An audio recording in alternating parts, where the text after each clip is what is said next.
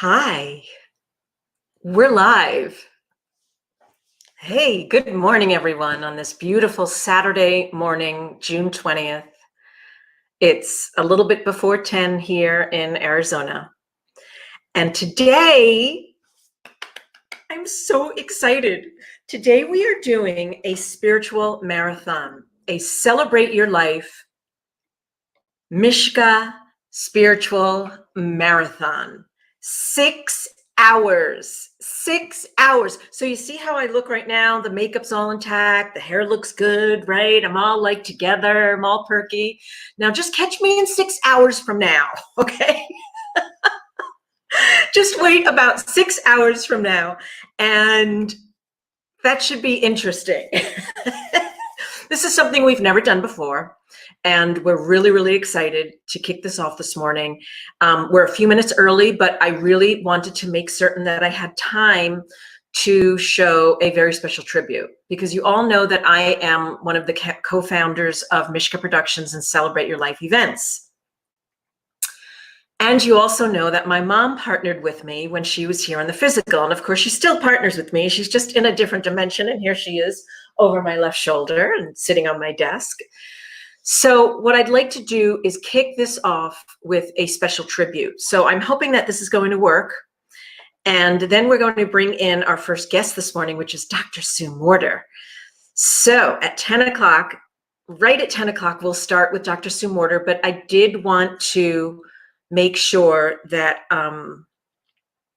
that my mom's part of this. That's really, really important, because her energy is always ever so present with us. Okay, hold on. Let me, hopefully I'm going to know how to do this really well, and we're going to be able to, okay, so here we go. I'm going to share my screen, my entire screen, share audio. Yes.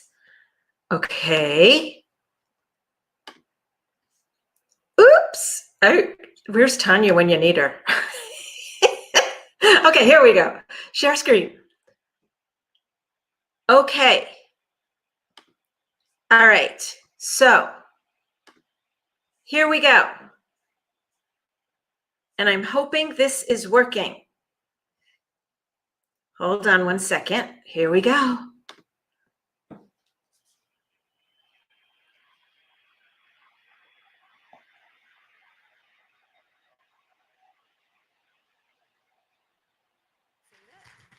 It's okay. Never give Elizabeth a microphone. That's rule number one. We've learned that over the years. Actresses don't like to give up the spotlight or the microphone. We've decided that. Celebrate your life. Celebrate your life.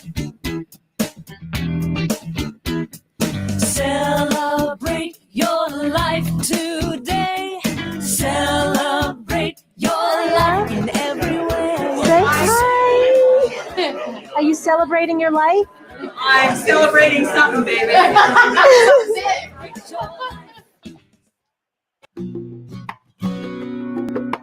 Hopefully what we're all learning over this weekend is that we respond to the universe regardless of what's placed before us with love and kindness and understanding. From my point of view, everything is always perfect. I start my day with love. Wanna start my day with love.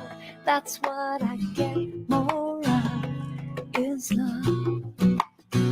I start my day with love. Wanna start my day with love. That's what I get more of, is love. Love, love, love. Love, love, love. Love, love, love. Love, love, love, love. My day with peace. When I start my day with peace, I feel like sweet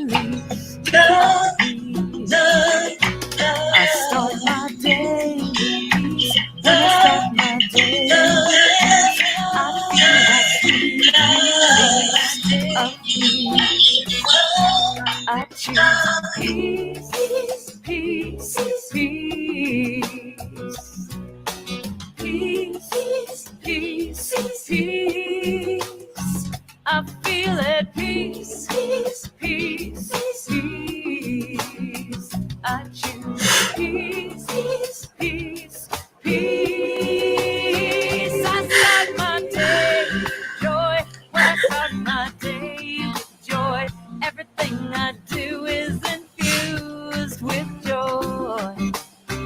I start my day with joy. When I start my day with joy, everything I do is infused with joy. I choose joy, joy, joy. I feel it, joy, joy, joy. Everything is in its right order. When we go into a conference with 1,800 people coming, I know that every one of those people, just as I know right here, that every one of your souls and my soul, we needed to connect. When you go out of here with your heart open and you bump into somebody in the street or pass them on the street, your open heart actually connects with their heart. And even if it opens it up this much, it's done something. Because maybe the next person they accidentally meet will open it a little more. And that's our business. Our business is opening hearts, changing the consciousness, one heart at a time. And so I ask you, as you move through the week, as you move through your month, to remember that. To remember that you are in the process of opening hearts. And stay in your heart. Allow that to lead your life. Because the open heart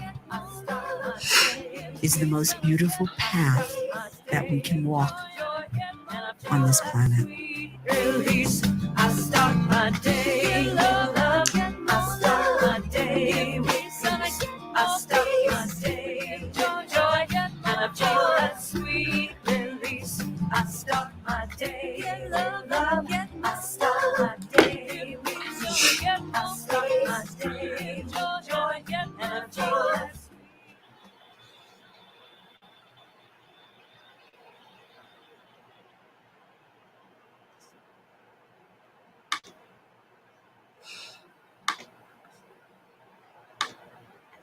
I'm doing some technical stuff now. Okay. And so we begin. Now that Ariel's presence is here in the space. And we begin with the fabulous, with the wonderful, the best-selling author of the Energy Codes, Dr. Sue Morter. Hello, my dear. Hello, my dear. Wow. Wow. What a beautiful, beautiful video, huh? My God. My God. Now I can. There we go. Having technical issues, Miss Lizzie. Oh, so good to see you. What a beautiful, beautiful, beautiful video. And, you know, beyond the video, what a beautiful life that your mother has lived and that you are continuing and living and sharing with so many people around the world.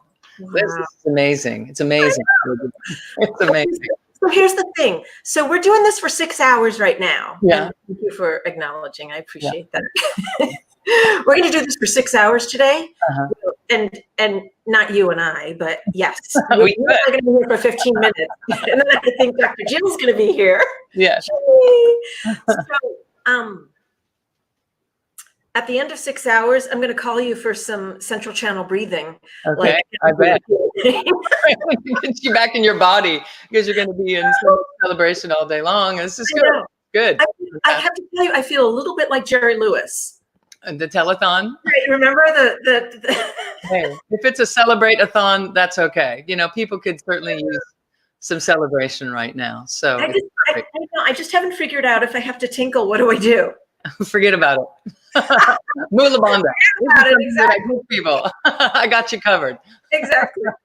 Okay, so let's talk a little bit. So let's schmooze. What's up for you lately? What's going on? What's your hot button? What are you teaching about? Tell us Wow. Yeah, you know, I'm having an amazing time because I was getting on airplanes every week and going somewhere in the world to teach and train and work with people. And on a dime, we had to turn and learn how to do that, you know, over the internet with live streaming. And it's been an amazing time for people, you know, that people are able to actually feel a deeper sense of connection in some ways because everyone has a front row seat to what's going on, you know, versus sitting in a ballroom. You know, we're 10 rows back and can't really feel what's happening as much. So in this world where everything can be observed one way or the other, we get to choose. We get to choose our come from. And I just feel so blessed that we're able to find a way to still connect no matter what, and to find a way to drop into our deep heart space and continue to breathe and continue to be together and to continue to feel the support, even though we can't reach out and touch each other the way that we, you know, had taken for granted. There's something definitely beautiful birthing inside of people. You know, we're in an amazing time right now where so much emotion is coming up, and I think it's perfect and right on time because, you know, the world was sent home to go sit down and be. The world was sent home. We're all in a freaking timeout. You go home. You have to go home and sit down and right think now. about what you've done. Right? That's it. And it's working. And I feel that all these other emotions that are rising with people they've been a long time coming. And we've all been still enough, long enough that it can rise and we can address it and we can see it and sense it and feel it and be with it and find our way to love right through it. And so I feel that is something to celebrate, even though it certainly takes on a different color, a different flavor, a different, you know, a different spice for a while. I know. Dense, but I love that. yeah. Okay, we've got people telling me that they're mulabanda-ing a lot. Yes. Really saying how much they love you, Margot, and mulabanda-ing, and oh, Dr. Sue, she's such a blessing, and hi. So Choices are free will, absolutely. Choices are free will. Yeah. And you know, here's the upside to all of this. We're all, the women at least, are saving a fortune in lipstick having to wear masks, you know. Right. It's like they'll never know. Exactly, they'll never know we don't have any lipsticks on, or my lips are chapped, right? Right. And people are making all those faces behind their masks that they usually stuff down inside of themselves. So they let that energy come up and out, which is a healthy thing. And so hopefully we can learn how to steward that with grace and joy and realize that we are made of energy, and energy can transmute anything. As long as we keep loving and choosing and loving and choosing, we'll make our way. We'll find a new way. Absolutely. So do you have a couple of tips for everybody right now to kind of stay centered, to stay clear? Maybe we've got 10 minutes. So if you want to do like a quick breath or something, we've got that 10 minutes. This is like 10 minutes. Sure. Yeah, a lot can happen in 10 minutes, right? Absolutely. And change our lives in 10 minutes. So so you know what we're talking about is this mulabanda. Maybe we could just describe and explain what that is, because a lot of people don't know. So mulabanda is an ancient Sanskrit term that means root lock. And it means that you aren't going to let yourself keep living in your head. And it means that you're going to pull yourself down in your body, ground and anchor and be centered with a lot less mental effort.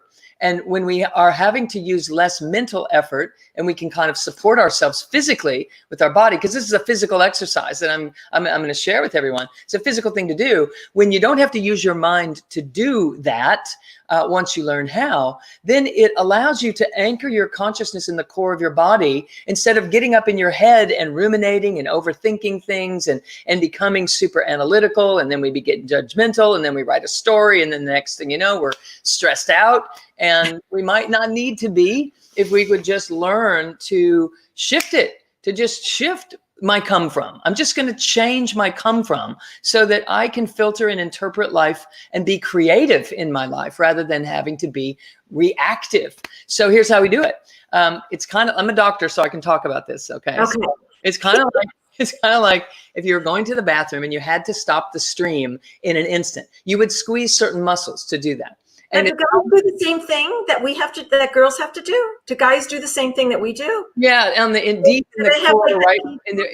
Yeah. It's kind of the same musculature-wise. Everybody has to squeeze to stop. Okay. So, guys have Kegels.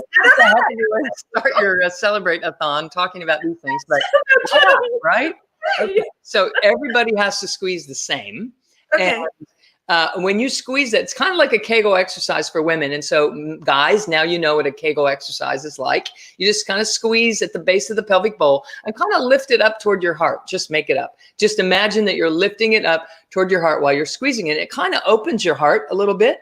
And then what happens just by squeezing those muscles is it starts to create a concentration at the base of the pelvic bowl of energy. And that energy is drawn from being excessively in your head in an overdose kind of way, and dropping you down into your heart and down into your wisdom centers and down into your core root space. And immediately it starts to change things. In fact, if you're freaked out about something or really angry about something, if you'll do this exercise and start breathing in your belly at the same time, it automatically stops the upset that you're in, that you're caught up in.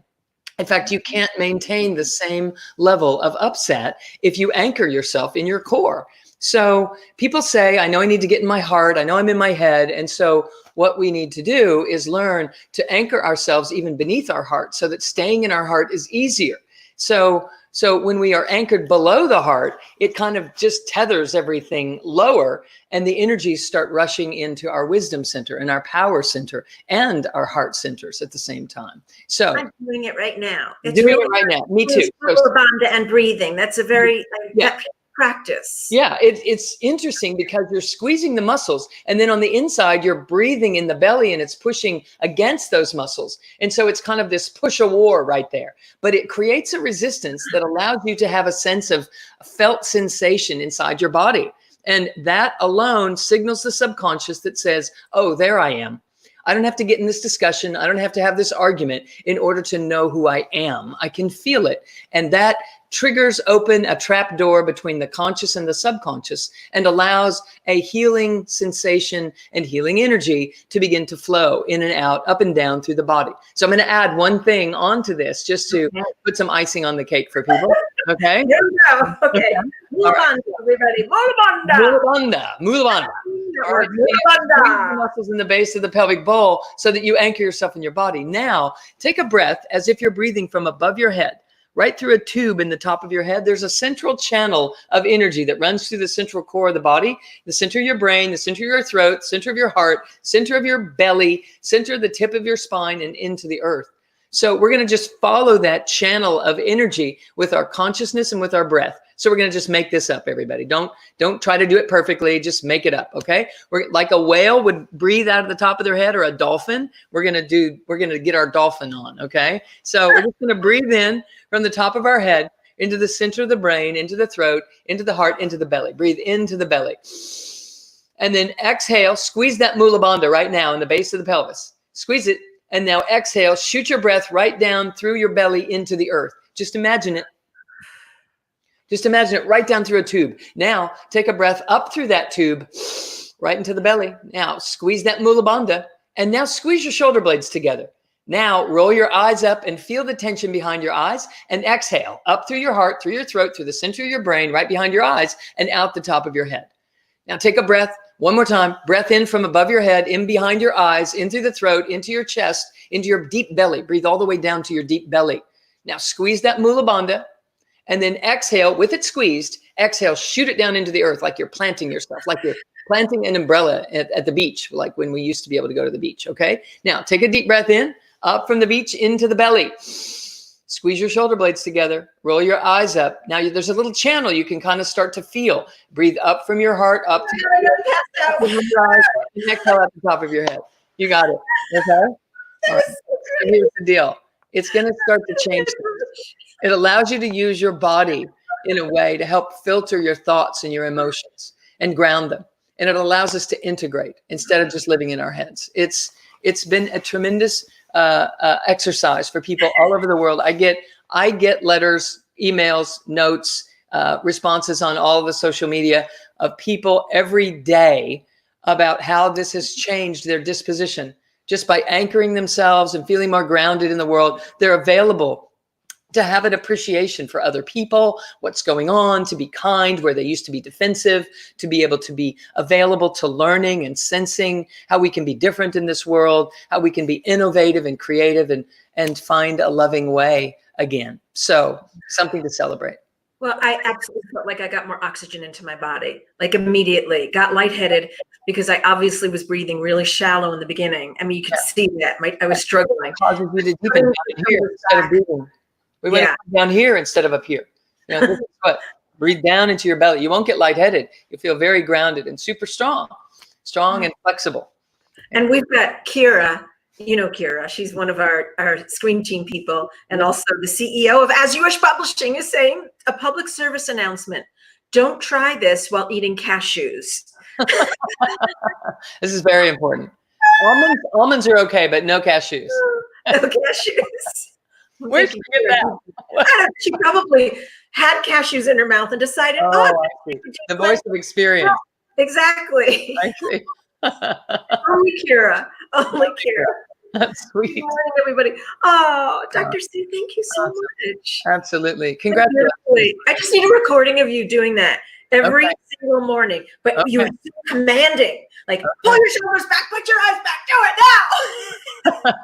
now.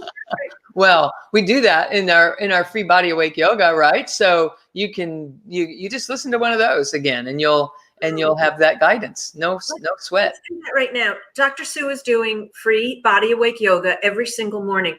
What is it? Not every single morning, but some mornings. Where can people get more information? I'm going to post you URL. Yeah, they can go to my website, drsuemorter.com, and find it, or they can go to free body awake yoga and find it. So. Okay, I just posted your URL and freebodyawakeyoga.com. Yeah. Free body awake yoga.com. Perfect. Okay, everybody, go get some your yoga on with Dr. Sue. All kinds of things. So much for this blessed 15 minutes. Absolutely, Liz. Thank you so much for what you're doing, and congratulations on 25 years. You know, my father was a pioneer in energy medicine over about 50 years ago, and so I understand what it's like to carry on a legacy and to keep things going because you care and because it's time for us to wake up within humanity. And you're doing a beautiful job contributing to that. Thank you, my dear. Thank you so much. Yeah. I love you, Sue. Love you so much. I'll talk to you later. Okay, very good. I'll see you. Have a great day. All right, thank you. All right. Stop. All right, I'm going to throw you out, Sue. Or can you kick me out? Fine. All right, I'm going to kick you out. Oh, kick from studio. Okay, I can. Bye, everyone. Well, that's kind of fun. All right, and next up, we have the fabulous Emmanuel Dagger, amazing healer, best-selling author of Easy Breezy Prosperity. Good morning, Emmanuel. Hello. Congratulations, my friend. 25 years. I know. I must have been 10 when I started, right? I mean, you don't look a day over 25, I swear. Oh, right. Especially with the lighting and this new kind of camera that we've got. How are you, my friend?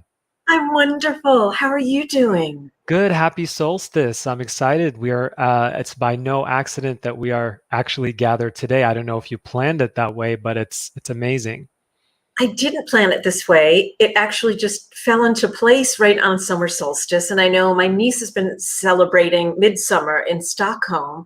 And a quick hi to everybody saying hi to you. Taylor's here. Hi, Taylor. And Janice and Kira and everybody's here. Jenny, we're all here like going, whoa, Emmanuel. Remind me, I have a surprise for you at the end. So just a lot for like a 1 minute, 1 minute surprise. Okay, perfect. All right, so talk to us. What's up for you lately? What bits of like fabulous wisdom do you want to share today? Well, I think it's really important to speak to the solstice energy. We also have a solar eclipse happening at the same time. So there's a lot going on, and we are actually in a pinnacle of I like to call it's like a marker for a new beginning. And I'm really into a lot of celestial alignments going along with a lot of internal healing and transformational work. I think they really work hand in hand. So what I'm feeling right now is it is a time of new beginnings. And these new beginnings include things in areas of relationships, in areas of work, in areas of recommitting to ourselves and showing up for ourselves in ways that we may not have been showing up prior. Boundaries is really important right now. That's been really coming up for a lot of people, especially empaths who are usually let people walk over their boundaries or cross their boundaries. So that's been coming up right now. So if you are someone who is experiencing something around that, know that one thing that you could do is just take time right now more than ever. It's really important. I know we were gifted a collective break, but we can also have little breaks throughout our day to recoup, kind of like rejuvenate, so that we can get clear back into our peace and make decisions from that space, whether it's making decisions, whether we want to shift some relation patterns, if we want to step into our power more, whatever it is. Right now, it's imperative to take those breaks. And to the mind, I noticed for myself, oh, breaks are trivial. I don't need to take breaks because I personally am a very go, go, go kind of person. And so I know collectively this whole quarantine has been asking for us to really pause as a whole. But a lot of people have actually stepped up, especially you and I know Sunny and so many amazing healers. We've all stepped up and worked more than we've ever worked in our lives because we want to be of service. This is the time that we felt we were called to step up. So even empaths and sensitives and people who are light workers, take breaks. Make sure you are giving yourself daily space to just be in your peace. And you can do that through meditation. You can go for a peaceful walk. You can listen to some music and just dance. I know you love to do that, Liz. And just really giving yourself that space to be in the peace, because then you can make the decisions that are being given to you. There's a lot of wisdom coming in right now. There's a lot of downloads, I like to call them. The universe is just really making available to those who are open and available lots of wisdom. And so that's how you can tap into that. And that is exactly where we're at right now, specifically with all of the celestial alignments occurring. Oh, Emmanuel, I am so glad. What does it say? You need to hear the things that you need to hear. There's some profound saying about that. But my husband is he's a holistic physician, and he has been saying to me, you've got to take breaks throughout the day. And I haven't been. And now I'm hearing it again, just the beauty in which you said it, to take peace breaks, to take breaks. And I haven't been. I sit at my desk, for 8-9 hours at a time. So, and I know many of you out there probably are doing the same thing. You're not allowing yourself the space. Yeah. And one thing that I've noticed is, have you heard of FOMO, fear of missing out? Have you heard of that expression? Are you kidding? I'm kidding of it. So, a lot of go-getters, a lot of people who are very action-oriented, always taking, very much in the doing, tend to feel like they're missing something when they take a break. But one thing that I would invite those who do feel or may feel that way is how much more energy, how much more can you actually get done and create when you are able to create that space for yourself throughout the day. It's as simple as going back to that story of the hare and the tortoise. I consider myself a tortoise. I go, very slow and pace myself. And, I'm kind of like, I don't really need to look over here and over here to kind of compare or do anything like that. Just staying in our own lane. And if we do find ourselves comparing, just gently sending gratitude to the part of you that's admiring those who you are comparing yourself to, and come back to your lane so that you can fully be back in your peace, because peace is what is going to ultimately lead us to the new earth, which is all about the heart-centered awareness and consciousness. I think you prepared this just for me this morning. Did I? It's like FOMO, not taking breaks, comparing, running at full speed, being that hare, running at full speed. Well, we So are soul family. I feel like we are soul family. So yeah, um, I'm absolutely. probably just speaking to myself, and we are expressions of the same. So Wow. I love this. And any of you out there, if you have any questions or comments or anything, I know I'm seeing a lot of comments. I indulge in the essence of my divine breaks with deep presence as an opportunity to receive divine guidance. Oh, that was beautiful. I can't see amazing. the name of who wrote that, but I can see it's a Facebook user. So it's someone on Facebook who wrote that. Thank you. That was beautiful.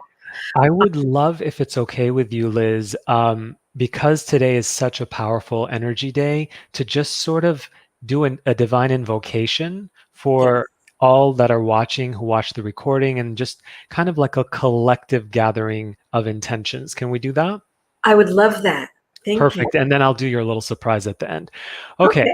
So I'm just going to invite everyone to just close your eyes, take a deep breath in, just breathing in through your nose, filling up with oxygen, with life force energy, just allowing that to permeate through your core. Breathe that in.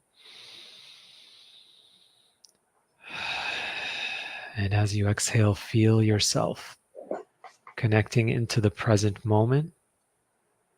Let's take another deep breath in.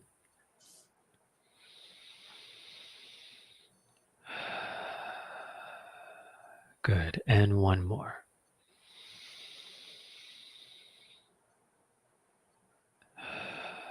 And so, how good it is to know that there is only one life moving through every cell, fiber, and molecule of our being in this moment. And that life is the life of Source, Creator, Goddess, God, Energy, whatever you want to call it, universe. That is you. It is who you are. It is all of us. So from this unified field, we are so grateful to know that as every new moment starts to enter our experience, greater healing starts to occur in the mind and in the heart of humanity and for Mother Earth and beyond. We start to see the restoration, the healing, the awakening, the expansion, the heart-centered unity, the transcending all division, the transcending all illusions that we are separate in any way. We are stepping into a field of oneness where humanity can see the love, the core essence, the compassion, the beauty, the light within one another, no matter what the background may have seemed prior. We are so grateful for knowing that this is happening now with ease, grace. We are seeing the waters all heal. We are healing the lands. We are healing all beings on the planet. We are we are seeing density be alchemized to light. We are seeing anything that is no longer serving the highest and greatest collective awareness and experience of humanity. We see that dissolve into the light. We are knowing this. We are so grateful for this. And we are asking the universe, Source, Creator, Energy to make it fully realized in this present moment and every present moment after that. We send this out into the universe knowing we are so blessed that this is done. We don't have any need to figure out how it's going to happen, why, where, when, who. We just know it's done. And so it is. Let's breathe that in. And just expressing deep gratitude for yourself for choosing to collaborate in this way. We are so thankful to your mind. Thank you for your body. Thank you for all of us connecting in this way. Thank you to the universe. Open your eyes, getting back into your body. And so it is. How are you feeling? Fabulous. How are you feeling? Great. I'm feeling good. I'm feeling good. I feel like that was important for today. Absolutely. Oh, Emmanuel, thank you so much. And we've got 3 minutes left of your time. Tell me, you have a surprise. I would You know, I love don't. a So surprise. I don't know. You know, I don't do this live, Okay. and so I'm gonna do this for you. Okay. Uh-oh. Happy anniversary to you. Happy anniversary to you. Happy anniversary, dear Liz Dawn, and celebrate your life, family. Happy anniversary to you. I heard my mom saying, I want to see. Emmanuel, that was beautiful. Thank you. Love you, my friend. Congratulations. I'm so grateful for you. And I'm just grateful for all the light that you and your mom have anchored on this planet. It's because of you and so many other people doing this light work that the world is shifting so quickly. So thank you. Oh, thank you so much. And before I let you go, we've got 2 more minutes.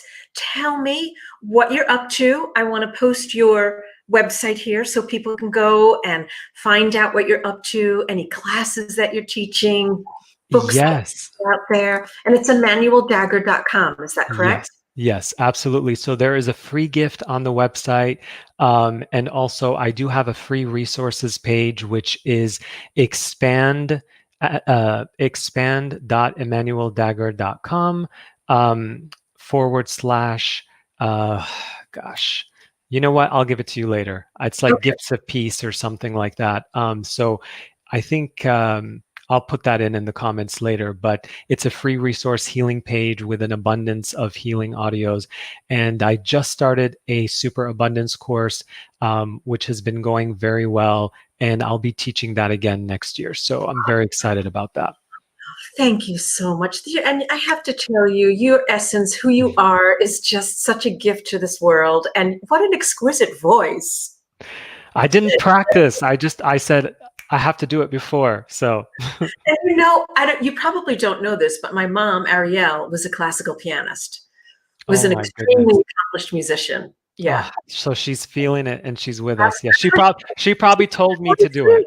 She probably told me to do it. Exactly. Oh, I love you, Liz. Have a great, great day. Thank you. Mwah.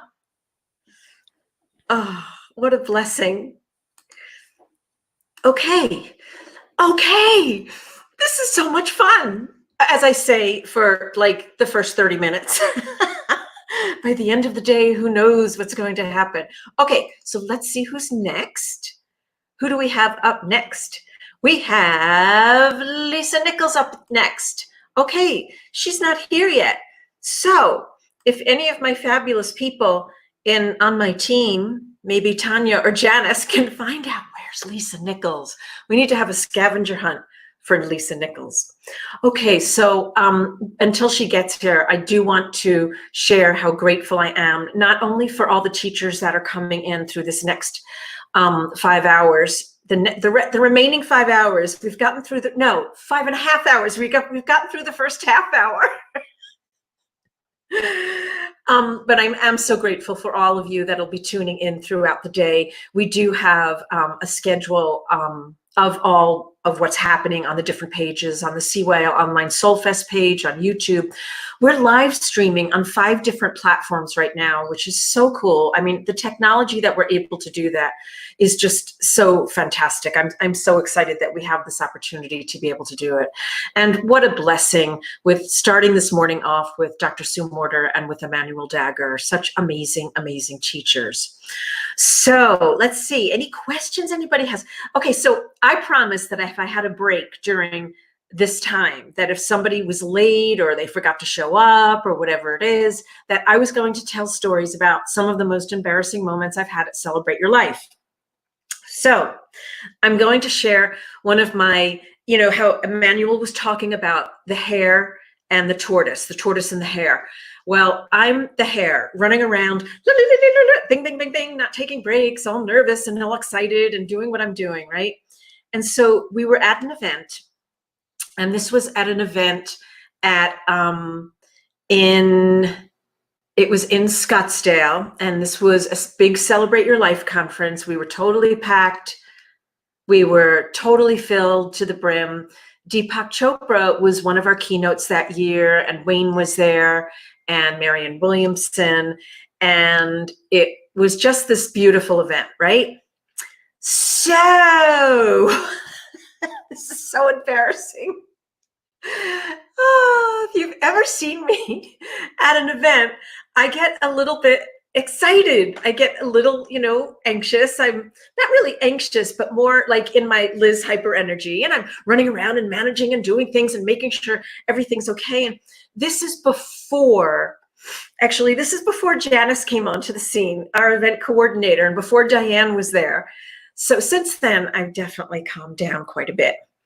So Deepak was one of our keynote speakers, and he was outside on the, he was outside waiting for a taxi. And I looked at him, and I could see people starting to surround him and bombard him. And I said, oh my gosh, you're waiting for a taxi. Let me get you a taxi and get you to the airport. And he says, in his beautiful, beautiful accent, right? The way he so eloquently speaks. And he says to me, he says, well, Liz, don't you want me to speak first? And then it dawned on me that he was just, and he said, I'm just going to lunch. And here I am trying to rush him into a car. And I don't know in a million years why I thought I was going to put him into a car. And I didn't look at my ground transportation manifest to see, oh, Deepak doesn't leave until the next day. He hasn't even spoken yet. And he was speaking that night, and he was just waiting for a taxi just to go to lunch, not to get to the airport. Thank God, because then he wouldn't have. Oh, I hope you're all laughing because it was pretty funny. At any rate, so yeah, that was one of my most embarrassing moments. Okay, so let's talk a little about our next guest who isn't here yet. Tanya, if you could let me know what's going on with our next guest and if she's coming in or if I need to just vamp for the next 15 minutes. Okay, so I'm going to just send you a quick text. This is the fun thing about doing these things live. Now I know what Jerry Lewis felt like. Who remembers Jerry Lewis, the marathon where, what was he? Muscular dystrophy marathons. That's what he did. Oh, and Elmas is here. Elmas is here. Yay. I love it. I love it. Get in the car, Deepak. Exactly. Oh, it was just, yeah. And some of like the fun that we've had at our events with our team is always pulling pranks. And I'm trying to figure out who I think I'm going to win on the prank pulling, Elmas. Although you have really gotten me pretty good over the best prank that was ever pulled on me. This was a good one. We were in Chicago. Everything happens at the big Celebrate Your Life events, right? So we were in Chicago. And for some reason, Jeff couldn't make it with me. So I was just there by myself. Not by myself. I was with my entire team. So we have a team, and we call ourselves our event staff. And our event staff includes, there's about, our event staff, there's 11 of us. Is it 10 or 11? And this was a great prank.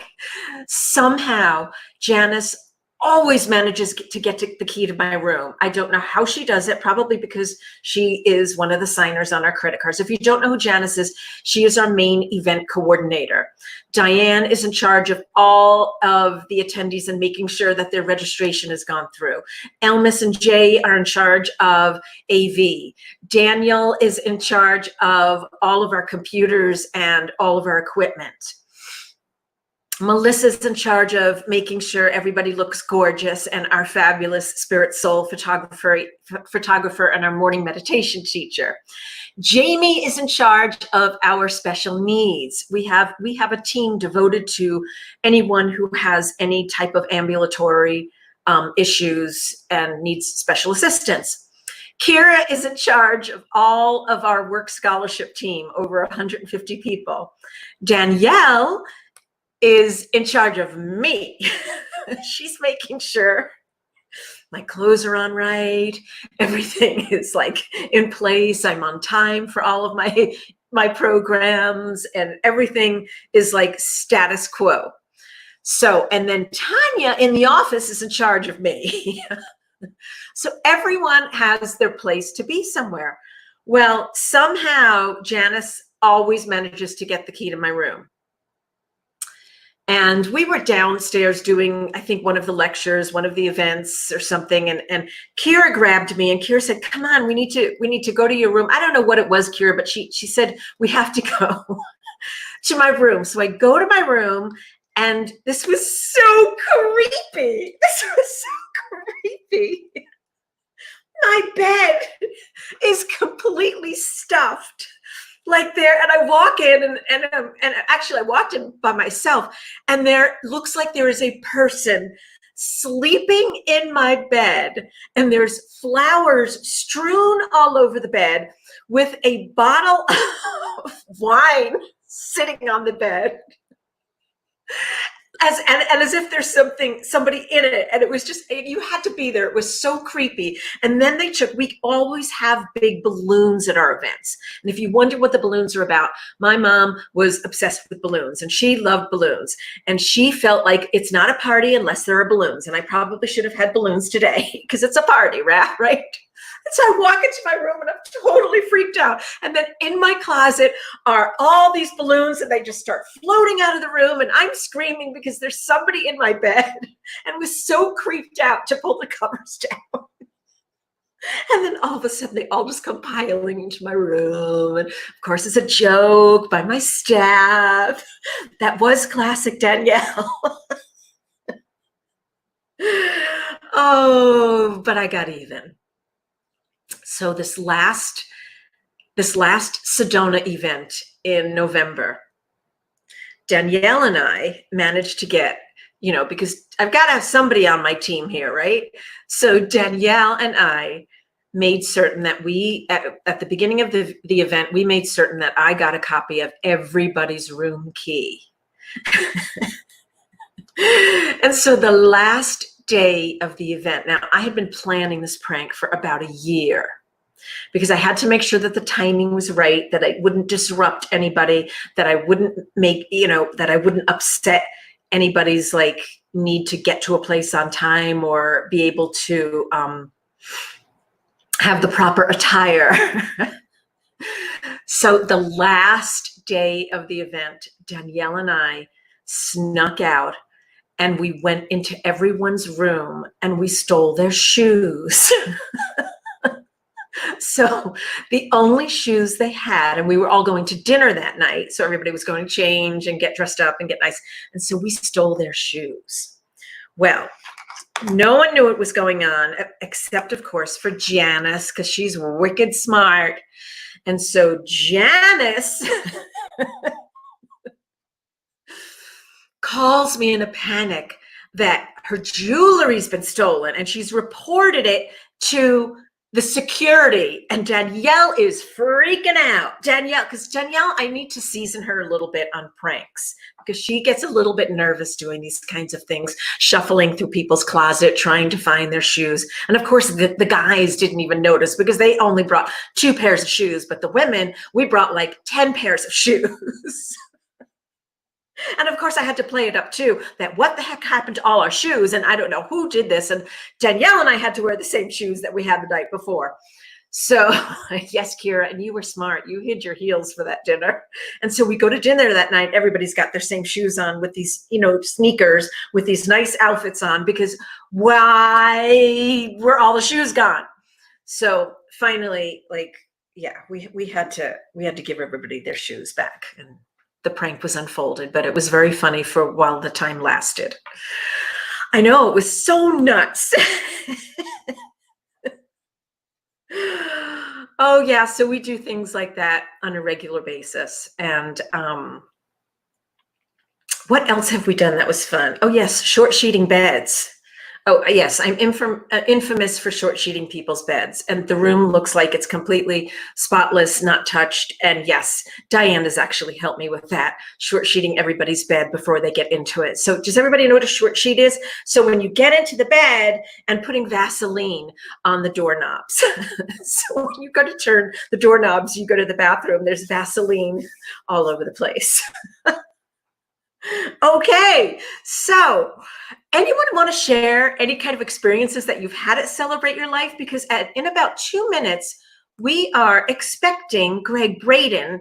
So I'm hoping that Greg Braden has the link, Tanya or Janice, that Greg Braden has the link to come into our live stream. Let's make sure, so if anybody's listening to me out there, Janice or Tanya or Diana or anyone, please make sure that the next speakers that are coming in have the link to come live with me, because I'm not seeing anybody in the queue. Oh, Bill, I love that you're sharing this. 2 of the most transformative moments of my life were at CYL event last year. The first is when Greg Braden handed me the microphone and told me to tell everyone my heart. He did not know about my heart surgery, or that it was his work that led me away from traditional medicine and true health earlier in the year. The second was dancing with abandon in Sedona. I don't know if I would ever dance again, and it was a magical night dancing with such wonderful people.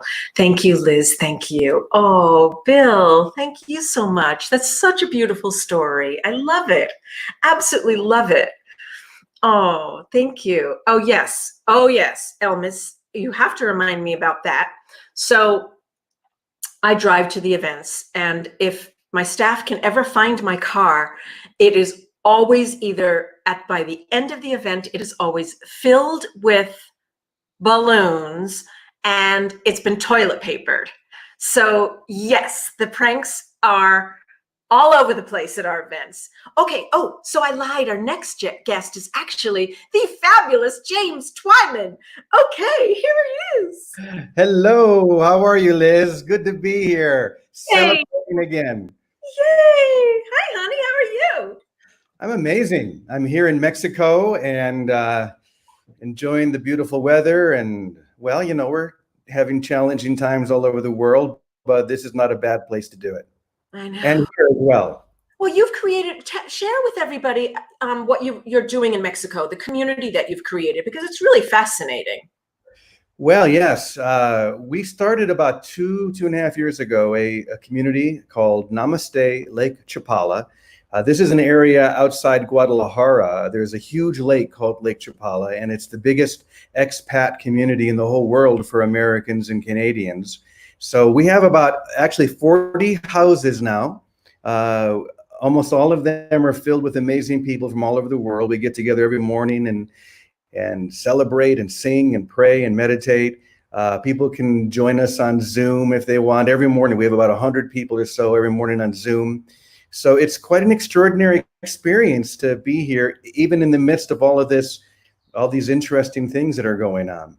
I think it's so fantastic that you did that. It's like living in the James Twyman community. I think Jeff and I are just going to give everything up and just come hang with you and live in the commune with Jimmy. I have a very special house for you if you ever come. Oh my God, that is just so fun. And Barry Goldstein just said, Brother James. Hey, my twin brother. Exactly. That's right. You guys kind of, oh my gosh, I'm looking at his picture and I never, that didn't dawn on me before. You kind of do look alike. Yeah. At many of the conferences that we're at together, people will often go up to him and say, James. And people also often come up to me and say, Barry. Barry. No, he's He's over there. So what wonderful wisdom would you like to share with us today? Anything especially up for you, or that you're teaching lately that you find like people are challenged with at the moment, that you could share something really like James Twyman style? Well, this is a very challenging time. Obviously, that's why we're doing this right now. And yet it's an extraordinary time. It's an opportunity. I'm sure that's in one way or another what everybody is saying. This is an opportunity for us to go deeper, to explore the depths of who we really are. And many of us have been isolated. And it reminds me of someone who I've always loved named Julian of Norwich, who lived in the 14th century. She was what's called an anchorite.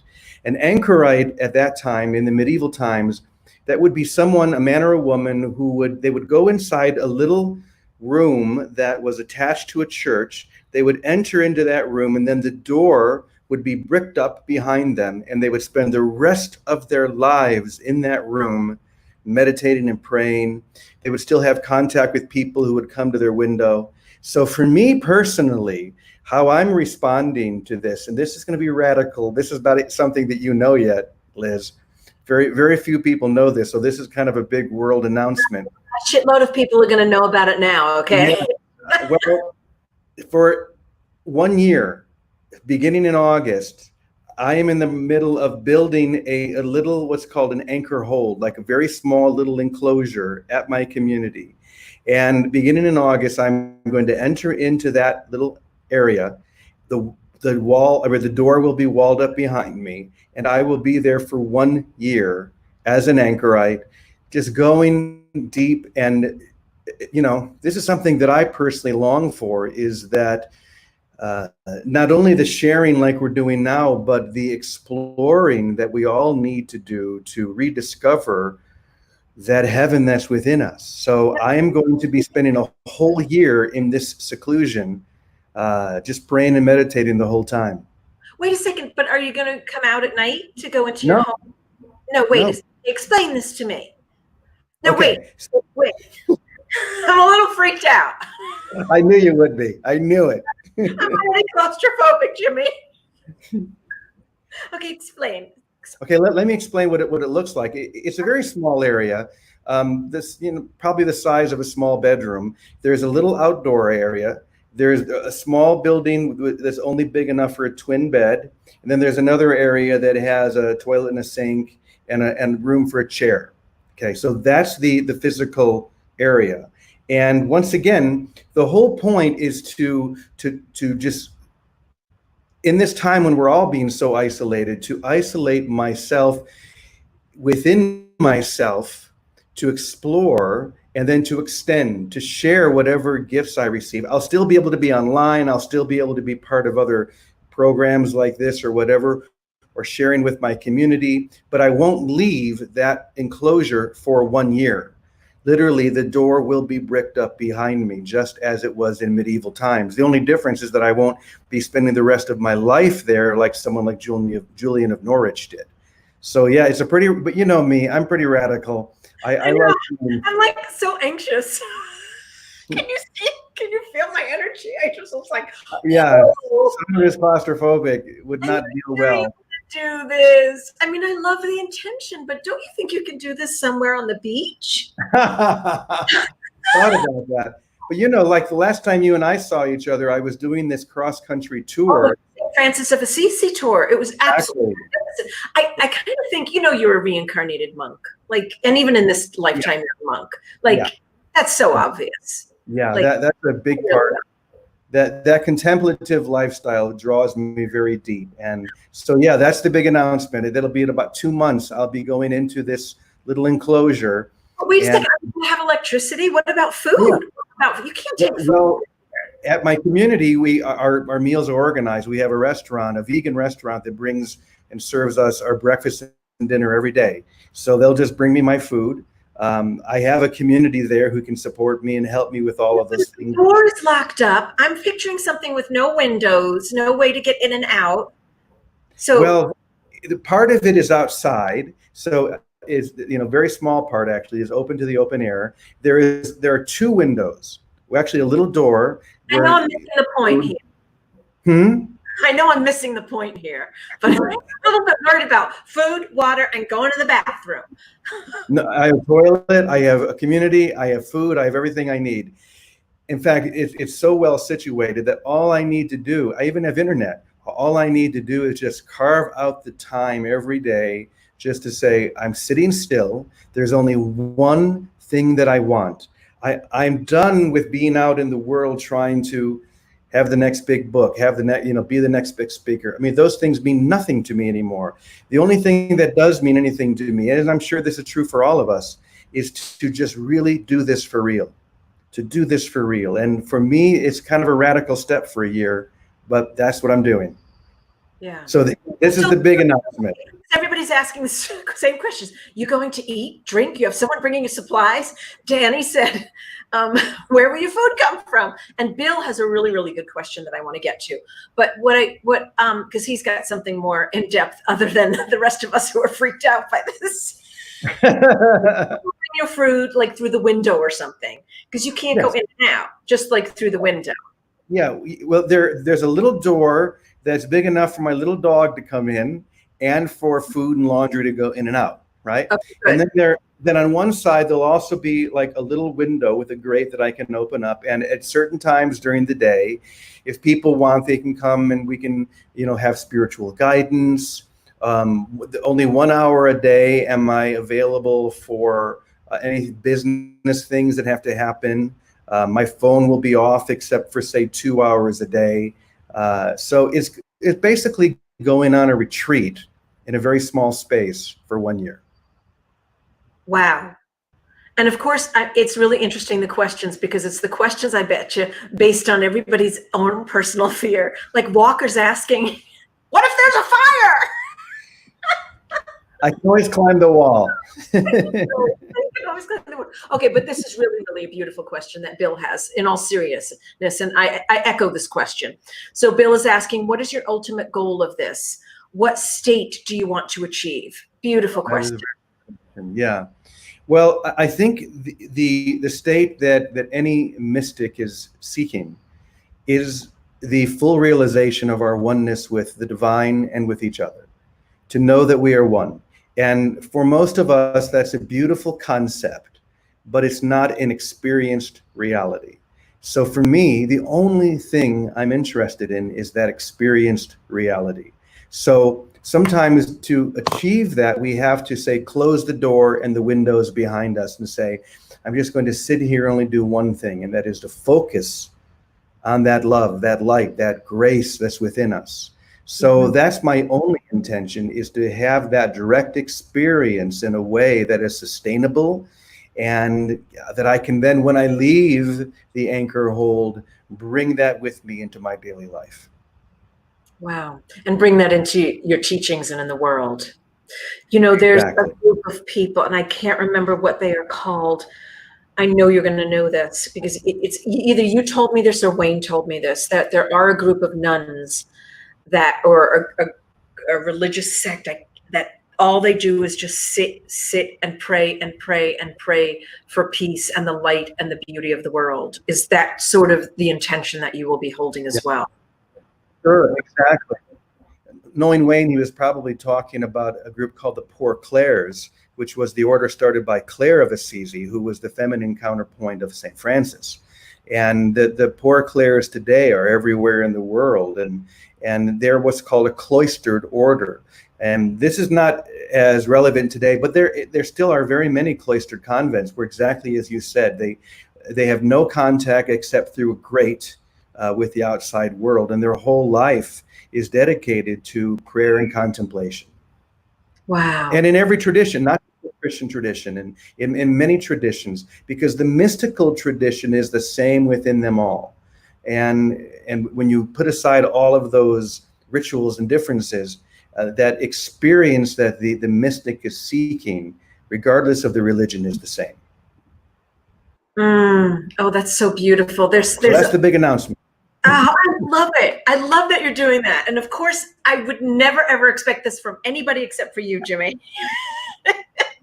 You are a total. Now, where can people find you? You said that you're doing something like every single morning? Like if people want to join in on that, how can they join in on that?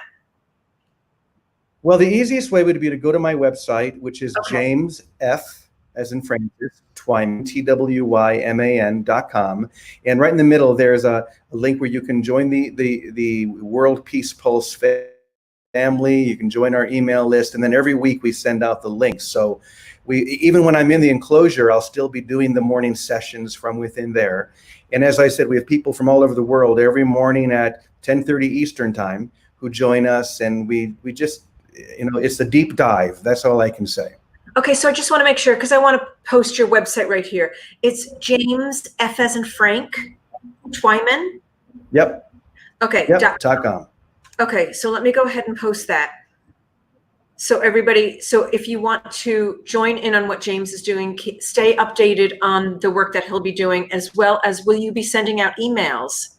There we go, James F. Every week. A couple of times a week. Yeah, we send out emails with all the links and everything else. And of course, when I'm in the enclosure, this will be a great way for you to follow me. Maybe I'll even have a little webcam. No, I won't. No, don't do a webcam. Don't do a web. We don't want to watch it. Don't do a webcam. No, but that's amazing. So you are going to be coming on and sharing about your experiences, what you're going through, during this process every single day. Yes. Oh, that's great. Okay, Yes. that's great. Yeah, because you know what? I'm really curious about it. I'm very curious about what happens when we really shut out all of the, this is interesting because one of my work scholarship staff members, Danny, is actually he's right now, he's doing the Pacific Crest Trail. He's out there in the wilderness. And he's got access to internet. He decided to have access to internet today. And he said, the third dimension can be full of beautiful sensory distractions from the frequencies that exist in and around us all. He says, enjoy your journey into the unknown.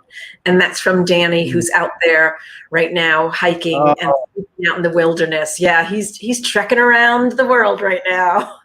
I was actually supposed to be in Italy right now, leading a group on the Camino of St. Francis, which I do every year, but obviously so I love people who put a backpack on and start hiking like Danny is. Yep, he couldn't, and I love it because he couldn't see himself being isolated, and so he went and hit the trail. So Danny, just know I'm sending you so much love.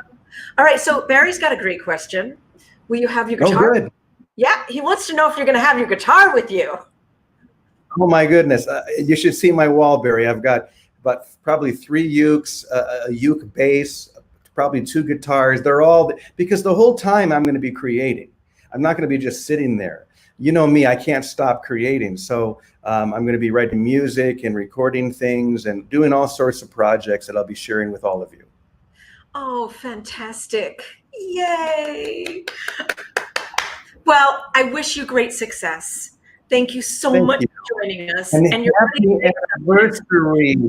I can feel your dear mother just clapping for all of us from heaven. And I'm just so, there she is.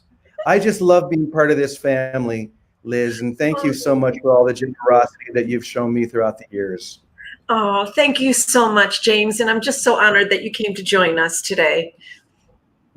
Thank you so much. And blessings to all of you. Celebrate your life. Okay. Bye, everyone. Bye, Liz. And Greg is waving at you too, by the way. He's okay. Hold on a second. Yay. Hold on. There we go. Hey, brother Jimmy. Wow. Can you see me? Hey. Hey, it's good to see you, brother. I miss you.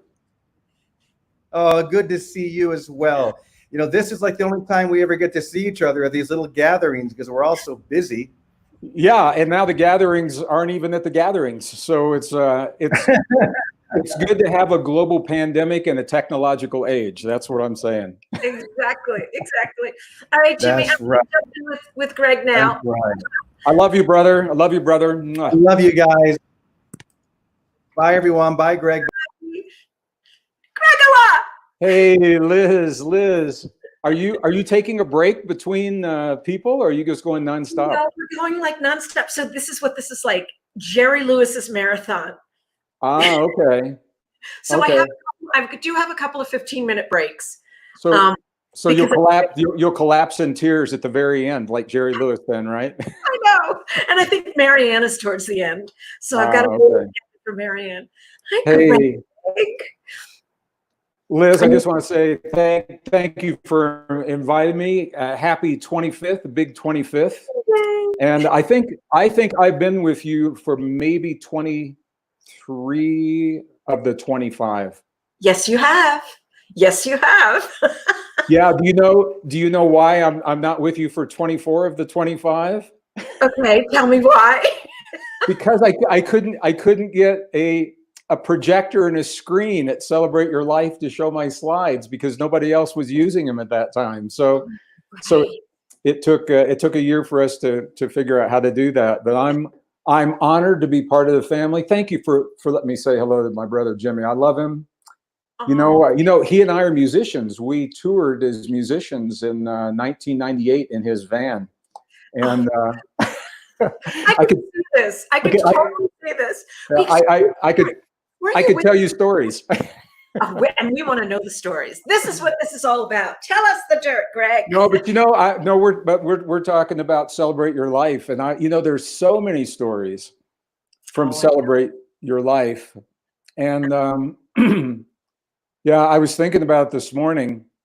I think probably one of the funniest things that has ever happened at a Celebrate Your Life, and I hope your nieces are okay if I share this story. I'm sure they will be. So this was, I think, one of the first programs that was in Chicago, and we were flying. I was flying from New Mexico. They were from Arizona. Flying Chicago. Flights were delayed. The weather was bad. It was cold. It was rainy. We got in. It was like after midnight when we got in, and we had a driver arranged to take us to the venue in the hotel, but we didn't know exactly what that meant. So we met up in baggage. We went outside, and there's this beautiful stretch limo waiting. And I thought, well, we really don't need this, but it's here, so we're being honored. And I want to say your niece has never been in limo. So on the outside, looked like this was their first event that they flew in because they were living in Sweden. And then they moved to the United States. So it was like one of their first events. Okay. And then meet up with you in the airport. Okay. So I didn't know that. So on the outside, it was a black stretch limo. It had black windows. It looked very calm, very peaceful, very quiet. And then the driver, the driver opened the door, and we stepped into. It was a disco limo, and it had disco lights that were flashing inside, and black lights all around the top, and it had a disco ball in the middle, and a full bar, and the music was blazing. The Commodores. She's a brick house. She's a brick house, and everybody was toasted because we'd been flying and it was late. And I've never heard this story. Well, I'm sharing it with you now. I've waited 23 years to share the story with you. So then we hit traffic, and it was a. What was your reaction when you all got? Because my nieces must have been, because they're very, they're proper young women. They're very like, oh. It may have changed on that night, Liz. I don't know. There was and one of your staff was accompanying us as a chaperone as well. So it was a lot of traffic. It was a long drive. There was a lot of traffic, and the rain kept pouring. And pretty soon, I'm a non-drinker, so I just looked at the bar, and I won't tell you what happened to the rest of the bar, but I will say, when we got to the hotel, your mom was waiting for us. And she said, "What in the world has just happened in this car?" So I could just see Mia and Linnea and Daniela. Was it all three of them? Mia, Linnea, and Daniela? It was Daniela and Linnea. It was the two of them. Okay. The two of them, yeah. Oh my God, that's the baby. Oh, that must have been hilarious. Oh, her eyes were huge. She stepped into the car and she didn't move. She was like this, like. And the first thing she said, "How far is it to the hotel?" How far is it to the hotel? Because they were probably both so uncomfortable.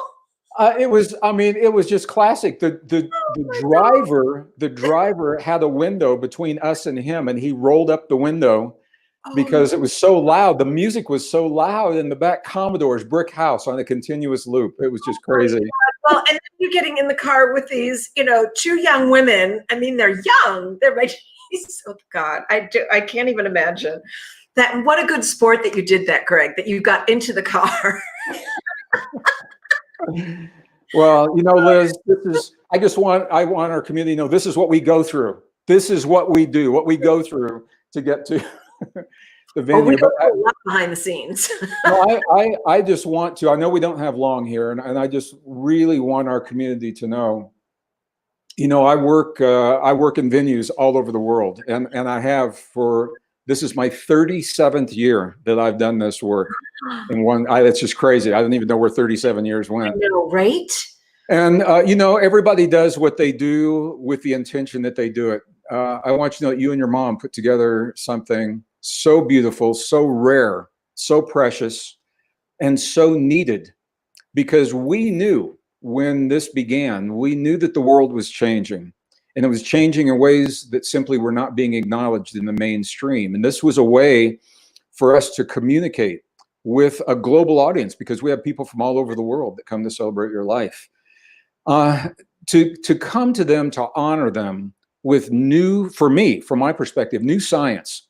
The new science that's changing the way we've been taught to think, the way we've been taught to live our lives, based upon new discoveries that change our story. And for me, this is what Celebrate Your Life has always been about. It's a venue, it's a platform to share the power of the new human story. And it's a beautiful story that simply is not being shared. And I wish it were being shared on CNN right now in place of an MSNBC and Fox News and everything. I mean, this is the kind of information that really can change lives in a good way, in a really good way. So Liz, I love you. I love your family. Thank you so very much for thinking of me. And, I have to tell you, you would invite me and we'd have a good Celebrate Your Life, but I had no expectation I was going to be invited back the next year. And every time you invite me back, I was always so honored, but I didn't want to presume that I would be invited or assume. And it's only in recent years that I realized Liz is probably going to invite me back. So I just marked the dates years in advance and keep them open. I know. I've got you booked for next year already, for November of next year. I know. So, Greg, what just share with us, because we've got about 6 minutes. Oh, okay. Share with us a little bit about what do you want to share with everyone right now in terms of what's up for you? Any words of wisdom? Any words of wisdom to kind of, hold our energy to and stay centered going through all of what we're going through right now? Yeah, what's up for me is what's up for everybody, Liz. And I think the world has been changing little by little, and so gradually, a lot of people didn't recognize it, and we now are.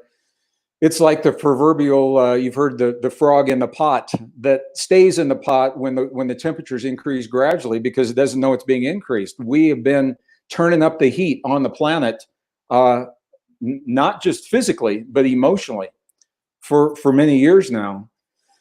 And all of a sudden, it's in everybody's face. And we all know that something big is up. So I'm going through it with everyone else. And I think it's an opportunity for all of us to live in our lives what we claim to be true in our hearts. It takes a lot of work to do that. Every day, I have a few mantras that I use from people of the past. Khalil Gibran, the author of the book, The Prophet, reminds us that work is our love made visible. And it helps me to know that when things get tough and the energy that I've got to put into it, it is my love for myself, my love for the people of this world, my brothers and sisters, my global family, and I love this planet. We're having a tough time right now, but if everybody bails, we can't fix it. So let's put the work into it, love made visible. And I've got a big plaque up on my wall that I've had for many, many years. It's a very old saying, and it says, As my ancestors planted for me before I was born, so I plant the seeds for those who will follow. And I cannot help but believe this is what we're doing right now. We are all planting the seeds for the world, for those that are going to follow, for our children and theirs and theirs. And if we do it from the perspective of our love made visible, I think it gives us the reason to become the best of ourselves, the best possible versions of ourselves, to create the best world possible, the best version of this planet that's possible. We all know it's much more than what we're being shown right now. Yeah. So thank you, Liz. I'm celebrating my life. I'm celebrating yours and everyone with us. I'm celebrating all the lives that have passed over. You know, when we have a global family this many years together, there are people that we are going to see transition to the other side. I'm celebrating their lives as well, because they were part of everything that we did. You know, I guess keep remembering, we did a program on 2012, and there were a lot of expectations. Yes. A lot of expectations about 2012, you know, that weren't real. And I remember I had an interviewer say to me, you know, when are all these changes that you're talking about? When's it all going to happen? I did an interview with that same person recently, and now his question is, when are the changes going to stop? When's it going to be over? I'm going to calm the heck down, okay? Yeah. So, I know. Yeah. So Liz, I look forward. I don't know how long we're going to do this. I don't know how long I'll be on the planet. I told my mom I'm on the 200-year plan. So I'm hoping my calendar out to 200 years every November. I'd love to celebrate her life. And how is your mom doing? Because someone is asking.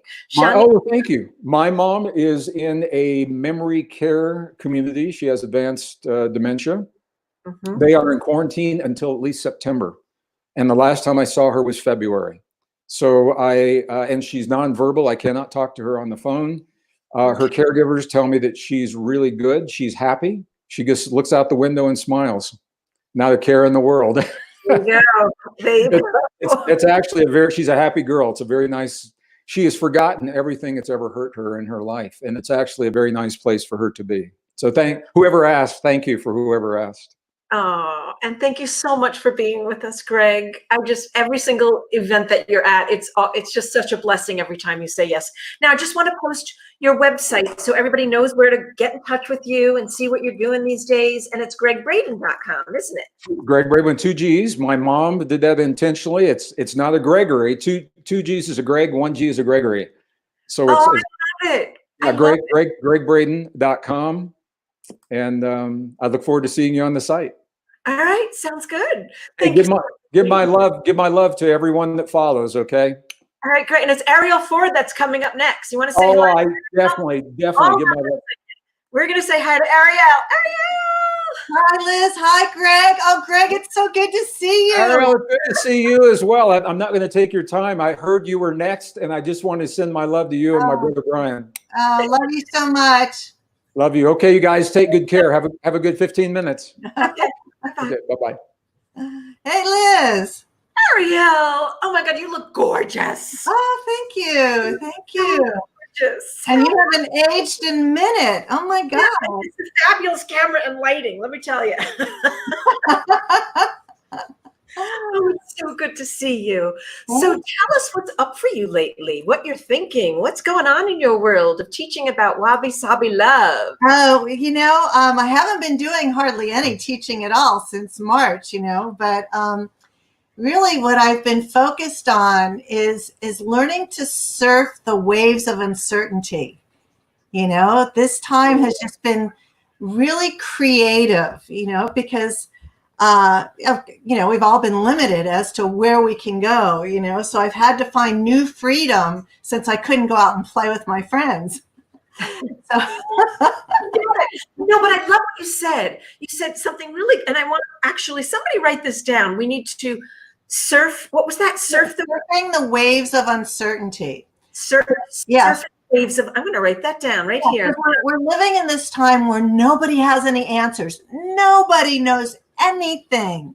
anything at all. We can't be sure of anything. We can't really make any plans. Things are shifting, so quickly. So what can we do? Where can we sort of plant our sword in the ground? And we can only do that internally. Okay, we can't do it with the stock market. We can't do it with our health. We can't, I'm getting a mani-pedi today for the first time since March 15th. Oh my God, I so want to come with you. So is Janice. I so want to come with you. I've been able to give up a lot, but that's the thing I've missed the most is somebody actually rubbing my feet. So really, so what is learning to surf the waves of uncertainty? And it really got me to what my core belief is. So I know most of us in personal growth have been chasing happiness. I'm going to be happy. And we've spent tens of thousands of hours reading books and being at Celebrate Your Life and going to workshops trying to be happy. And Liz, you know what? Happiness is the wrong goal. It's completely screwed up because happiness is dependent on other people and on things and circumstances and experiences. So what I finally have gotten to is that what at least for me, what I really want is contentment. And there's a Sanskrit word for this. It's called santosha. I actually have a little rock here that I have. So santosha means utter contentment, because when you're in this place of utter contentment, it doesn't matter what's happening around you.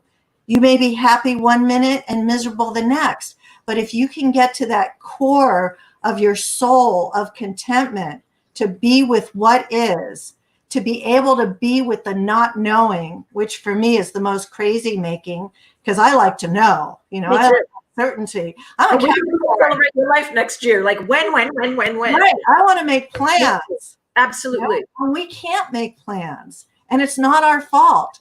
So how can I be content in the midst of all of this? And it's just a choice, like everything else. It's just a choice. And the process for me has been to really amp up my gratitude process, because before it was kind of like a talking point. Oh yeah, I believe in gratitude. I'm going to be grateful. Now it's really serious. Like I wake up in the morning. Okay, what am I grateful for right now in this moment? And when I'm sitting in my bathtub, I have an incredible ocean view from my bathtub. What am I grateful for in this moment? Oh my God, I've got all this warm water and I'm looking out on the water, and I've got a husband in the next room who loves me in spite of my Michigan craziness, So this process, last, how many days has it been? 115 days or something? No clue. Yeah, I know. I don't even know what day it is anymore. It's really about finding Santosha. And it's become the theme of a book that I'm just about to finish. And it's my first novel. I never in a million years thought I was going to write a novel. And it just came into my head like a movie and basically beat me up and said, you are going to write me. And I'm about 3,000 words away from being done. So that's what's that is awesome. Yeah. Well, so many things in here. First of all, you writing this novel, I can't wait to read it, so hurry up and finish it. And about Santosha. So talk about some of the practices that each one of us can do, because I agree with you. It's always like chasing after a thing. But Santosha, that's just beautiful. No matter what's going on, you are just in a state of pure contentment. And it's a choice. It really becomes a choice. Just like we've learned that happiness is a choice, that we have a happiness set point, and we have to learn, what makes me happy, and do more of that. And for me, the PhD level now has become about contentment. I can't really say I'm happy about the state of the world. I feel pretty powerless. I'm powerless over the virus. Now I have power in that I choose to wear a mask and I choose to, not put my life in danger, but I'm pretty powerless over the future of that. And I'm, powerless over, I am anti-racist, but how can I help change that in the world? Well, I'm learning, but can I really have a big impact? I don't know. So in the midst of all of this, can I just be content? Can I choose contentment? And it's a moment by moment thing. So I'm content right now. I couldn't be more content. I'm talking to my old friend Liz Dawn. What could be better than that? You know, we're having a great time connecting. But, you know, 15 minutes from now, something may come up. And can I choose contentment in spite of whatever it is? And how do you bring yourself back to that space? Well, I've got this big toolkit. So I've got my heart math heart lock-ins that I do. I have the Sedona method. I have EFT tapping, which I do many times a day. You know, I can pray, I can meditate, I can take an aromatherapy bath, I can go play with my cat or give my husband a hug. You know, I have these tools. And the thing is, I need to stay conscious and aware of what frequency I'm at. And if I don't like my frequency, what can I do to elevate it? You know, because ideally I'd be vibrating at the frequency of love all the time. But, you know, that's probably not going to happen in this lifetime. I'm not on the path to enlightenment. You know? Well, maybe you are, though. I mean, you've done a lot of studying and you've spent a lot of time. It wasn't with that goal in mind. All the stuff that I've done was to alleviate pain. That was my motivation most of my life, to either I was in pain or angst, or, you know, I always said that I had chronic spilkus. You know? And for those of you who don't know what spilkus is, it's Yiddish for having ants in your pants. So, ants in your pants, that's a good way to describe it. Right? You're just like jittery platelets, gotta go. Well, now I can't go anywhere. So, I mean, really, the only place I can go is inside. Oh, I love this, Ariel. You know, I need to hear this. This is like, so I'm really thinking that this is for everybody out there, the spiritual marathon that we're doing today, 6 hours of this, but everything everybody's been saying has been really designed for me. Well, that's why we do, you know, I do all of this. People say, well, how did you choose to become an expert in love and relationships? I never chose it. I became a student of love because it's what I most needed. You know, I manifested a husband because I wanted a soulmate. And then I found out that I had no partnership skills. So I had to learn how to be, you know, an excellent partner. You know, so everything that I've done didn't come because I wanted to do good for the world. I'm not that big of a giver. It was really selfish. I needed it for me. And since it worked for me, I figured, well, I might as well share it because I know how to write, you know, but the truth is, everything that I do is really for me. And am I pleased when it helps other people? Yeah, sure, absolutely. But it's not out of like I woke up and went, oh yeah, let's go be a love expert. That was not on the to-do list. And you're really darn good at it. We were talking about you that other day. I was doing a Facebook Live and I was talking about your work and sending people over there for relationships. And you're so amazing at teaching people who have really had deep challenges in relationships, and people who have lost people, who have been widowed or widow. Widows and widowers, yeah. Exactly, that no matter what age. And I love the story that you share about the 80-year-olds that met somebody. That was just so beautiful.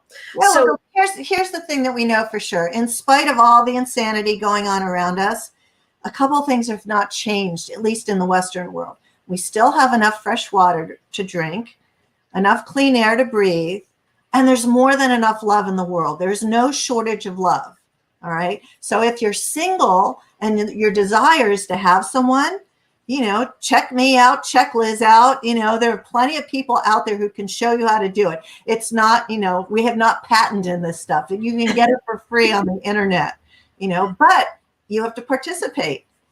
Exactly. You've got to show up. Yeah. You've got to show up. I love this whole, what was that? I want to write down, I'm going to actually put it here in the comments. What was the name of that, of what you said, Shantar? How do you say that again? Santosha. It's spelled Santosha. Santosha. There's nobody's really written about it. It's an ancient concept. It's from the Vedas in India. So there's not like, you know, how to be Santosha. It's just the word that translates to utter contentment. I just love that. Is Brian doing this whole journey? He kind of lives that. That's I know, I kind of like Brian is so early like that. No, I describe Brian as a heart chakra on legs. It's just who he bees. You know, he lives that. I aspire to be more like him, you know, so I get to live with the living example of what it is to be love. You know, people say, what do you do? Well, I teach people how to find love, keep love, and be love. But I'm still studying the be love part of it. Well, I don't know that you necessarily need to study it because you are it. Well, thank you. I try. You definitely are it. Okay, and where can people find more about your work? On arielford.com? Yes, arielford.com. Also, if you type in soulmatesecret.com, it's all the same site. And there's a tab on there called free stuff. So find free stuff because that's exactly what it is. Get some free shit. Exactly. But it's not just stuff. I mean, you've got some really valuable, you have extremely valuable information. Yeah. Well, there's, I coined a word years ago called feelingizations because everybody knows what a visualization is. But I realized it's a wrong word because visualizations are pretty pictures in your head. And you can have all the pretty pictures in your head you want, and you're not going to get what you want because your feelings and your beliefs are canceling out the pretty pictures. So a feelingization is a guided process that I do where I take you from your head to your heart. We get into a state of heart coherence, thanks to our friends at Heart Math, of love and appreciation and gratitude. And from there, when we're vibrating at the frequency of heart coherence, we drop in our desires. And that's where true manifesting happens. So these are free, and they're on my site at the free stuff tab at soulmatesecret.com. Yay. Oh, I love it. And now I'm going to go practice Santosha. Santosha, yes. You might get a phone call from me saying, okay, now how do you do this? Because how do you do it when stuff is up, like when you're in anxiety or something's up? Right. Well, that's why you have your spiritual toolkit. You have all the tools I have, you know. You choose. You have to say, okay, in this moment, I'm out of my mind. Okay. What can I do to get back into heart coherence? How can I drop into contentment? And sometimes the fastest way is gratitude. In this moment, what am I most grateful for? Who am I most grateful for? You know, in spite of the fact that XYZ just, you know, went upside down and isn't going to happen, you know, even if you're just grateful for the comfort of the chair that you're sitting in, or the fact that your technology is working, or that you can walk into the next room and ask Jeff to give you a hug, to get you back to contentment, to get back to Santosha. And what if you're not feeling gratitude? Do you just fake it till you make feeling Absolutely. gratitude? Fake it till you make it. Okay. Yeah. The truth is, if you keep looking for the feelings, you're always going to be disappointed, you know, because the feelings come and go. They don't really mean anything. I know that you're grateful for a lot of things, even if you're not feeling it. So even saying it to yourself. Yeah, you can just say, I am grateful for, I am grateful because, I am grateful whatever. And don't look for the feelings. This is where people get so screwed up when it comes to love. Oh, you know, I love you, but I'm not in love with you anymore. Therefore, I'm going to leave you. Makes no sense whatsoever. Love, there are feelings to love, but love is predominantly not a feeling. Love is a behavior. Love is a choice. Love is an action. Love is a way of being. Love is a decision. Love is a behavior. And yes, there are good feelings to it, but if you are choosing how you're being based on how you're feeling, you can't get to Santosha because people are always going to disappoint you. Ooh, say that again slowly. If you're basing whether or not you love somebody, if you're basing that on feelings, you don't really love them. Okay. Love is a behavior. So there will be days when you're with your soulmate, when you absolutely hate them, and it doesn't mean you don't love them. So you can't use your feelings as a guide. Now, yes, you want to use your feelings if you intuitively feel like you're in danger. Of course, that makes sense. But when it comes to your most important relationships, you have to understand there will be times when the people closest to you that you care about the most are disappointing you and you don't feel the love, but it doesn't mean you don't love them.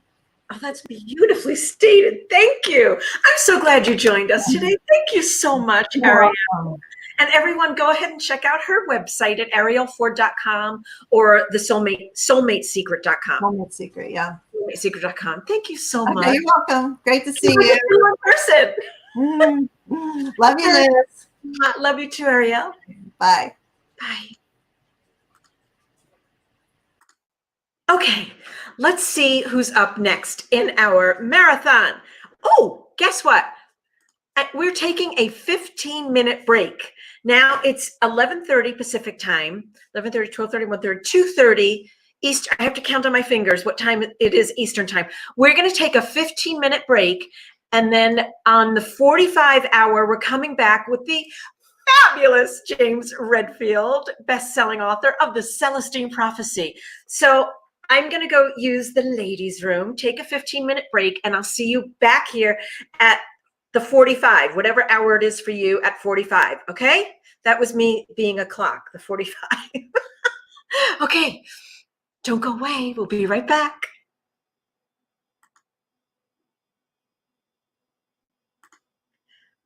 And I forgot how to do this, Tanya. Okay. Oops. Is it here? Exit solo layout. No, that would not be it.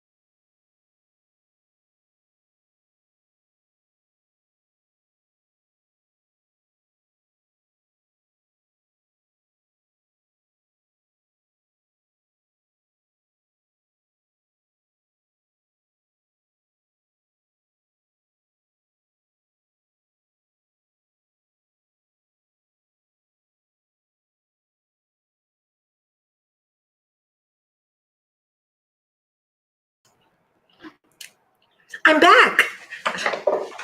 And look what I've added behind me. So my niece and nephew came over last weekend and brought me these beautiful balloons. And I was saying before I didn't have balloons, but I do have balloons. Here, look. It's a I'm back, and it's 5. And look what I've added behind me.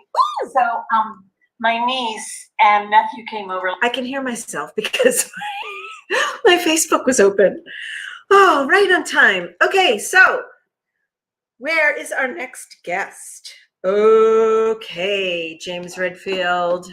James Redfield is supposed to be here. Well, do I have to vamp again? You know, sometimes things happen that computers don't work right, or they don't get the link, or something like that. But let me see if I can do a couple tech things and get this to him. Okay. Yes. Hold on. Hold on. I have a few technical difficulties on this end, and it looks like I'm getting emails from people asking for links.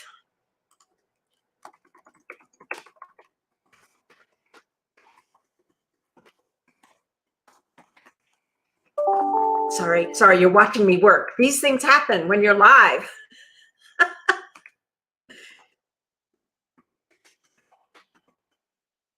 And sometimes glitches happen, so we usually don't let people see the glitches, but it happens. So here we go. I'm going to see if, nope, not there. Let's see if we can find James Redfield somewhere. Nope, not there. Okay, so I guess I'm going to tell more stories. All right, I'm sorry that James Redfield's not here because he was really instrumental in us starting Mishka Productions. And let me just share with you who's coming up in 15 minutes, just so you can have a little teaser of who's coming up at noon. Barry Goldstein is coming up at noon. And then we've got Dr. Bruce Lipton. Then we've got Denise Lynn. Then we've got Anita Morjani. Then we've got Darren Weissman. we've got a really, really full lineup. And here we are. Here we go again. Okay, so story time. And whenever I guess a guest somehow is having technical challenges, I'm just going to tell stories. So here we go. It's okay. Ken Adi Ring is here. Hi, Ken. And Judith's here, and Kira's here, and Lana's here, and Susanna's. Oh my goodness, everybody's here. It's so fabulous. If you're here, shoot me a hi. Actually, if you're here, what I'd really love to know is if you've ever attended a live Celebrate Your Life event. I know some of you have done some things with us online, but I would love to know if you've ever been to a live Celebrate Your Life event. And if you have, write down what event and the year, if you remember it. Like, was it Phoenix? Was it Chicago? Was it Washington? Where was it? Okay, so here's how this whole party started. It was early 90s, and I was living in Los Angeles, and I was supposed to be an actress. And I say that very tongue-in-cheek. I was working on an acting career and pursuing a career as an actress. And for some reason, and I don't understand this, the universe had other plans for me. So I was living in Los Angeles, and my life had pretty much fallen out. I was working for a pretty good company. I was working in the corporate arena, but I was also pursuing my career as an actress. And at that point, my mom had called me because she knew that I was exhausted. I'd had a terrible panic disorder going on.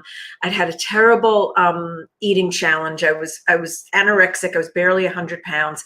And I was in a really horrible relationship. And that ended, and then I went into a good relationship for a while. So she said to me, you know, take a break from LA, come and be with me for a while, come hang out. So I moved to Arizona. That's where she was living at the time.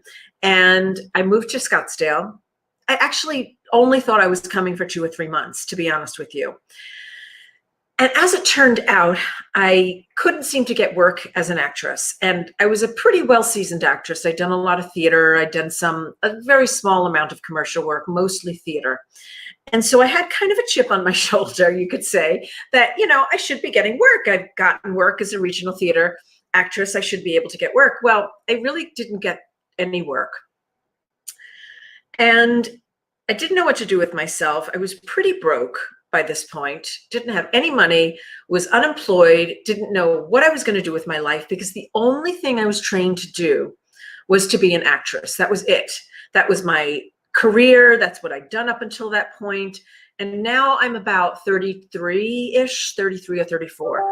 And I had no idea what in the world I was going to do with my life other than, you know, be an actress. That's where my undergrad was, my entire training. And of course, I'd waitressed, I'd bartended. I was working in LA for a big company called Park La Brea. It was a big property. And I was the activities director. That was easy for me because I grew up in camp. My mom used to be the director of a summer camp for 8 weeks every year in Connecticut. So I grew up in camp, so I knew how to do activities for people. So I was the activities director, kind of like Julie on the Love Boat. Well, of course, that job was not great because I don't fit into the corporate arena at all. And my mom had always been into spirituality. And by the time I was 16 or 17, she had handed me Ram Dass's book, Be Here Now. So that was my orientation into spirituality, and then studied thereafter. So at any rate, so my mom said to me, I have a friend that runs a spiritual bookstore. She needs some help. Why don't you go to work for her in this spiritual bookstore? Now, at the time, my mom was a classical pianist, but she'd also gone back to school, and she was a sound therapist, a sound healing therapist, and she was also a psychotherapist. So she was doing practical therapy with people, and she was also doing sound healing with people. So here I was, this actress slash waitress slash activities director slash whatever, right? And this woman in this bookstore needed some help, this little spiritual bookstore here in Phoenix. So I said, okay. So for $4.50 an hour, because that's what the pay was back then, I went to work in this bookstore. Well, within a couple of months of working at the bookstore, the owner said to me, I know that you have some event, background from the activities directing. I would love for you to create an event with this author that I met, who I think his book is going to be huge. I was at some book show, and he was literally handing the book out for free out of the trunk of his car. But I think it's going to be a sensation. The year is 1994 now. The year is 1994. The book was The Celestine Prophecy by James Redfield. And I'm so sad he's not here right now. He must be having tech difficulties because he's always on time. So the year's 1994. The book is The Celestine Prophecy. James was selling the book out of the back of his car. And then all of a sudden, Time Warner, and Time Warner at the time was one of the big publishing companies for all things spiritual. Rosemary Altea was with Time Warner, and a bunch of the spiritual teachers were with Time Warner or HarperCollins. So I said, okay, I'll do the event. I loved the book. I read it in 2 nights and I loved it. And I said, sure, I'll do the event. So we did the event. Now this is in Scottsdale. So this is not in like this big, at the time, Scottsdale was not as big as it is now. And it certainly wasn't a big city at the time. So I did the event, and we didn't have the internet at the time. You were looking forward to seeing him. Okay, anybody on my team out there, you know what? I'm going to see if I can find him. And I'm not going to look at the camera. I'm going to look at my email while I'm doing this. All right. I'm sorry, but I'm going to see if I can search for him. So at the time, we did the event, and there was standing room only. I mean, literally standing room only at the event. We had I remember the venue held 1,600 people. People were begging me. They were absolutely begging me to come to be able to be in the event. I mean, literally, Linda Dewey, you were there. You remember this. People just wanted some like just to be in the event, because at that time when Time Warner then got their hands on the book went absolutely viral. I mean, viral, you can't say it was viral because we don't really have the internet. But the event just went like off the charts. So the event went off the charts, and the book, you see, I'm trying to multitask at the same time to find James Redfield. Sorry, guys. Oh, here we go. There we go. So hold on. Let me just say to him,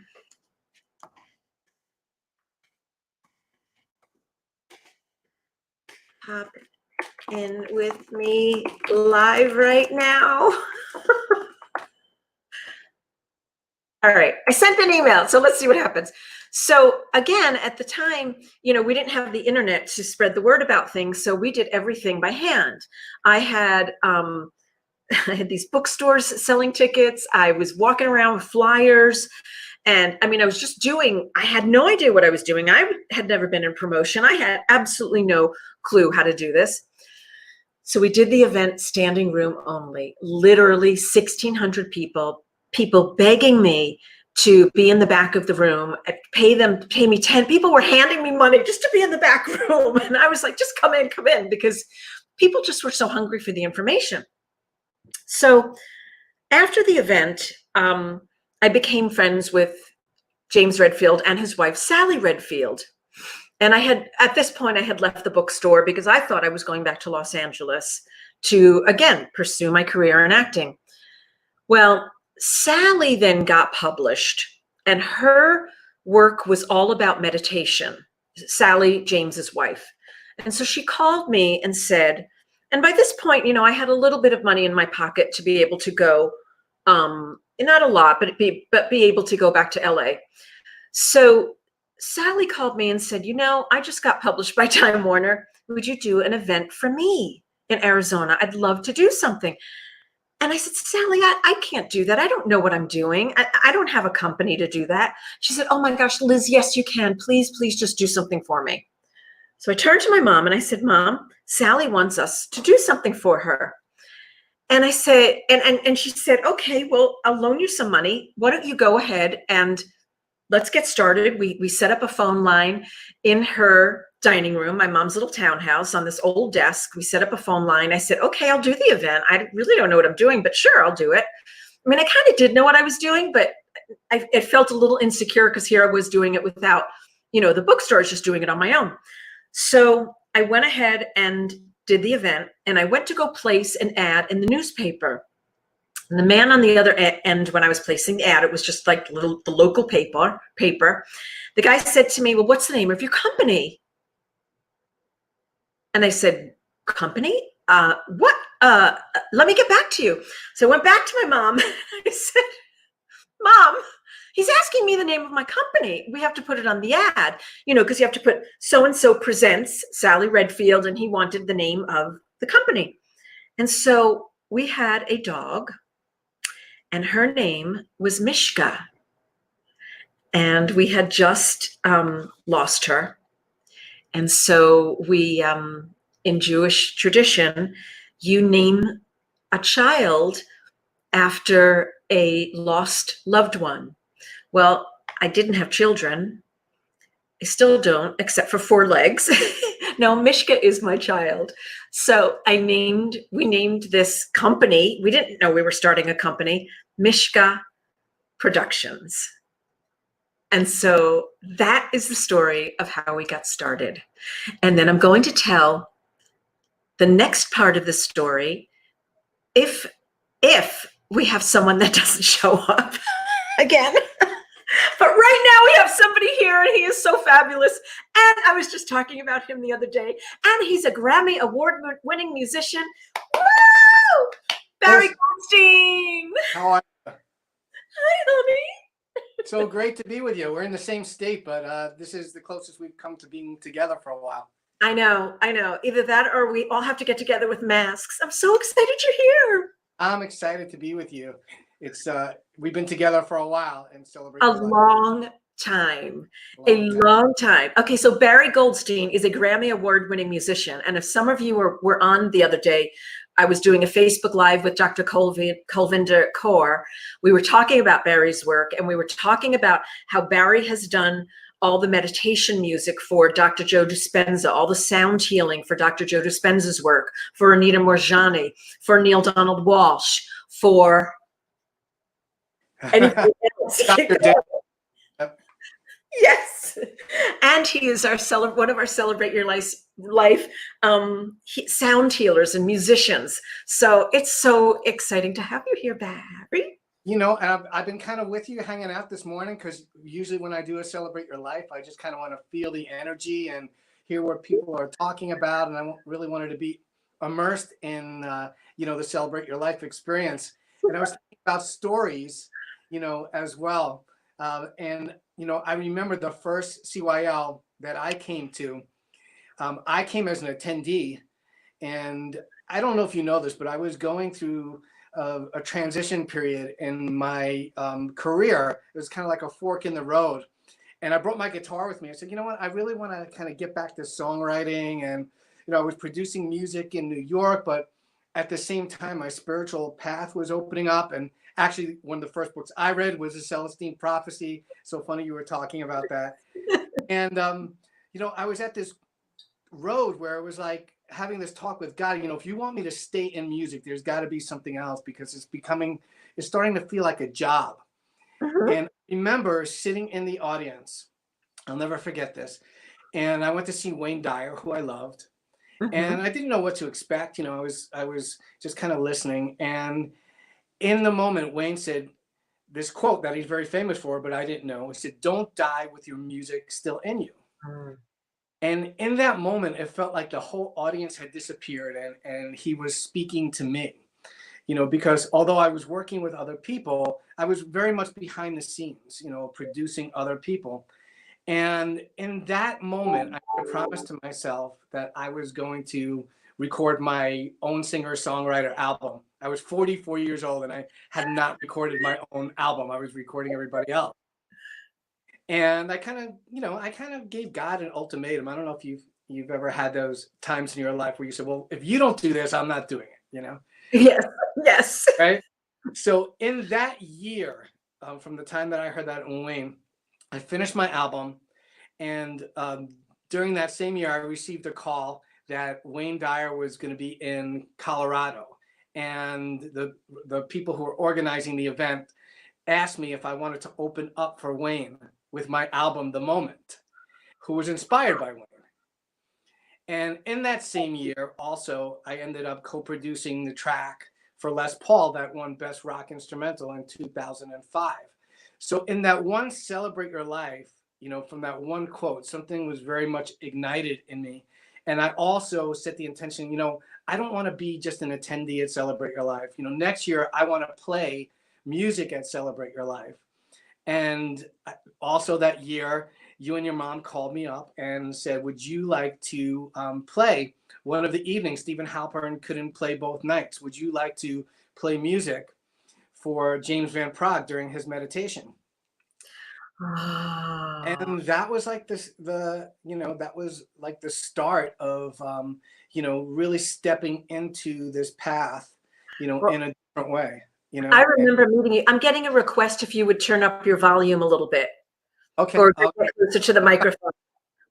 I'll come closer to you. Come closer, baby.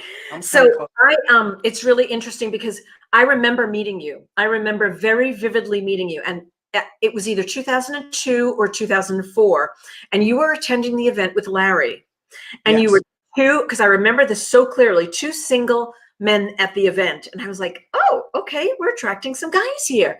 And you sat, it was really late at night and nobody else was around, but I was at the bar with a couple of other, I think my mom, we were all hanging out with some of the speakers, and we were sitting at the bar, and you sat down at the piano.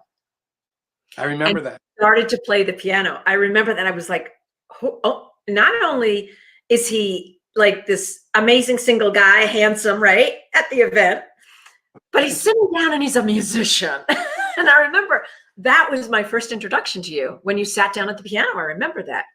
Yeah. Absolutely. And my mother was so impressed because, you know, Ariel was a classical pianist.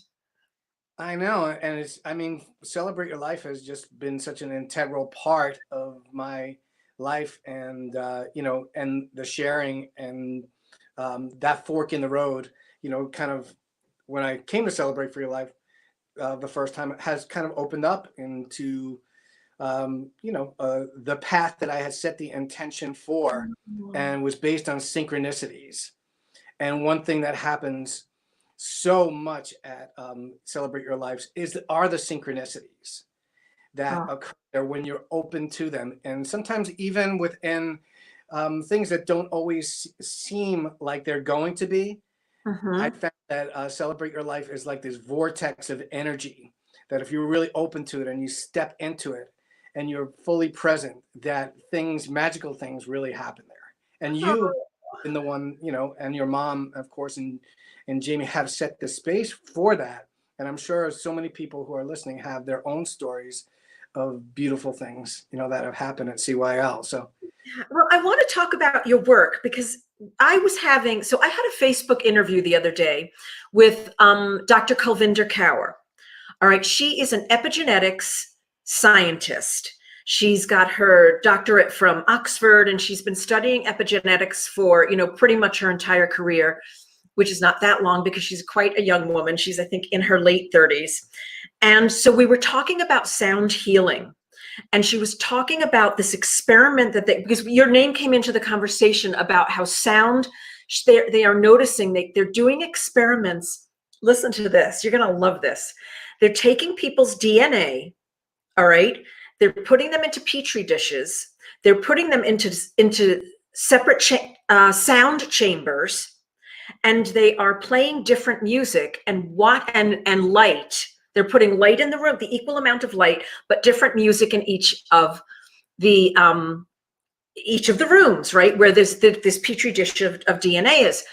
And it's totally a subjective thing. So there's no human emotion going into it. It's strictly DNA. And they had Gregorian chants in one. They had rock and roll in another.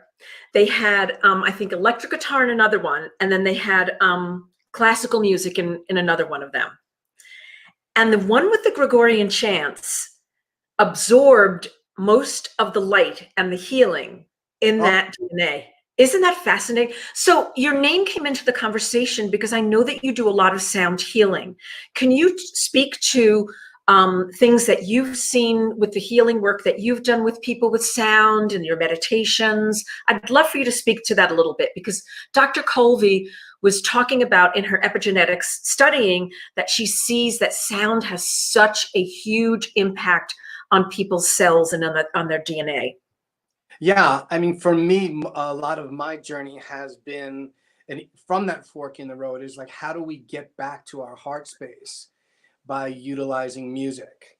And so a lot of what I do within sound healing, and I'm kind of like immersed in between the worlds. I'm not quite in the sound healing world. I'm not in the pop world. You know, I'm kind of like, I view myself as someone who's bridging it. Right.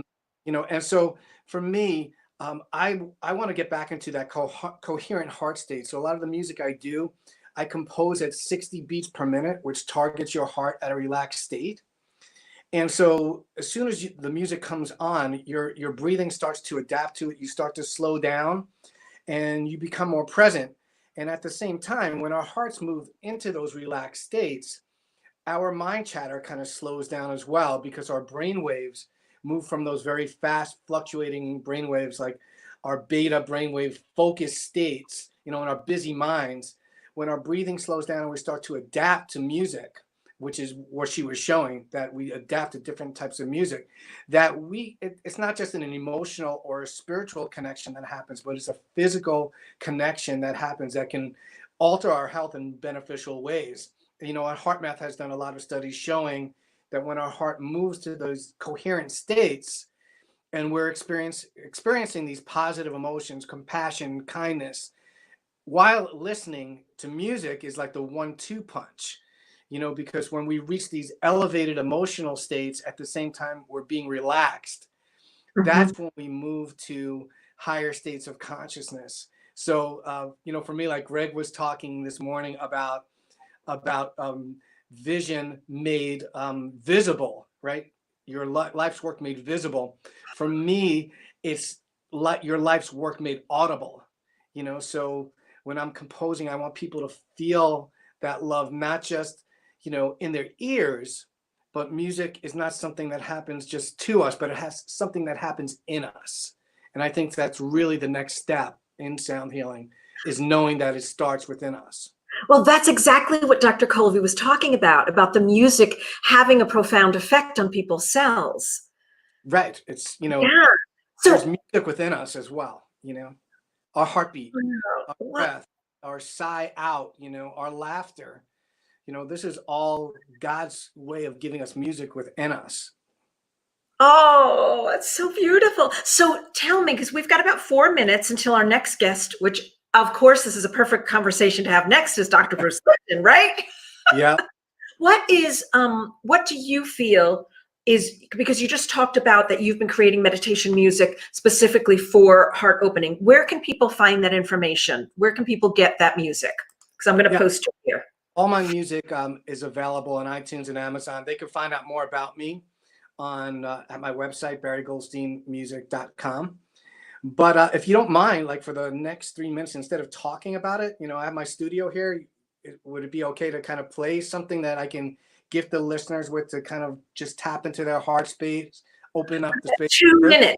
Yeah, All we've right. got 2 minutes. Do it. 2 minutes. We're going to relax. 2 minutes, guys.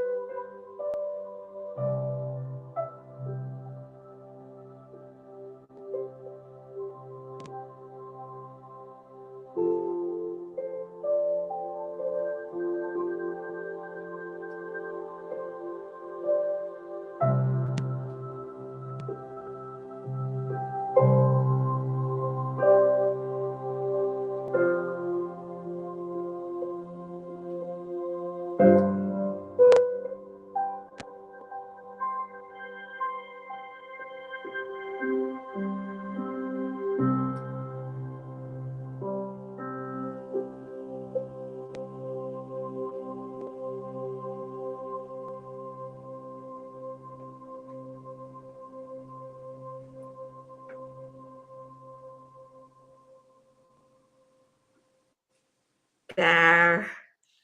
Liz. To breathe that into our hearts. And a big breath out. Thank you. Thank you for all you're doing. It's so fun. Did you see? She's smiling at you, Barrett. Mama. Sending you big Thank you love. so much. All right. Love you, my friend. I will talk to you soon. I Thank look you forward for to being here. Bye-bye. Bye. Mwah. Okay. And next up, we have the fabulous Bruce Lipton. Hi, darling. It seems, I remember it's like the Jerry Lewis telethons years ago from Muscular Dystrophy. 24 hours. Let's keep those thoughts coming in here, folks. Keep that inspiration coming, guys. Keep the comments coming. Oh my God, you have to give Margaret a hug for me, because I do that every time I see her. Oh my goodness. Well, you've got to give her one from me, because I really, and you'll understand this expression, I hacked her to Chinik. I was a real nudnik. I was a real nudge. I said, please, I want Bruce here today. wonderful to see you, and I miss you so much. Well, I want to tell you, I'm so glad you're out there because I can feel your vibes. And like my dear friend Barry, who was just on, I wanted to say how much I appreciate everything Barry's doing. It's all that vibration, it's all that energy. And when people understand that and start to recognize, yeah, but we control the energy. And the energy determines whether we're in health or whether we're in disease, because it's all energy. And it's really the hardest thing, even for me. Look, I've been living with this for years, ever since I read quantum physics.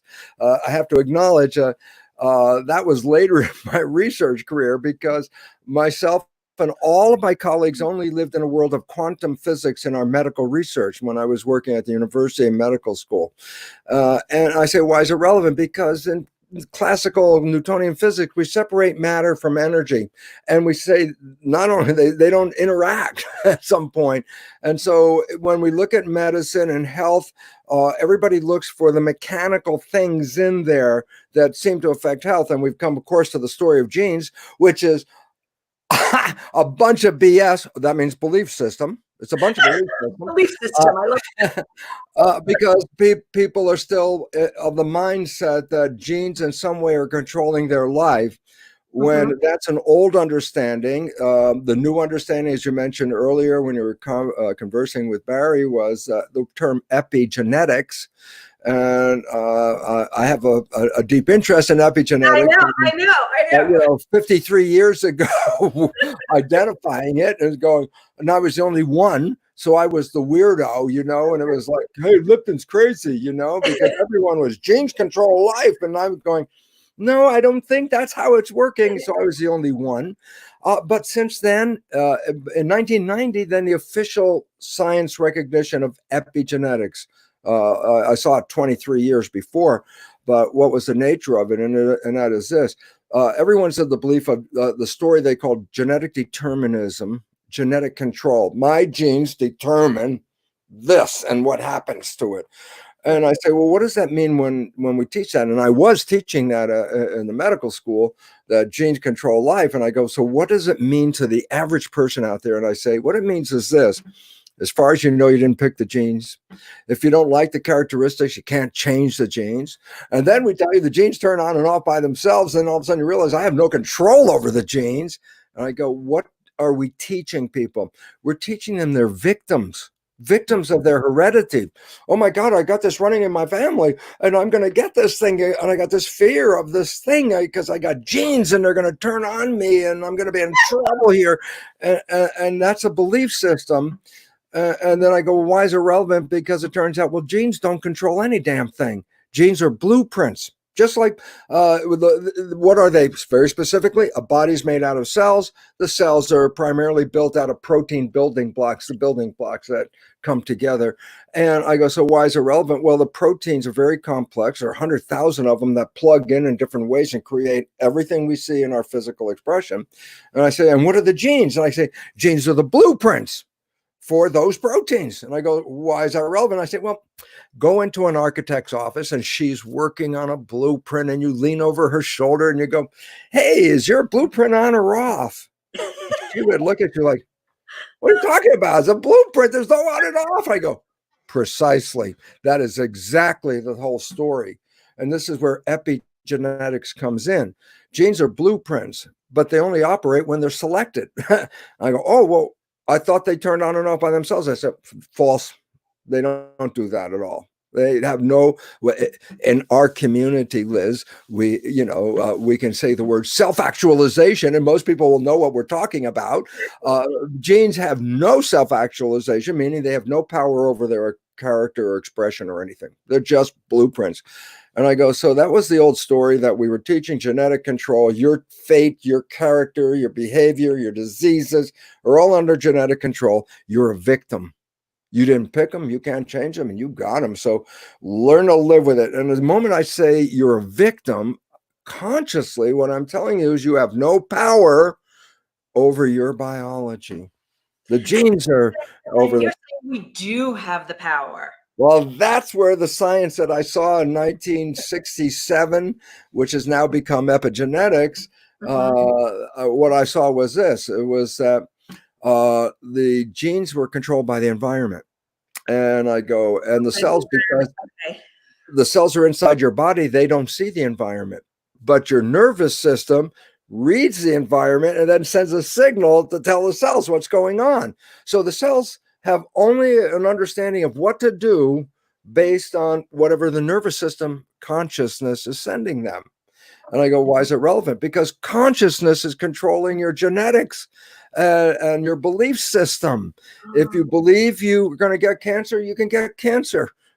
Everybody goes, well, yeah, why or how? I go, we all know about placebo effect. I say, what's placebo effect? I say, here's the new purple pill. I love that. The purple pill, because purple is obviously better for healing.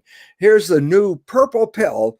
It will heal you. And then you take this magic purple pill, you get better, and find out it was a sugar pill. And then you're left with, well, what healed me? And I go, your belief in the pill healed you. Wow. And that is called positive thinking. Placebo is positive thinking. Well, yeah, people go, yeah, I know. I go, but you didn't talk about negative thinking. I go, why not? Because negative thinking is equally powerful in shaping your life as is positive thinking, but it works in the opposite direction. It's called nocebo. I go, why is it relevant? Placebo, positive thinking, can heal me of any disease. Nocebo, negative thinking, can cause any disease. I don't have to have a virus or bacterium to get a disease. I can just manifest it. Why? I'm a creator, and my consciousness is adjusting my genes to manifest a creation. And when we come from love, look at the biological consequences of love: health, energy, vitality. People glow. Oh, look, they're so in love. They're glowing. I go, that glow is chemistry, folks. And it's coming from what? Your consciousness, which is using the chemistry of your blood to adjust your genetics. And I say consciousness then is controlling the environment that the cells read to adjust. And if I send them love, guess what? Love puts into the blood, dopamine for pleasure. So love is like, yeah, I love it because the chemistry of pleasure. Okay. Love causes oxytocin to go into blood for bonding. Love causes vasopressin to go into blood, which keeps you attractive to your partner. So that love stays there. And love introduces growth hormone into your blood. And I go, the blood is carrying the signals to the cells, and the cells are responding to these signals. And the chemistry of love is what gives vitality. Growth hormone is health. So what is your daily practice? Because every time I've ever spoken to you, see you, or been with you, you are just this bundle of love. So what's the secret? Okay. What's the secret to staying in this place? Even through the secret to staying in, here's where the whole problem, and if you understand the problem, it's a secret. And the problem is this: I say consciousness is controlling your genetics. Positive consciousness, health; negative consciousness, I can cause any disease. Cancer is not caused by a gene, it's caused by a negative consciousness throwing a community of cells out of harmony. So I go, okay, so positive and negative consciousness are greatly influential. And the reality is this: the brain is a computer. It is. When you were in the last trimester of pregnancy, the operating system kicked in. But the idea is this: you can go buy a new computer, and without you got an operating system, but you can't do anything. Write, draw, spreadsheet. Oh, you got to put programs in. So from the third trimester of development through age 7, the brain is not consciously manifesting, it's downloading using a theta, a vibration of what? Behavior. From where? From the people around you, your mother, your father. You know, if I gave you, how many rules do you need to be a functional member of a family and a community? I say thousands. And I go, well, how are you going to teach a kid that? And it's like, the kid doesn't have to be taught that. For the first 7 years, they're a video recorder, and they record everyone's behavior. Their programs of the people they observe are the programs in the subconscious. That's where I got my programs. After age 7, I get a chance to type on the keyboard. Now I get the creative end of it. But the issue is this: 95% of the day, an average person is thinking. I say relevance. Thinking takes your attention from looking at the world to looking inside your head. You let go of the control. You're in the world, but your consciousness is not paying attention. And so I say, what happens? I say, that's when the subconscious programs operate. So here's the point. Conscious mind is your spiritual connection. It has your wishes and desires. Liz, what do you want out of your life? You give me an answer, and then I end up telling you that came from your conscious mind. That's creative. And then I say, yeah, but there's only 5% of your day are you operating from conscious mind. 95% of the day you're operating from program. I go, and where'd you get those programs? From other people. Were they good programs? Well, you got good programs, you got bad programs, because there was no filter. Whatever you saw was downloaded. So if your parents had a bad behavior, your program is a bad behavior. So you go, so what? I'm not going to play that program. I go, unfortunately, 95% of the day is how much we play the program, and you can't see it. I say, how come I can't see if I'm playing a negative program? I go, where is your consciousness? It's not looking out. Your consciousness is thinking. That's inside. So the moment consciousness is thinking, your programs play. And how much? 95% of the day. Do you see them? No, because you're not observing your own behavior. Same story, 30 years. You have a friend, you know your friend's behavior very well, and you know your friend's parent. And one day your friend has the same behavior as their parent. Oh, you got to tell them, hey, Bill, you're just like your dad, and back away from Bill. Because Bill will go, how can you compare me to my dad? I'm nothing like my dad. And I go, what's the relevance of that? And I go, everybody else can see that Bill behaves like his dad. Where'd he get the program? First 7 years. He observed his father, downloaded how to behave. And then 95% of his life is coming. We have to consciously make those choices every time we have the negative behavior or those different behaviors or the negative thoughts, and be completely hyper vigilant and aware. Would you say that would be correct? Right. Yeah, or reprogram the behavior, and then you can be unconscious as long as you have a good behavior when it's playing, not the one that you downloaded from somebody else. And so the relevance is this: you are the master, and this is the hardest part for people. We are creating this. And you go, yeah, but the negative crap somebody else created. I go, excuse me. There's no excuse here. You are a participant in all of this. And if it's negative, it says that your programs that you haven't even been observing have been sabotaging you all day. You see the result when you come home and go, geez, my wishes didn't happen today. I know I had the wishes, so it's not me, baby. I have the wishes. But I say all day long, it didn't work out. And then you come home and blame the world. It didn't work because of that, him, her, whatever. When it was like, no, 95% of the day, like Bill, you were playing these negative programs. And the hardest part, so very quickly, is how do I know what the programs that I got? Because I wasn't conscious through most of the programming. Very simply is this: your life is a printout of your program, because 95% of your life is coming from the program. So you want to know the program? Look at your life, divide it into this. The things that you like that come into your life, they come in because you have a program to acknowledge that. But, the big but, the things that you desire, wish for, and you struggle over, and you put a lot of effort, and you're working hard, and you're sweating, I'm going to make this happen. I go, why are you working so hard? Answer: inevitably a program will not support that destination. Whatever you got to download, you can't get there with that program. And so what are you trying to do? Take 5% of your life conscious wishes and desires and say, I'm going to make this stuff happen.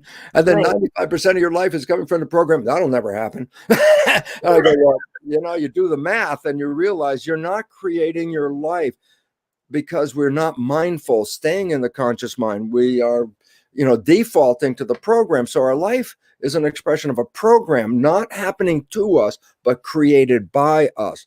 The hard part is, bad word, responsibility. Yes. The idea is I'm not a victim. I'm a participant in everything. And if I'm participating and my results are negative and not supporting me, it's not your conscious mind that wanted to throw you off the train. It was your subconscious mind. 95% of the time, you didn't see it, like Bill.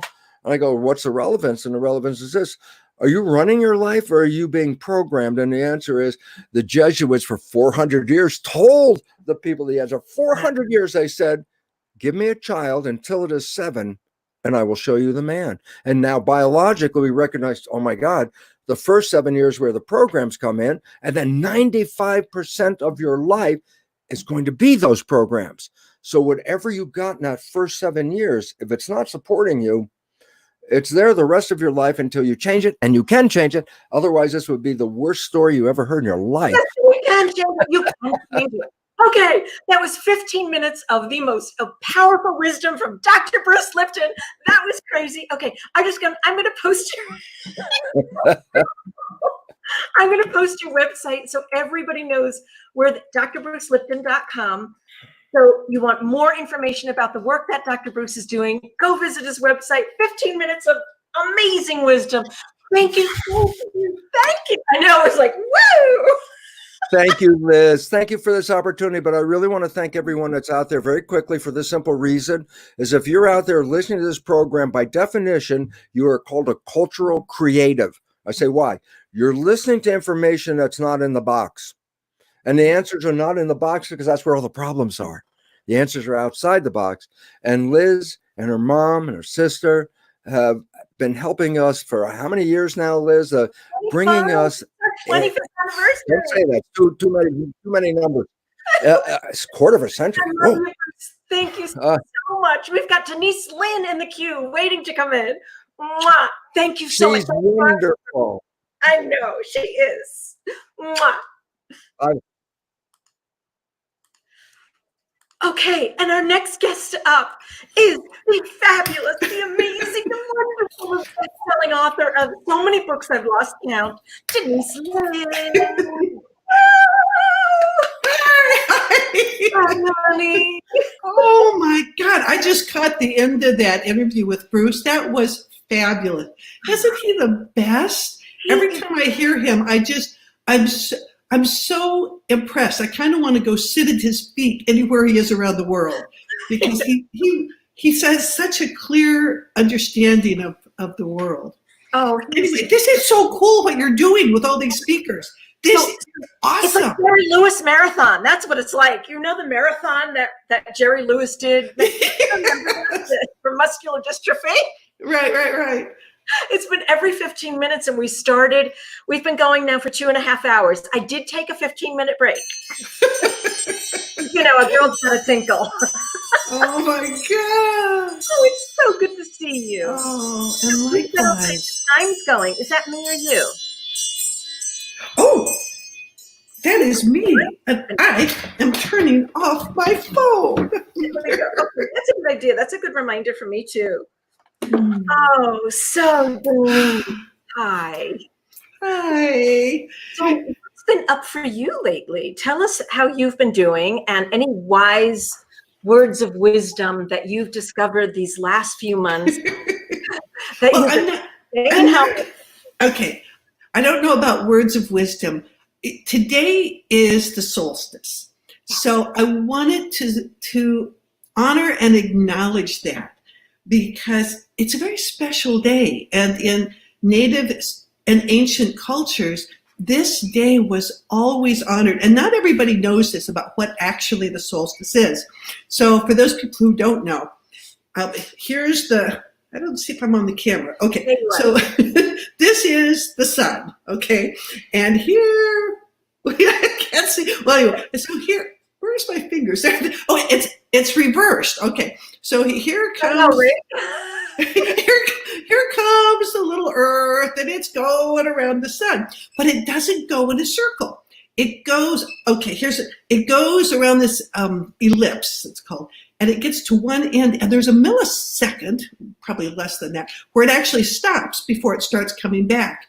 If you get the vision of a ball and you're rolling a ball up a hill, it goes up, up, up, and then it stops before it starts to come down. In that moment, and in the hours around that moment, it's like you can step between the worlds. It's like the world does indeed stop. And I think it's important to honor and acknowledge that. And within the energy of the solstice is this idea of kind of balancing the light and the dark. You know, it's as we go out of the time of the light into the time of the dark, balancing the yin and the yang, the inner and the outer. And so today is this day, and I just love that you're doing this on the solstice. And I love that we are all together. on the solstice. Now, here's something else about the solstice. And even though it's, we're still a few hours, we're a few hours past it, the energy is still available. And this is the time, if you're in the Northern Hemisphere, this is the time to put into place, what is it you want to release out of your life? What is it you want to let go? Now, if you're in the Southern Hemisphere, what do you want to bring into your life? This is a powerful time because your intention is magnified right now. Your intention is expanded. So what do you want to let go of? And just hold that. You don't have to do anything with it. Just hold it in your heart. And it's like the universe hears and like, oh, she wants to quit judging herself so much, or she wants to, whatever it is, and it will magnify that. So I just wanted to start with that. Oh, I love that.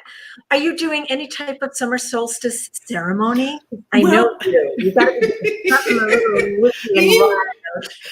You would think, but so sometimes I do. But what I did today, and I loved what I did, and it was so ordinary, but it's something you can do every morning, is in native cultures and ancient cultures, you always face to the east when you wake up. And even if you live in New York City and you're on the middle, you're not at the top or the bottom, and all you see around you is buildings, there's still an east. You just get the phone has a compass on it. These modern phones, I know, it's amazing. You can always tell. I know, these modern technology is amazing. Can you believe you can hold something up to your ear and you can talk to someone in the next town? It's amazing. I know, it's amazing.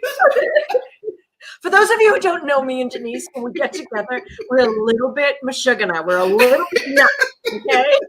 We've been known to do Facebook Lives, laying on our back, overlooking on our backs like this.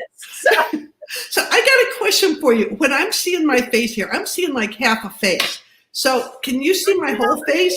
I can absolutely see your whole face. Okay, so it's just the way it's framed on my computer. Okay. You're in the center. Like, it's so perfect. Okay, keep trying to stay in the screen. All right, so this okay, there is value. I mean, ceremonies and rituals they've been done since the beginning of time because they work. And it is simply taking the time to honor a transition, a change, a shift.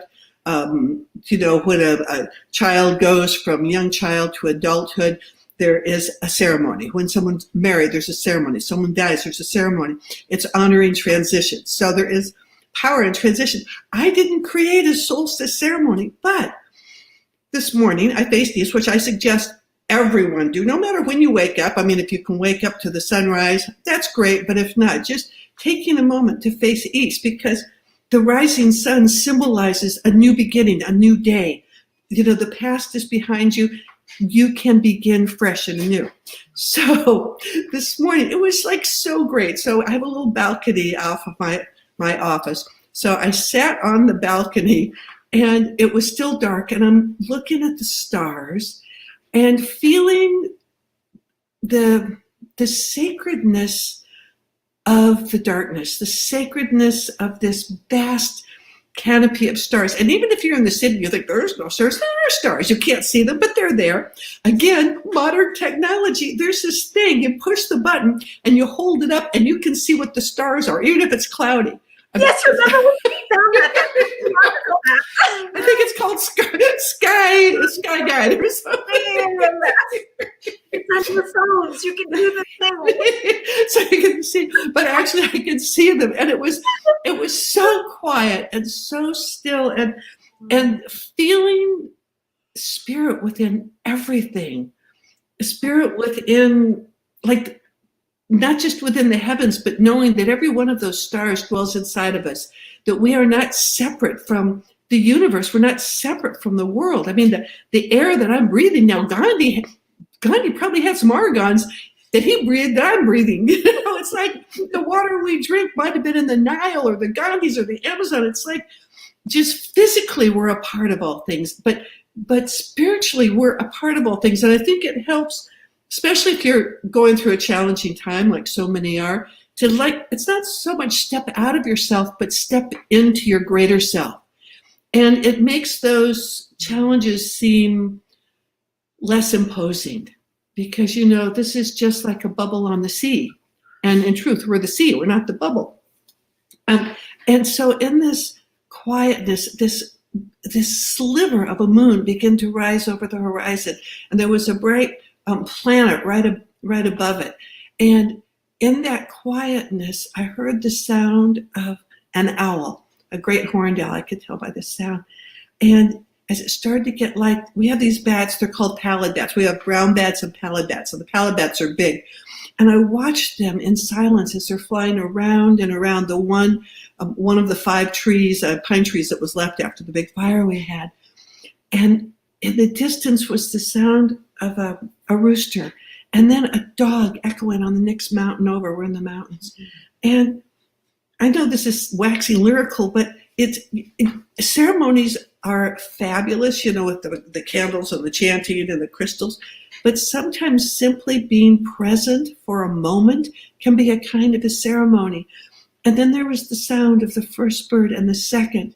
And then the bats were gone and the sun was rising. And then there was this rising of this cacophony of bird songs. And it was the beginning of a new day. And it reminded me that every day, even if it's cloudy, even if it's rainy, even if you're going through a hard time, every day is a new beginning. And in many shamanic traditions, I know we only have 3 minutes left. Okay, 2.5. Many shamanic traditions, when you go to bed, you actually visualize like there's one where you visualize being torn apart by wild animals. I don't do that. But it's the idea of just letting go of what was, letting go of the past, and begin to step forward into this new day where all things are possible, where it's possible to begin anew. So I waxed lyrical, and I'm sorry, we've got 2 minutes. How can we change the world in 2 minutes?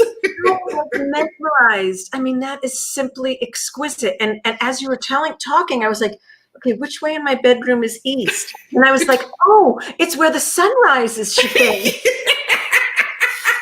Well, forget the sun. You have a modern device.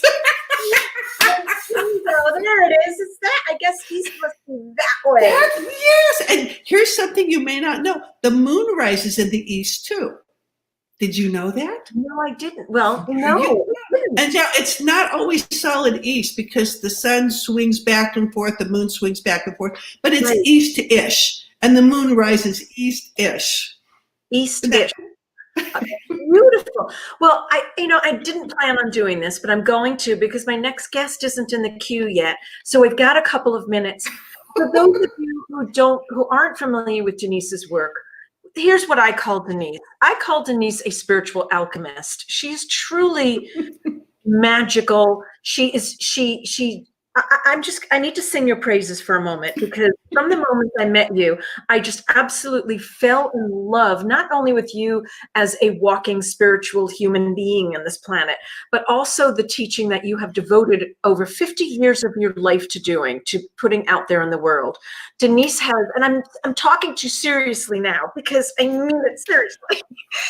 She's written over, I always get this wrong, but I want to say over 20 books. Okay, it's something like that, right? No, it's 19, but you're so sweet. This is what a friend does. A friend magnifies your blessings. Totally and completely truth, because she teaches about, she's so enormously gifted of teaching for 50 years, which you must have started when you were 10 or 5. Gretchen's here. Gretchen is saying Denise is amazing. Cynthia and Najim here too. But you teach about feng shui, you teach about space clearing, about energy clearing, about clutter clearing, about Native American, because you are part Native American Cherokee. You teach about past lives, which is one of my hot button favorites of all time. And you just blend them into these just magnificent, teachings that you offer. So I just want to say this quickly because our next guest is here. It's Anita. So I just want to say, hi, I love Anita. Oh, Anita, I hope she can see me. Hi, Anita. And she's waving. I'll pop you guys in at the same time. Hold on, Anita, 2 more seconds. So I just want to share. Okay, so here's Denise's website, because people are asking your full name and everything. So it's Denise Linn, LINN.com. But here's the thing that I want to share with you. Denise is going to be presenting, and we're going to help her present this. She and her daughter Meadow, who's enormously gifted, the two of them are going to do a 28-day program and journey with us. And I hopped on and said, please let me help, please let me help. So if you're interested in that course, if you're interested in, do you have a sign up on you don't have anything to sign up on your website? Do you? No, you can, if you're willing to post it on Celebrate Your Life, we can let people know. It's got a clutter challenge. It's got a kind of inner coaching challenge. It's going to be really fun and really good. And we have a lot of, we've got, every day there's a different guided meditation. Every day there's a different audio that you can download. We're going to be doing lots of Facebook Lives. But anyway, I don't want to take time from Anita, but it's going to be exciting. If you're interested in that, go to the celebrateyourlife.com website. On top on the banner, it says, enter your name and email to get something free. It has nothing to do with Denise, but just enter your name and email in there.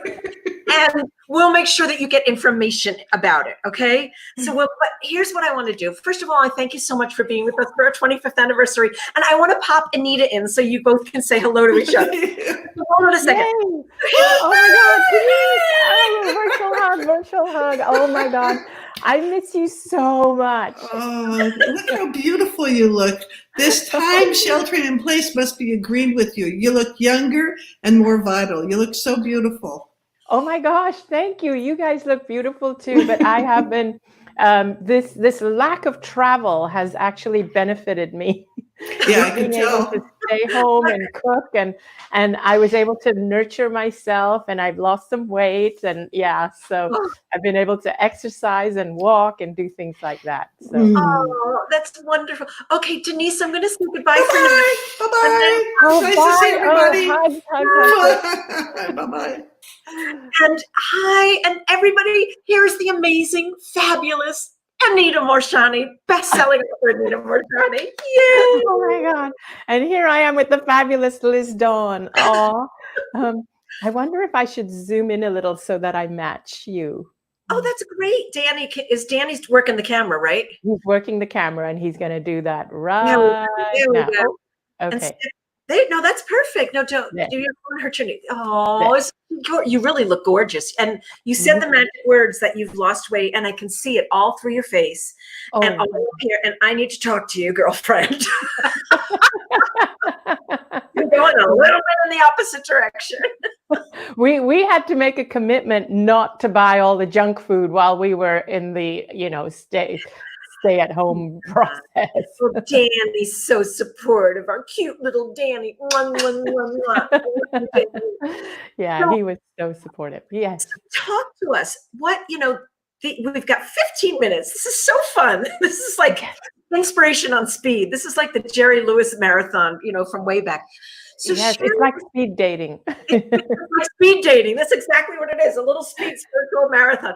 So share with us a little bit about what kind of wisdom is up for you lately. What have you discovered during this time, and anything that you just want to share with everyone out there? Because we've got a lot of people watching right now. So, wow. Okay. So no pressure. No pressure. I know. So there's a lot. So one of the things that I discovered or felt during this time, I was more concerned about how the panic of this epidemic was affecting people more so than the actual COVID of what was happening. And so it's like this year has been one hell of a year. And because we had the epidemic, and then before we're even out of it, then we have this whole thing about Black Lives Matter going on, and it seems like people are just frustrated and angry with everything, and they're super not just frustrated, but they are living from a state of fear and anger, but also like from a state of survival. And what I found really interesting during this time is that all the media was feeding that. And people weren't getting enough messages of how to take care of themselves through this, how to nurture themselves, how to see themselves through it. Because when you think about it, you know, all of us, like, okay, it's not even when you think about it. I know from firsthand experience of having had a near-death experience that we are all connected, but not only are we connected to each other, we are all consciousness, but we are also all connected to source. And we are amazing, magnificent, powerful beings. We really are. But we have forgotten that we are. And at a time when we need to be reminded of that more than ever, we are getting the opposite message from the media. We're actually getting the message that you are vulnerable, you're a victim of this, you are weak, you see, and this feeds to the problem. It's not part of the solution, it's part of the problem. So we're getting a message that is opposite to what will actually serve us. So does that make sense to you? So that's what's been bothering me. Yes. And so that exacerbates the situation. It doesn't make it better, it makes it worse. And so you have everybody running around feeling panicky because they feel, I might get COVID, I might be the next person. And they are then operating from this state of victimhood, that this can happen to anyone, and from this state of survival. So here's the other piece I want to say. Every single one of us is connected to source, which means we all have this innate wisdom, which we have access to. Every single one of us. You've all had insights in the shower or in meditation, or you've had experiences where you feel enlightened. You've all had that. But those experiences come when you feel safe and connected, when you sit quiet and you allow your higher, I call it like our higher chakras, to operate. Because if we think of our chakra system, our lower chakras are based in survival, and they are the furthest away from our highest chakras, which are the ones that tune in to source and get our insights and our intuition. Every single one of us has access to this intuition. But when we are living from a place of survival, we disconnect ourselves from our own intuition. And so as we listen to this media and follow all this, the current narrative that's going on, what it does is that it disconnects us from our intuition, and it puts us into this fight or flight, fear mechanism, which then makes us feel vulnerable and like victims, and it makes us feel more disconnected, and it makes us lose trust in our own body's ability to handle illnesses and to handle things and to handle stress. So this is what I've been observing.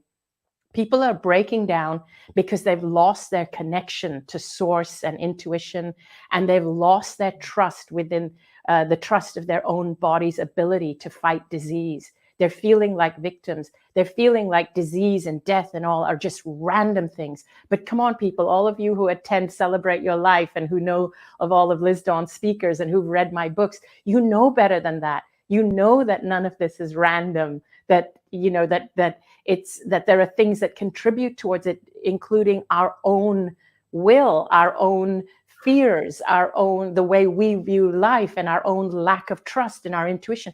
All of that plays into losing our power, and all of that plays into becoming vulnerable to all these things. And there's also, of course, the power of suggestibility. What we're seeing, if people are constantly telling you, these are the symptoms, this is what's going to happen, you're like constantly feeling those symptoms in your own body. As an empath, even more so. So yeah, those are my observations. And my message always is, no, you are powerful beyond belief. You are connected. You have to remove yourself from that dominant narrative, and you have to tune in, even if it goes against what everyone's saying, even if people are saying you're hiding your head in the sand, even if people are saying you're in denial, doesn't matter, because that's what's going to make you stronger, more powerful, healthier, more connected, and it's going to make you a force of light for the people around you. So there you have it. I'm just melting over here, Anita. I have to tell you, and I want you all to mark this, because we are recording this, obviously. It's going to be on, it's on Facebook and it's on YouTube. So when you go back and listen to all these, and I'm sharing this with everybody out there, remember, this was said at 3 hours. It was like almost 3 hours and 2 minutes. Because I have to tell you, even though I'm in this industry, I'm enmeshed in it, I feel like, and I've said this to so many of the speakers that have come on today, I feel like you're speaking directly to me, because even though I'm in it, I have totally gotten wrapped up in the fear, and the minute you started to talk about this, my heart just like went, and I'm sure that I've got everybody out there feeling this as well. My heart just was cracked wide open. It was like, this is truth. You are speaking truth. And everybody out there is saying, people, I miss my tribe, beautiful observations, fears that right on, Anita. Amen, Anita. I totally agree with her. Thank you. Thank you for putting in words what I've been feeling, Leslie just shared. So this is so accurate to who we are. And so we've got about 4 minutes. So a couple of things. Do you have a quick daily practice that you do that helps you every day? So number one is, believe it or not, I have stopped watching the news. When I need information, like I need to know what the laws are about masks and stuff like that, of course, I have to tune in and check on that, but I keep my news to a minimal. I support certain things, like, of course, I believe, when it comes to the Black Lives Matter and all, of course, I support racial equality. But what I do is I focus on what I support. I feel so much more empowered when I do that. I tend not to focus on all the angry stories. And the thing is, don't get me wrong, those stories need to come out for change to happen. It really does. But what I want each person to do is, I want you to check within yourself and honor yourself. If you're finding that everything that's happening out there and everything you're being bombarded with, no matter what it's about, COVID or whatever is happening in the world, if it is making you feel depleted, small, victimized, and it's making you feel helpless, and it's making you feel like you have no control over your life and everything is random and it could happen to you, if it's making you feel all those things, you need to stop. That is your signal that you need to stop. So that's been my policy. So stop. And for me, because I know that, like I feel compelled. I have an audience, and I feel, I don't like to use the word obligated, but I feel like I want to be the light for my audience. And in order to be that light, even when people tell me that you're being in denial for not staying up with what's happening, I feel in order to be the best possible light and inspiration to help other people out of their fear, I need to be out of the fear. And so only by uplifting myself can I uplift other people. And it's the same for each of you. You have families, you have friends. So do whatever you need to do. So here's my fix. I make a commitment every day to do things that uplift me. I make a commitment, like to go out for a walk, to walk on the sand, go to the beach. And I do this to honor myself. And you have to be okay with the fact that this only serves you. And even if it benefits no one else, because there's a lot of people out there today who are feeling they have to spend all their time doing something that's meaningful. If you're feeling depleted and you go out there trying to do something meaningful, you are taking a depleted, fearful self out there. You owe it to yourself to build yourself up first before you take your messages out there. So give yourself at least an hour every day. And whether it's to watch videos like these, inspiring videos that lift yourself up and remind you who you are, you have to start increasing doing the things that charge your batteries and decreasing the things that deplete your batteries. Anything that puts you in fear, survival, fight or flight, those are depleting your batteries. Anything that makes you feel, oh, I resonate with this. This is opening my heart. That's charging your batteries. You need to increase more of those if you really want to make some changes in the world. You also need to know that you are connected, and that the other side, source, your angels, your guides, they are trying to communicate with you all the time. They really are. But you know why they can't get through? Because your mind is occupied with being bombarded with the messages that's coming from this physical world. And as you are so entrenched with being bombarded by this outside world, with all the messages and the news and the fear, you're missing what they're trying to tell you. You need to quiet that noise in order to be able to hear that silent voice. Oh, Anita, I love you so much. I love you so much. Okay, and we're 1 minute over, but I want to post your website because I know that you've got some special things coming up that people can partake in, even, I mean, online right now. So I've got AnitaMorjani.com. And I think you've got some online programs, or I know you've got some wonderful resources on your website that people can, and to join your email list and to be a part of. Yes. So AnitaMorjani.com. Yes, and I would love for people to sign up for my newsletter. Please sign up for my newsletter, and then you will know of all my events. And we are in the process of creating an online, what I call an online sanctuary. It's like it's a platform where people can be, I like to say, marinated. People can be marinated with the kind of paradigm or the kind of narrative that will uplift us, rather than constantly be bombarded with the things that are bringing us down. All the good news. Yeah. Oh, thank you so much for being here today. Mwah! And spending our 25th anniversary with us. Congratulations. I know, 25 years. Congratulations. I miss you guys. I miss my tribe. If I was with you, I'd give you a big hug. I really miss you. So much love to you and Danny. Mwah! Thank you. Thank you. Love everybody. Okay, and next up, I love this. And next up, we have the fabulous, the amazing Dr. Darren Weissman, Infinite Love and Gratitude. Infinite love and gratitude. Infinite love and gratitude. Hi, wow. Hey, beautiful. That was so beautiful. Oh my goodness. What a great way to come in, heart wide open. Yes. Anita just setting the stage. Hello to you now, too. Oh, hi, Ariel. Happy anniversary. Happy 25. Yes. What incredible. So, Dr. Darren, you were running around the world, in the jungle, in the woods. What were you doing? Wow. Well, you know what we did? It was, one of my friends said to me, he goes, you were Noah. You built the ark before everything happened.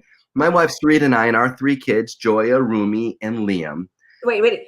Say your kids' names again. He's got 3 amazing children, and their names are? Joya, who's 15. Rumi, who is 13. Rumi. You named a child Rumi. That is fantastic. He's amazing. And Liam, who turns 12 on the 24th here, 24th this week.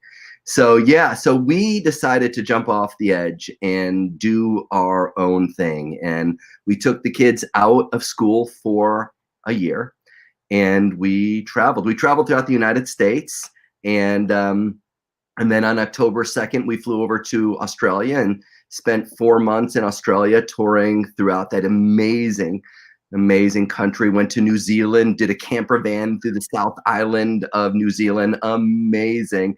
Oh. And then hopped into Vietnam, did mission work in Cambodia, went to Thailand, and then got to Bali, and that's when COVID hit. It was really profound, but you know, we were getting ready for a bat mitzvah, doing homeschooling, doing Liam is getting bas mitzvah, bar mitzvah, bat mitzvah. Okay. Yeah. So that's amazing. Yeah. So, but just doing things online before, you know, this incredible time in our life actually hit. So we really felt blessed that we had some chutzpah to, you know, jump into our hearts and just live it, no matter how crazy people thought we were. No, I thought it was so I had no idea that you were taking a year to do that, but all of a sudden I seeing these posts on Facebook about you're here, you're there, and I'm like, what is Darren doing? Yeah. What are you doing here? Amazing. But I actually think what a beautiful journey and what memories you've created for your kids and what adventures and really trusting the world, you know, showing them exploring and trusting adventures. Yeah. And I just think we should call it Dr. Darren's Wild Adventure. How I think about we it? need to go on a wild adventure with Dr. Darren. So talk to me a little bit about, you know, you've been teaching your work, ILG, Infinite Love and Gratitude, for many, many, many years now. So can you share with everybody a few tips on how to stay centered right now, or any wisdom that's coming up for you, or anything that you would like to kind of share with all of our viewers? We're live on 5 different platforms right now. Amazing. Well, I'm honored. And thank you for the blessing of this dialogue and this opportunity to connect with people, because people more than ever really need connection. Yeah. And are craving for it. And there's just so much that's going on. And really, just to piggyback off of what Anita was talking about, as far as we're always connected with the divine, we're always plugged in. However, we're just not always conscious of that. And so sometimes the connection's rusty. Sometimes it's like, you know, we're caught up in our own aspects of our life that we forget that we truly are divine beings of pure love, of energy, and that at any moment, based upon our perception of the moment, we have the ability to create our reality. And that is an absolute truth. And the adventure, I'll call it, is that we have this thing called perception. And this perception causes us to oftentimes get caught into the reactive nature of what we're experiencing. And, you know, you recently did an interview with this amazing doctor, epigeneticist. Colvey, yeah. God, it was so beautiful. Yeah, she's amazing. Yeah, it was so great.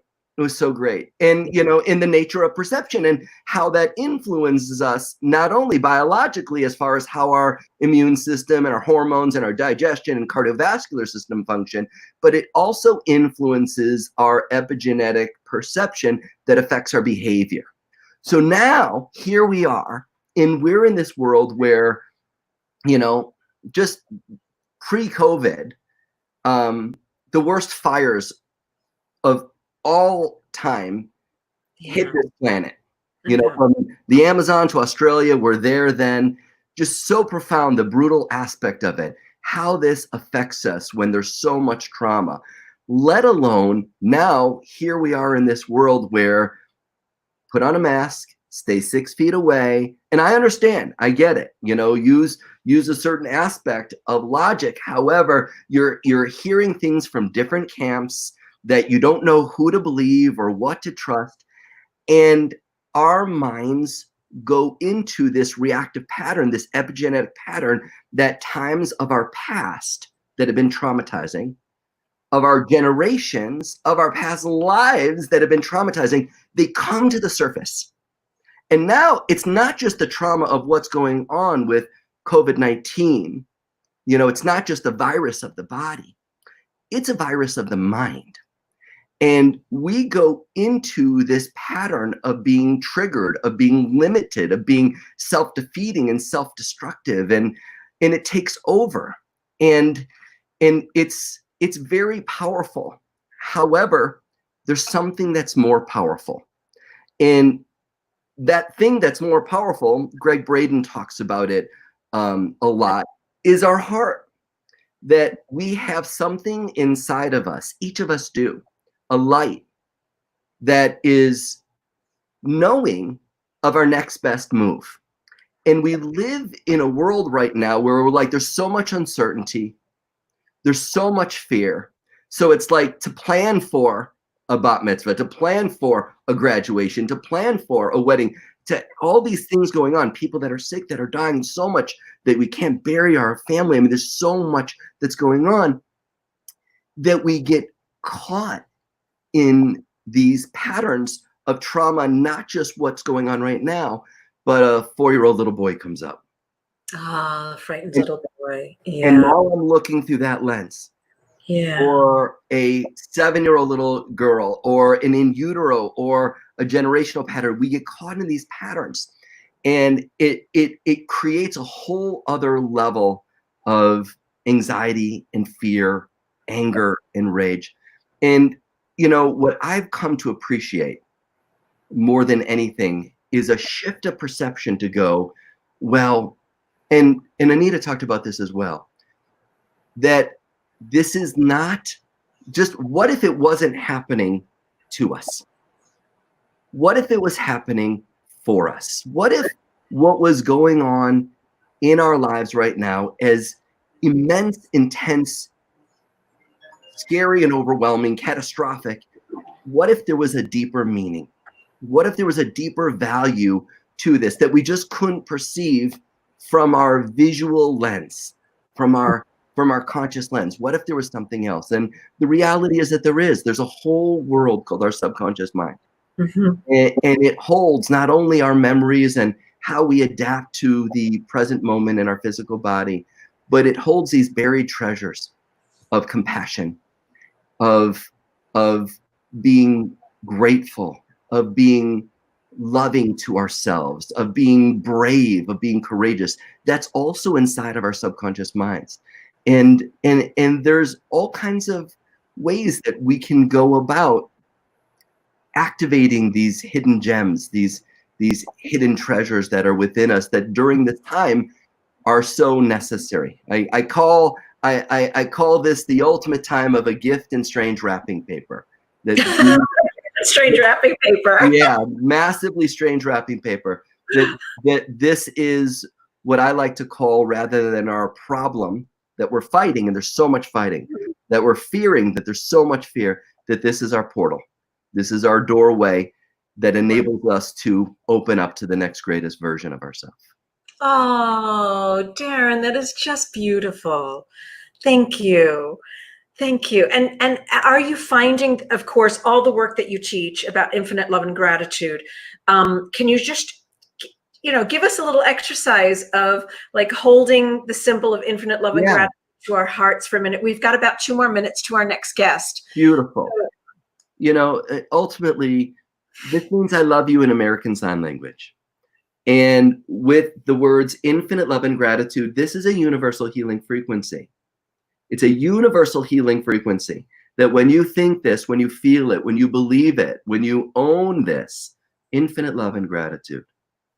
Infinite love and gratitude. And you connect to something that's scary, and you literally hold it over your heart, and you go, infinite love and gratitude. Infinite love and gratitude. You will notice that your system starts to calm, that your heart starts to open, that the thought of compassion and other ideas of possibilities open up simply by placing your hand over your heart that's triggered in these fearful moments, scary moments, overwhelmed moment.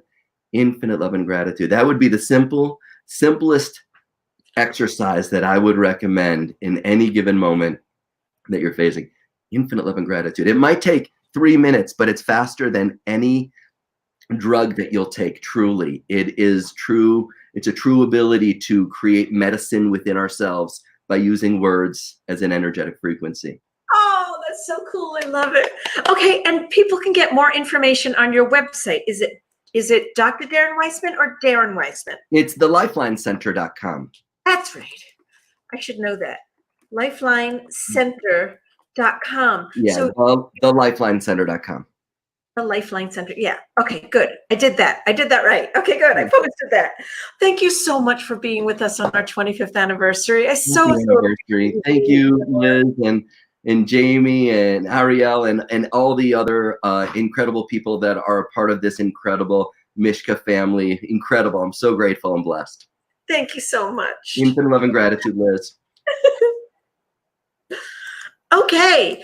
And our next amazing guest, I'm hoping that she can turn her streaming on, is Dr. Jill Bolte Taylor, New York Times bestselling author of...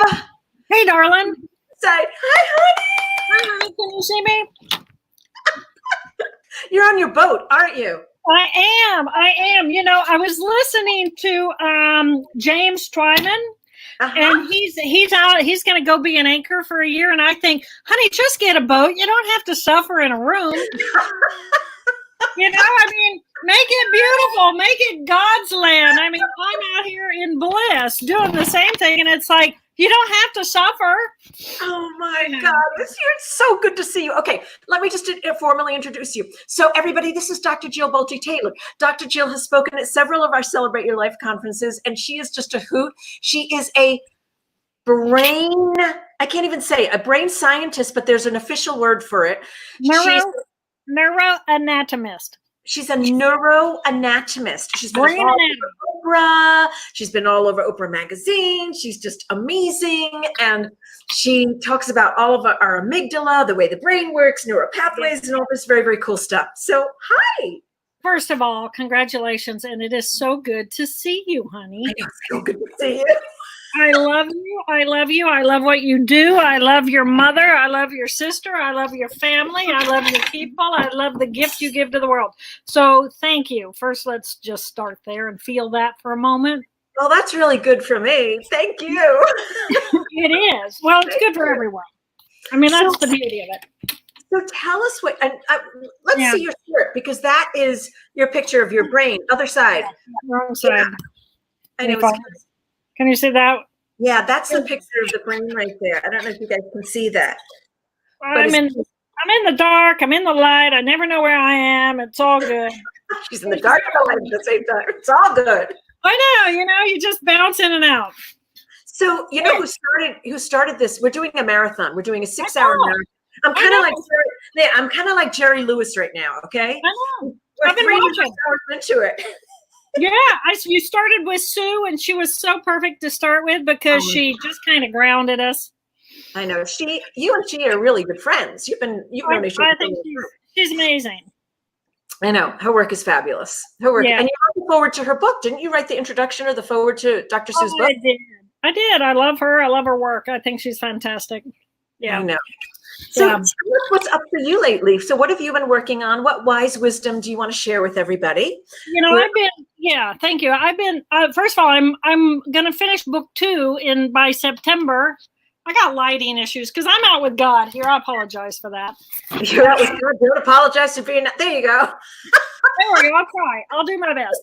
I'm working on book number 2, and I love what the fellow right before me was. I'm not familiar with his work, but I'm going to look him up because he talks about these gems, these characters inside of ourselves. And so book number 2, you know, when I lost my left hemisphere, I lost my left thinking and my left emotion. But I still had my right emotion and my right thinking.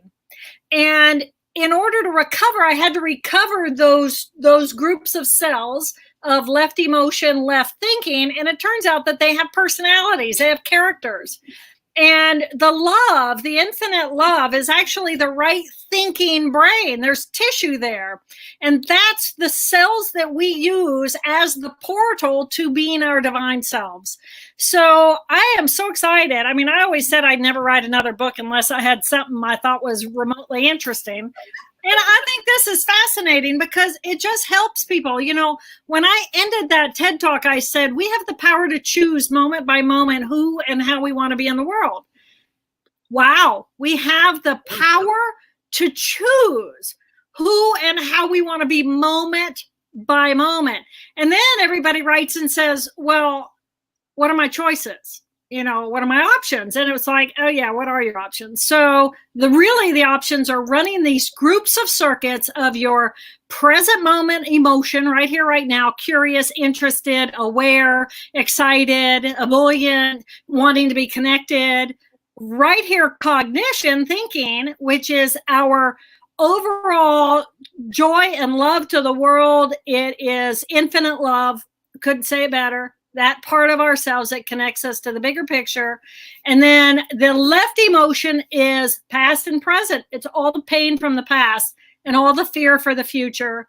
And then left thinking brain is getting it done, getting it organized, getting it categorized, get it structured. That part of you that you were talking about earlier, where you go to a meeting and you just push with no pause. So we have these 4 characters, and we do have the power to choose moment by moment which of those we want to be in. So if you're, for example, in your character 1 and you're working, you can pause and have a coffee break, but your brain is still going, right? That's no break. That doesn't count. That's a pause. That's not a real break. A real break is get out of your left brain, come to the present moment, have the experience of the beauty around you, the beauty within you, the beauty in the people around you, what life is, and then go back, and you'll find that most of your problems will be solved now because you gave that circuitry a break. So I'm talking about that. Not really. You just got a big dose of it because it's you. And it's these people, and they care, and it's relative to everything you're talking about. But mostly I'm talking about anxiety, because everybody's worried about anxiety is off the charts right now in the pandemic. And that's that little character too. And I'm just a firm believer that if you look at your anxiety or your fear or your sadness or your joy as energy, it's just energy running on a loop of neurons inside of your brain. And if you can admire and respect the fact that you're able to experience and feel that anxiety, oh my gosh, what a gift it is. What a gift it is. And it's like, I am so cool, I can be anxious. I am so cool. I can be mad. I am so cool. I can be happy or sad. My brain is so cool that I'm really capable of experiencing anxiety. It's like, wow, that was exciting. Let it run. From the moment you think the thought till the time you run the emotion till it floods through you and is out of your body's less than 90 seconds. Enjoy the ride. Say, wow, that's so exciting. Do I want to run it again? If so, I'll rethink a new thought that'll make me just as anxious as the last one. I love that. Absolutely. It's amazing. Oops, I'm getting echo. Is that on your end or my own? How are we now? Okay, is that better? Yeah, that's better. Yes, Okay. but that's okay. I'll speak softly. I love that because we're always trying to fix the anxiety. We're always trying to immediately fix the sadness. Oh, man, I gotta get out of it. And the more I work to get out of the anxiety, the worse the anxiety gets. You're rethinking the thought, re-stimulating the circuit. So what I do, because I experience anxiety, I mean, it's like, wow. And where I live, there are poisonous snakes everywhere. So, that's my anxiety. That's my growth edge is, sending love to those. But it's when it hits you, be aware of what does it feel like in your body when you're running that circuitry, because it's a group of cells specifically designed to get your attention because something's not safe and it doesn't want you to feel safe. And observe the circuitry. What does it feel like in your gut? What does it feel like in your chest? What does it feel like in your eyes and behind and in your furrow in your brow? What does it feel like in your jaw? What does it do to your shoulders? You probably constrict and you get less air. And so Sue this morning, when she started out and she said, when you feel any of that stuff, pull that energy into you and push it down and shoot it up and ground yourself back inside of your body. You're using your conscious mind to do that. Even just breathing, bringing your mind back to breath. And I love just putting your hand on your heart brings a conscious movement and a conscious loop back into your body. So I'm talking a lot about anxiety. That's your next book, talking about anxiety. No, but it's about those 4 characters that I started with. The other thing that I'm talking about that I don't know that anybody else is talking about is death. And when I experienced that stroke and I lost my left brain and my right brain came in and I became as big as the universe in the consciousness of the present moment, it's important that we recognize that when we die, and that left brain with all of its judgment and all of its linearity and all of its attachment to names and attachment to love and attachment to the external world, when that shifts away, we shift into that consciousness of that peaceful, global, eternal love. And we become as big as the universe. You know, you're bigger than your body. You are this big, enormous, magnificent energy ball, this huge field. And when it's your time to pass and you lose just the structure of your body, if someone somewhere else cannot hold your hand, they don't need to hold your hand. They need to hold your heart. And the only way to hold your heart is to go into their heart. But if they hook into their left brain fear, oh no, it's terrible, I can't be there, I can't hold their hand, oh my God, they're dying alone. No, they're not.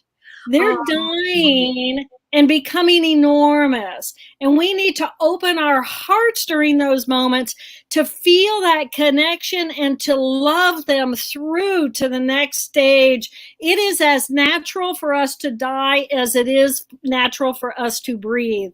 So that's a huge message that is so important with this COVID-19. It is huge right now because there are so many people that are transitioning alone, and we're hearing, sad stories about it and people sharing about it. So that is a beautiful, beautiful way to position it. I mean, and it's truth. It's true.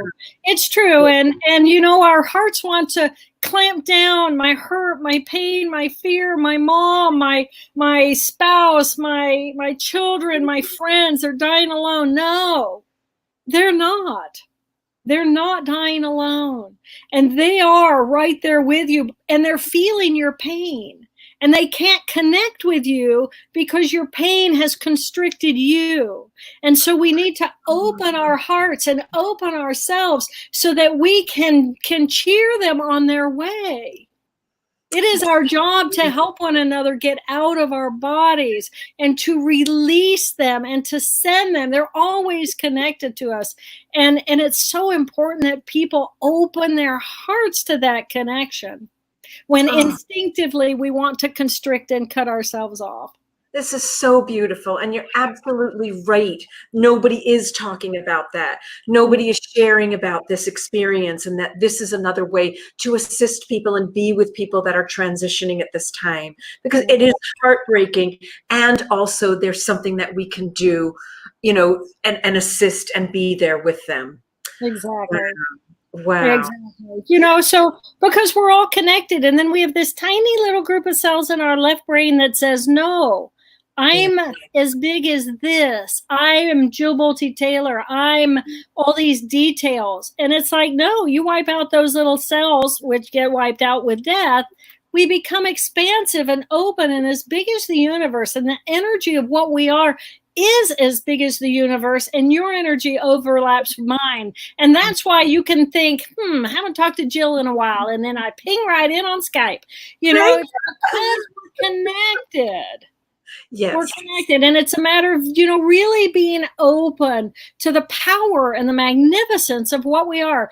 A celebration of life. I mean, life is this three-dimensional magnificent gift, and any way that we celebrate it, but don't think that we are confined by that life. Life is the product of the energy of what we are. Life is created by the energy, not the other way around.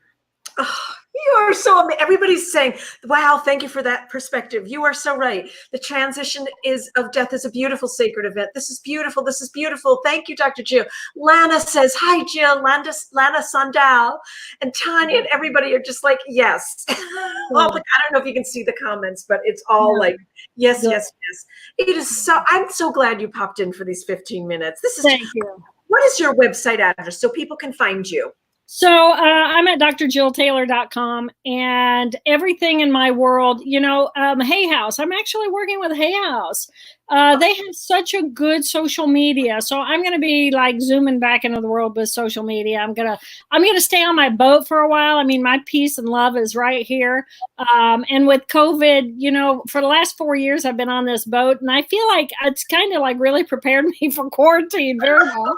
I'm very happy here. You're really on your boat. Now, what body of water are you on? I'm on Lake Cumberland in Kentucky. It's huge. It's a huge, magnificent lake. And I grew up water skiing on this lake when I was like 4. So You know, so I've been here for like 55, 56 years, not consistently, but my heart is here. Little Jill's heart is here. And this is where I come to play. And I have a hydro bike and I row. I got a magnificent rower and I got a paddle board and I got a kayak and I swim. I got a dog. I'm reincarnating as Dr. Jill next lifetime. I know. And it's a good life. But, you know, I lost mom and dad in 2015, and it was like I really needed to come home to me. Yes. And so for the last 4 years, I've really come home. My heart has landed here. And then it was like, okay, I know how to get from my right brain into my left brain. How now can I help people figure out how to get from their left brain into their peace? And we all do it differently, but I do it from a neuroanatomical cellular way. Can you say this 10 times fast? Neuroanatomical cellular way. My neuroanatomical cellular way. I need to write a little jingle, don't I? No, yes, you do. Oh, and here's the other little secret about Dr. Jill is that she's a fabulous musician and she plays the guitar. She's like so adorable with her guitar. Well, I do sing for brains. It's fun. Yes. Absolutely. Thank you so much for being with us. It's so good to see you. Oh. Let's catch up.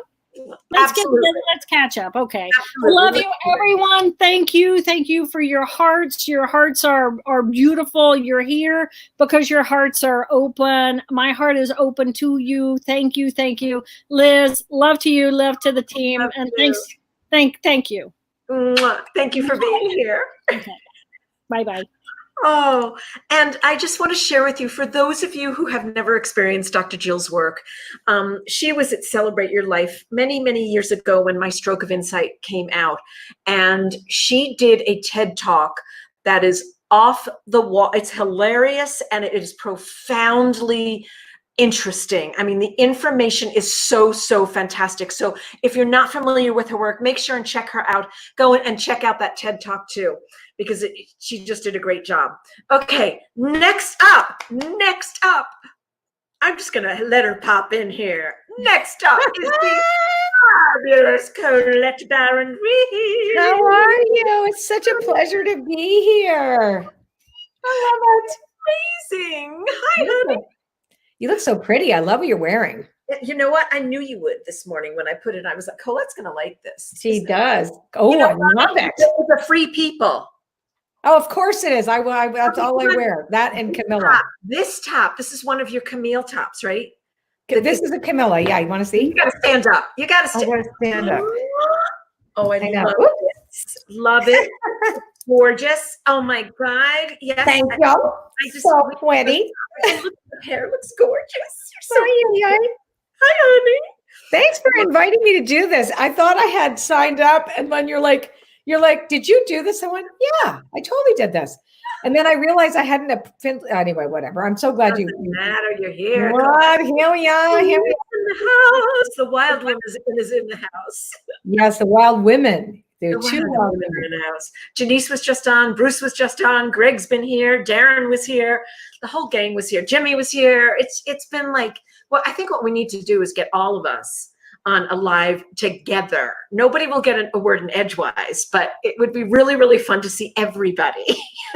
Well, I have to tell you, before we talk about whatever we're talking about, but I want to thank you because, you know, your events, I've loved coming to your events and participating in your events. And, you know, you kept your mother's dream alive to create family and to really create an atmosphere for people where they could really come together in a way, you know, where they could share their experience, and you make so many cool different things happen. And, you know, and nobody else does it the way you do it. So I want to thank you for always including me, even though I can't always come, but it means a lot to me. And I adore, and you know, I love you. I love you right back. And I have gum in my mouth. Sorry. I know. Oh my God. Do I care? Hey, but are they there? Who's there? Who is here? Here. Noelle is here. Lisa's here. Leslie. We've got about 300 people on right now, and we've been going all day. I'm kind of like the Jerry Lewis marathon here. We've been going for 3 hours and 42 minutes so far. Oh my God. I hope your husband is massaging your toes. Well, I get a 15-minute break like every couple of hours, and he gave me an adjustment. Nice. Yeah. So we gave nice. Really good. Everybody's saying hi. Everybody's saying hi. Okay, Coletti, what have you been up to? And I've got, it's so funny. I didn't plan this. I really didn't plan this, but these sit on my desk and I use these cards. Oh my God. I still have that corset. That's me on the front cover, sucking my. Oh my God, it's gorgeous. Uh-oh, did we just lose you? You froze. Oh, there you are. No, I'm here. Okay, I'm plugged into good internet. Yeah. Okay, you froze just for a second. So what have you got with you? What kind of magic? What kind of things can we do and play here? Tell us. We can do cards. We can talk. I actually have a new deck coming out. And I'm super excited about it. It's my 7 Energies deck. Yeah, but it's not ready. I don't have it, so I can't show you. But I mean, we can play with postcards from spirit. We can play with spirit animal. We can play with whatever. We want to do a reading? What do you want to do? What's everybody else been doing? Well, you know what, people, it's your choice. You can share a little bit of wisdom that's been up for you lately, what you've been wanting to share. Okay, let's go for that. And then if you feel like doing a little bit. Yeah. And, there's been, as you know, there's 2 things going on right now, and they're both are requiring our attention. And so we are in a huge paradigm shift. Ever since Saturn went into Aquarius, which is all about social justice and equality and the shifts and changes and structures, it just hit us. And that's why a lot of people were like, why am I waking up right now? Like, why not before? And it's because the planets they just changed.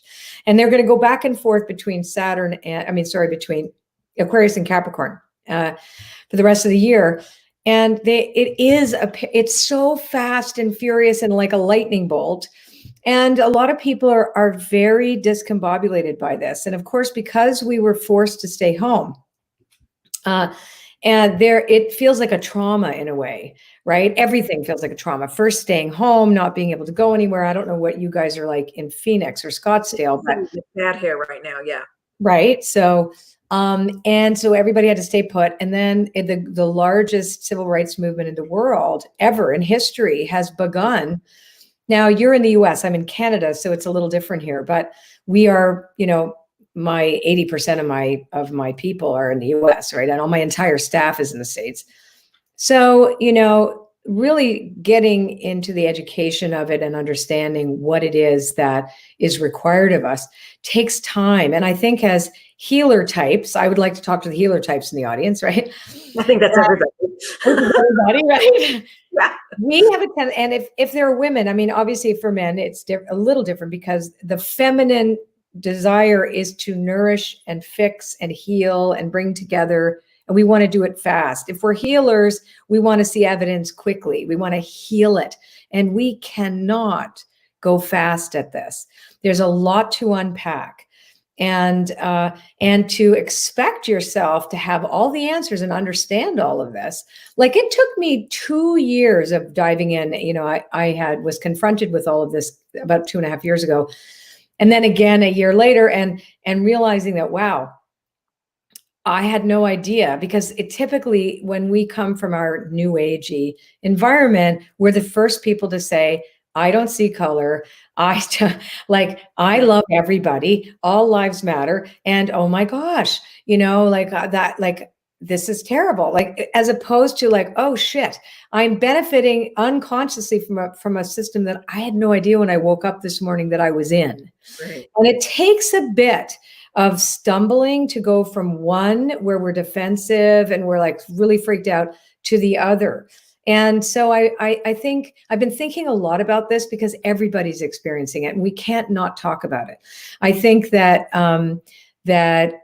giving ourselves also a bit of grace for those of us who are, especially a lot of people here also in the public eye, and being very conscious of how what you authentically really believe. Like that's the other thing. You got to be authentic about it.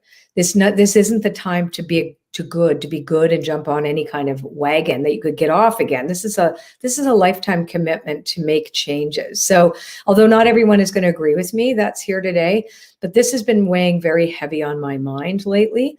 And also I have the greatest coach. Her name is Ruth King. She wrote a book called Mindful of Race.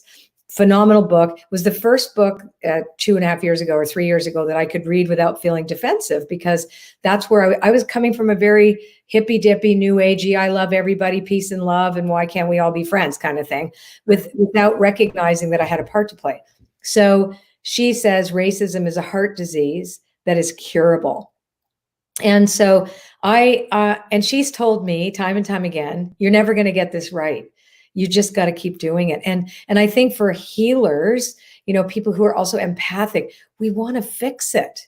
We want it to be fixed. We want everybody to be happy and there's healing. And this is the first time where we need the humility and the beginner mind to allow ourselves to stumble, to allow ourselves to not know, and to allow ourselves the education without cramming it down our throats, because it has to be integrated. It took me 3 times reading this book called White Fragility to finally not let it trigger me. Like when I realized like, wow, this is really true. But I was determined. So I'm not here to preach about this at all but I wanted to bring it up because this is in the backdrop of all of our lives right now. Mm-hmm. And we are spiritual teachers. I never call myself that really, but everybody else does. It's on my website, but I'm like, oh, do we have to put that? But anyway, I'm more of a personal transformation, person, but you're a spiritual magician. Eh? You're a spiritual magician. I am. I'm a mystical. I've never heard you do that. You've been in Canada for a really long time now. I've never heard you say, eh? I know, right? I'm back at home, eh? I've never heard you say that. That's hilarious. But anyway, I just wanted to bring it up. I don't know if all your other speakers have brought it up yet, or if anybody's actually spoken about it, but no one has. And I think, we need to, I feel I've really had to open my heart to this conversation and not be afraid of it, and not to talk, like we had to talk to the elephant in the room, because no matter what, if we're looking at creating our reality, and that's what I teach, right, is that we co-create our reality in partnership with the divine. But we surrender to 2 pillars of truth. 1, I create my own reality. And 2, I have to surrender to life on life's terms. And right now we have discovered, or this, and it hasn't been new, we might be blind to it, that the dominator model of society, where there has to be something superior and something inferior, the up-down thing, is being glaringly obvious, even though it has been for 400 years. It's like because of the Aquarius going into Saturn going into Aquarius, that is the age of Aquarius. It just started. So that's why we couldn't get our shit together about this before. And that's why there's so many awakenings right now, and why it feels like lightning. But there's this need for us as well to keep our hearts really open. And because this is going to be in the backdrop of everything that we do now. This is not a trend. This is not a fad. This is not going away. This is not a conversation that is comfortable to have. This is awkward for everybody on every side. It's complicated. It's very gray. I have to tell you something. You and I and some of my staff members, I've had separate conversations about this issue for years, about where's the spiritual community with this. You and I have talked about it. I know. How do we bring, I'm just going to say it, and I don't mean to sound, I hope I'm not offending anybody. We're going off course here a little bit. But where are our brothers and sisters of color? Right. No, we're not going off course. Okay. We are not going off course. Because it's been a hot button for you and for me, and we've had this conversation. Every single person that's here with us today are part of this world. And it's not about where, and there are lots of them. We just have to. No, but I meant where in the spiritual community, right? Meaning where where are our teachers? They're there. We just have to amplify their voices. Right, exactly. That's We it. just have to amplify their voices. And that's what it means. And there are incredible teachers and deck creators and authors and, and this is probably one of the most creative times of our lives. And I feel like it is what everybody has wanted, even though it's scary to a lot of us. And we're not going off track because this is part of our spirituality. How can we talk about practical spirituality without taking into account the backdrop within which we manifest our destiny? Yeah. Right? So we manifest our destiny no matter what you believe within this kind of, it's behind, it's like all around us now. So to take that into account, like I'm not teaching about this. I am so not a teacher of this. I am a total student. Yeah, I'm not a teacher of it either. No, and I never will be. Lift more, voices. I want to be that person to support. Yeah, no, exactly. And you've had Aisha. I think you've had a few of the people I've sent you. But the thing is that I have noticed that there's kind of like a clamping down a little bit, like, oh, we don't want to talk about that. And I think we do. I think we do need to at least acknowledge it and say we don't know. And this is present in everything now. So because I talk about manifesting, right? It's like we have to start where we are. Each one of us has to start where we are no matter what. And it's not a comfortable time for anybody.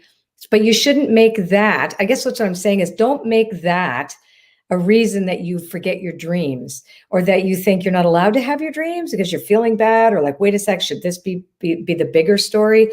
Mm-hmm. It's this. So I guess what I'm trying to get at is what I have been really thinking about lately is how do we still maintain our spiritual practice, manifest our destiny, focus on the good, the things that we really, really want to co-create in the world because it is one big experiment, as well as honor and respect what's going on that is changing the world right now. Like the world is changing and it's an ongoing thing. So where do we somehow come together with this?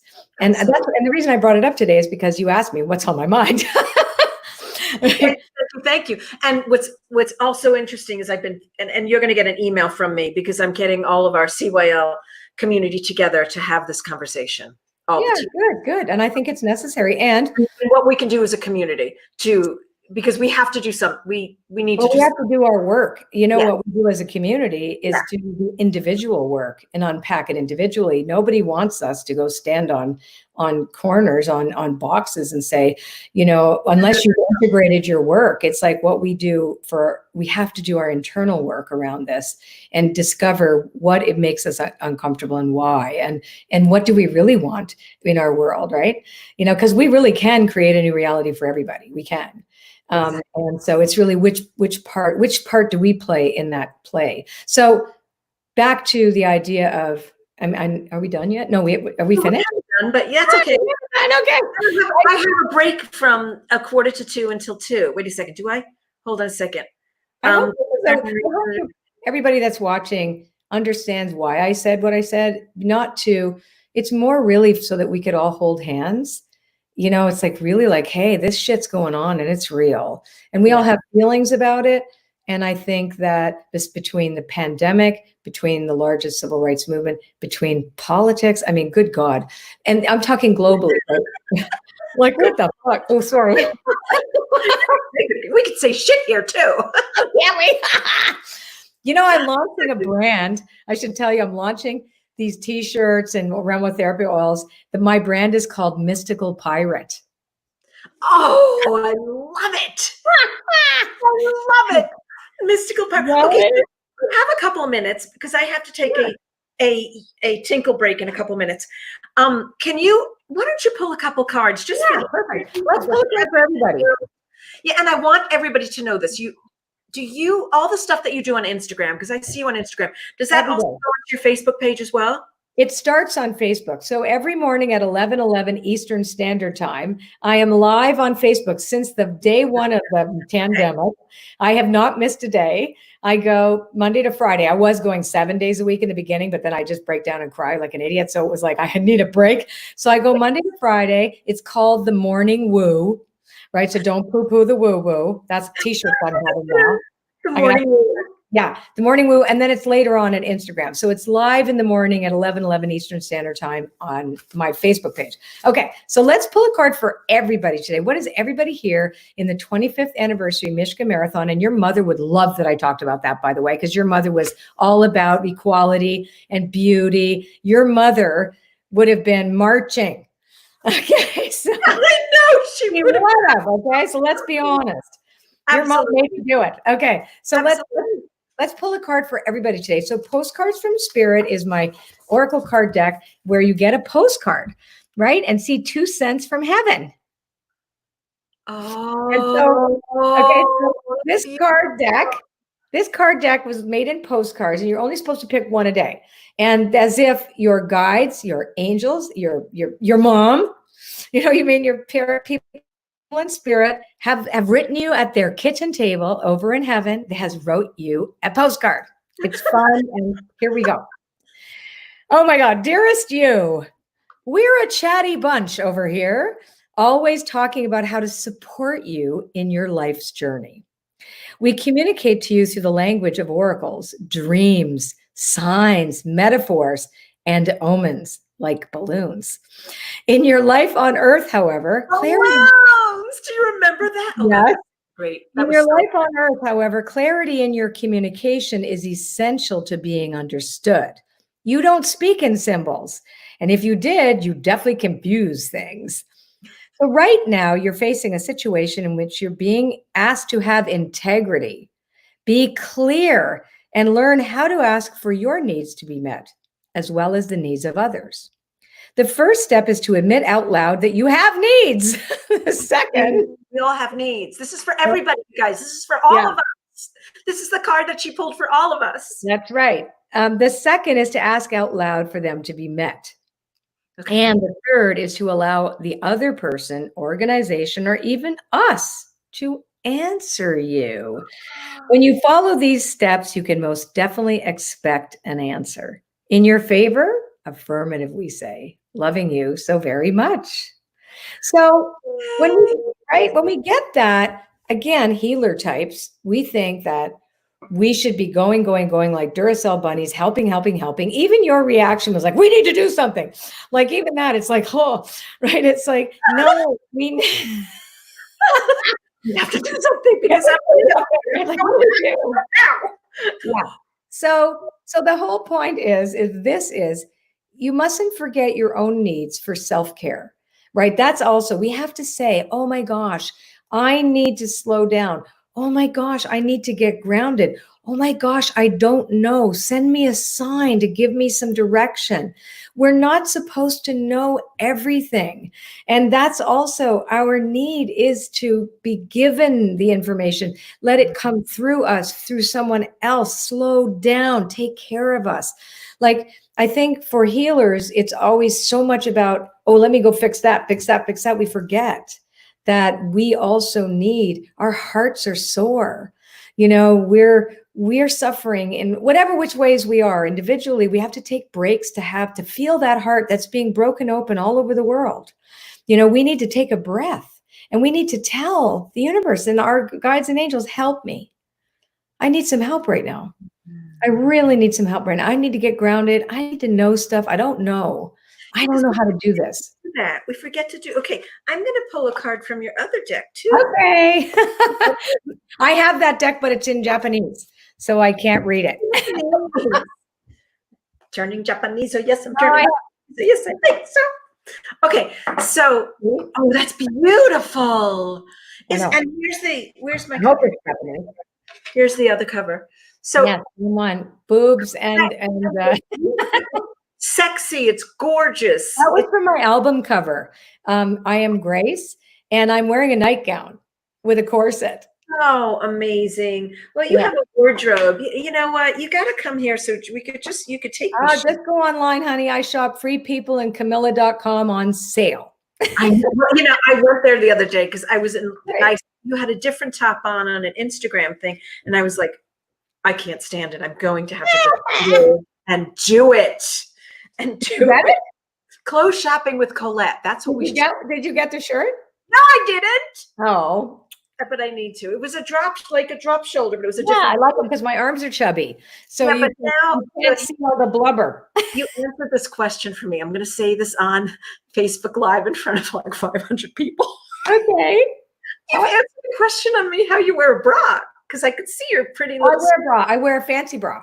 It's very pretty. It's a fancy bra with like daisies, and then I get one with like sparkles. Oh yeah, I gotta wear a bra. Are you kidding? My boobs go I down. know. I was wondering because need. the girls are not gonna. Sorry, guys. Honey, no, the girls don't stay up anymore. And strapless bras, forget it. It's like who invented it? They roll down your back. You're totally down to your back. Like you like put it on and it goes. Oh, I can't wear those either. I do not know. We're talking about this. Yes. Boobs on the 25th anniversary because you're talking to the mystical pirate. Okay. And exactly. Okay, so I'm going to pull a card here. Sure. And then I'll tell you what it is. So is this for everybody? There's two cards. This is the wisdom of the hidden realm. I know, but are we asking a question for everybody? What does everybody need to know to stay in the Okay, tune in. All right. So here we go. I'm going to pull the card that we have the creator of the cards here to read it for us. Awesome. Okay. Okay. So just tune in. I'm pulling a card for all of us. What is something we all need to like hear right now? What's oh, well, here we go. Okay, fine. Oh, the rainbow prince. Okay. No, rainbow. Hello. Yeah. Over the rainbow. Right. Somewhere over the rainbow. La la la la. Okay. The rainbow prince. I know. The rainbow prince is all about the law of reciprocity, or the law of compensation, that when you persevere and you put your energy into whatever it is in front of you, that it will come back to you in kind in some way. So your currency is what you put out as your energetic currency, your personal currency will yield. So it's, in other words, if you plant broccoli, you can expect to get broccoli. Oh, I love that. Yeah. But so interesting, the rainbow prince. So my mother's here and she's telling us not to talk about our boobs online, okay? She's like, stop talking about it. You and me are so bad. I know. And if my team is watching, they're still going to yell at me later. They won't. Come on, next card. Let's get one more card. One more. I knew I had to pick another card. Okay, so that's for all of us, guys. Okay, another card. Yeah, I know you want to. It's the first one on the deck. It wants to. Oh, this is absolutely. Don't. That's interesting because that card. Take that away. That card has been redesigned, and that card. Yeah, we took all the Native American art out of every single one of my Oracle card decks, and because it is. We understood about cultural appropriation. So I had Hay House. It cost a lot of money, and I redesigned all my decks to remove anything that was Native American.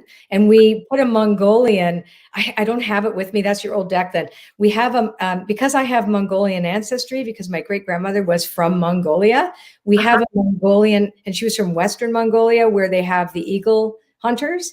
So we have an older Mongolian man with an eagle on his head. Well, so this fell out. I'll tell you what it means. Oh, do you because this also fell out. Okay, do you want to tell us what it means? Yes, because so obviously I'm doing a lot of work around this stuff. No, it means that we have angelic help. And even in the the angels are with us. That is and eagles fly, they can fly above a thunderstorm. So no matter what is going on in the world, your path, your beauty, your energy is being welcomed by spirit. And so don't let the chaos take you off track of your own dreams and desires. That's what that's about. Don't let the chaos take you off track. Off your path. Yeah, don't let it take you off your path. Just know this and that is true. I love it. And the Ice Queen was really about preserving your ideas, like some things that were slowed down. We know that because none of us could go anywhere. So, right, the Ice Queen is about preserving your ideas, being in winter, not being able to like get up and run around and do stuff. And that certain things have had to been put on hold temporarily. And that's what that is. This is a stunning deck. This is a stunning, magical deck. I And love that deck. That was the best deck I ever made. I love this deck. I love her too. Magical. Well, you stayed a 15 minutes extra. I did. I'm sorry. I hogged it. No, don't be sorry because I hope this was a good conversation because I feel like next person on deck. I don't know. I see like 10,000 texts from my team, and I'm hearing something about the boobs and something about this. And what is she talking about? Coming in. Is anybody coming in? that's hilarious. Oh, Elmas is there. Okay, so I can bring Elmas in. So wait a second. I want to put a link to your website. Yeah.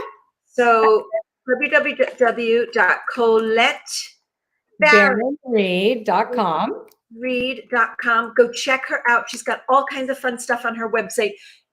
But here's the deal. It's the most gorgeous website you'll ever see in your life. No, thank you. No, it is. It's I have real owls on it. It's so, no, really, like, and the picture of you is just gorgeous. I love you so much, Colette, and I miss you so much. Thank you so much, and I hope our conversation was meaningful to your people. Absolutely. Everybody's they're giving like all kinds of things. They keep making comments. We love Colette. We love Colette. All these comments. Love Colette and Liz being fun women. I really needed it to smile. Everybody, remember that deck again. Oh, the name of the deck is Wisdom of the Hidden Realms. Wisdom of the Hidden Realms. And Thank you an app. Thank you for the province, Colette. Colette is my absolutely favorite. I was just learning about reciprocity early. Everybody's just tens and thousands. Oh, absolutely love that mystical pirate. I want to join the crew. You can. Thank you all so much. Thanks for including me, Liz. I love you so much. Ditto. Bye. Thank you so much. Bye. Okay, who we got here? Who's here?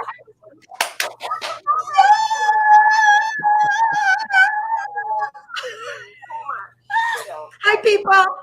Hi. Hi, people.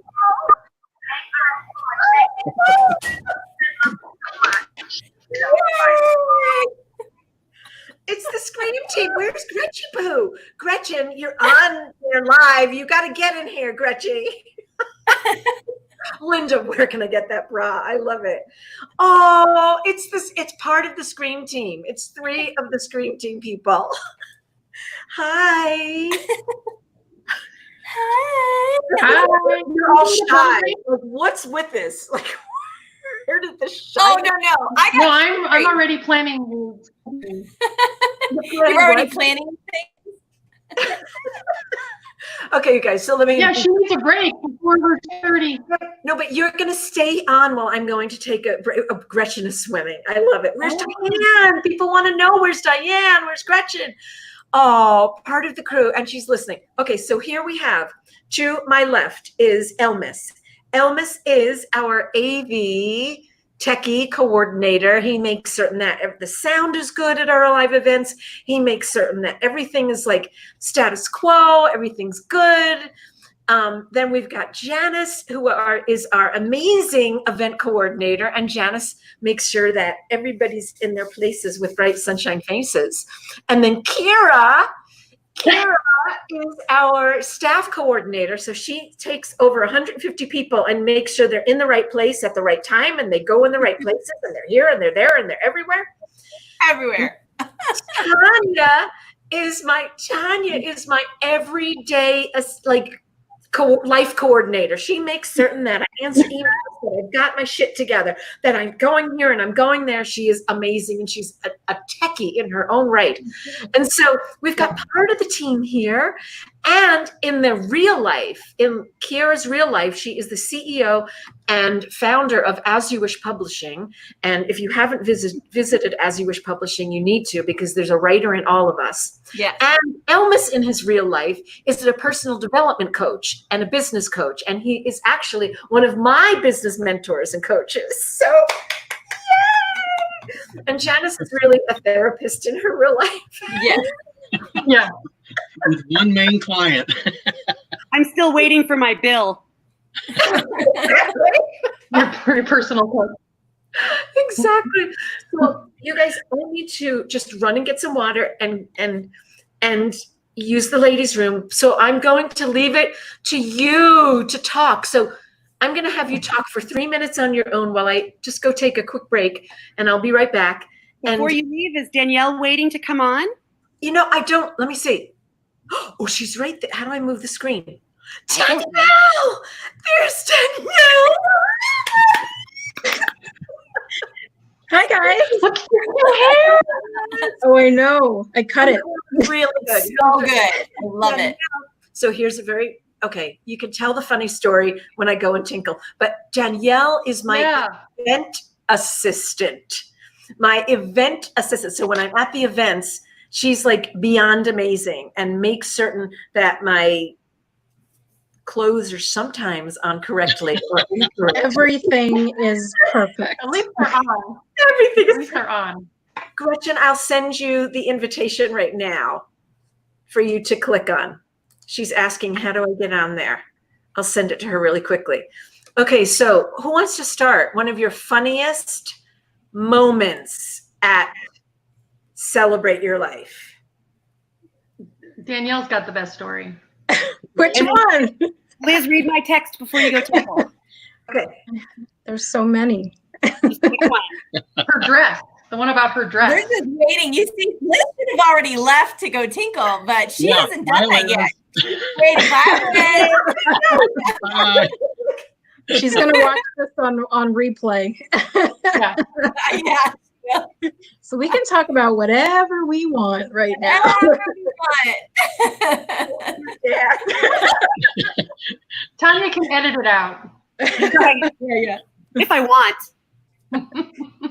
So Danielle, what was the deal about her dress? The deal with the dress. So I don't really know what the deal with she didn't have me at that time. Oh. So that's probably why the dress was on backwards. Yeah, that's it right there. Yes, she did. I think it was your first event. Oh, was it? Oh, let's not say that. I don't remember. I don't recall that. So then maybe that was before you were put in charge of her wardrobe. Then I'll tell the story. Okay, you tell the story because I don't remember the story. We were at the Sheraton. So those of you who have been to CYL, you know the Sheraton, you know the lobby, and there's those big couch sectionals. And we were all sitting there like probably at 11 o'clock at night, decompressing after the dance.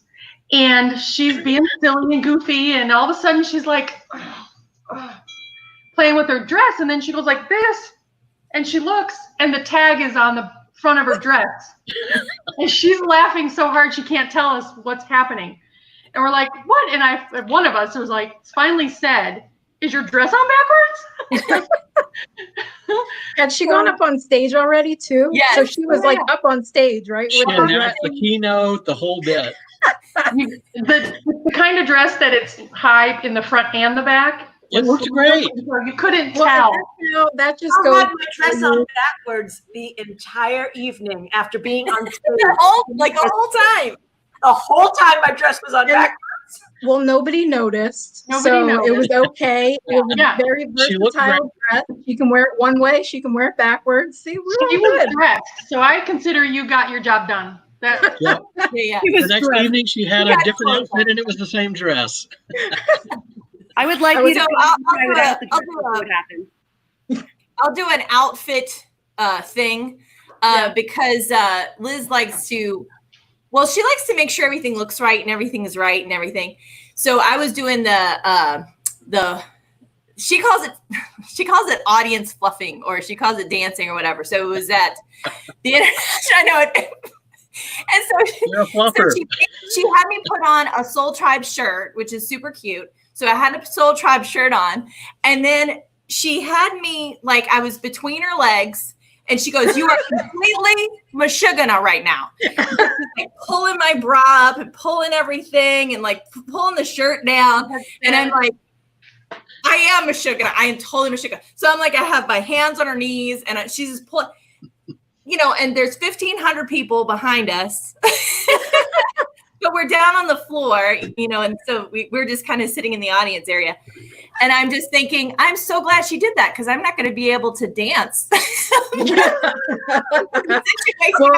Kira, I was pulling up your bra straps. Yeah. We totally need to publish a book, Celebrate Your Life Behind the Scenes. Yes. That could easily be a 300-page book.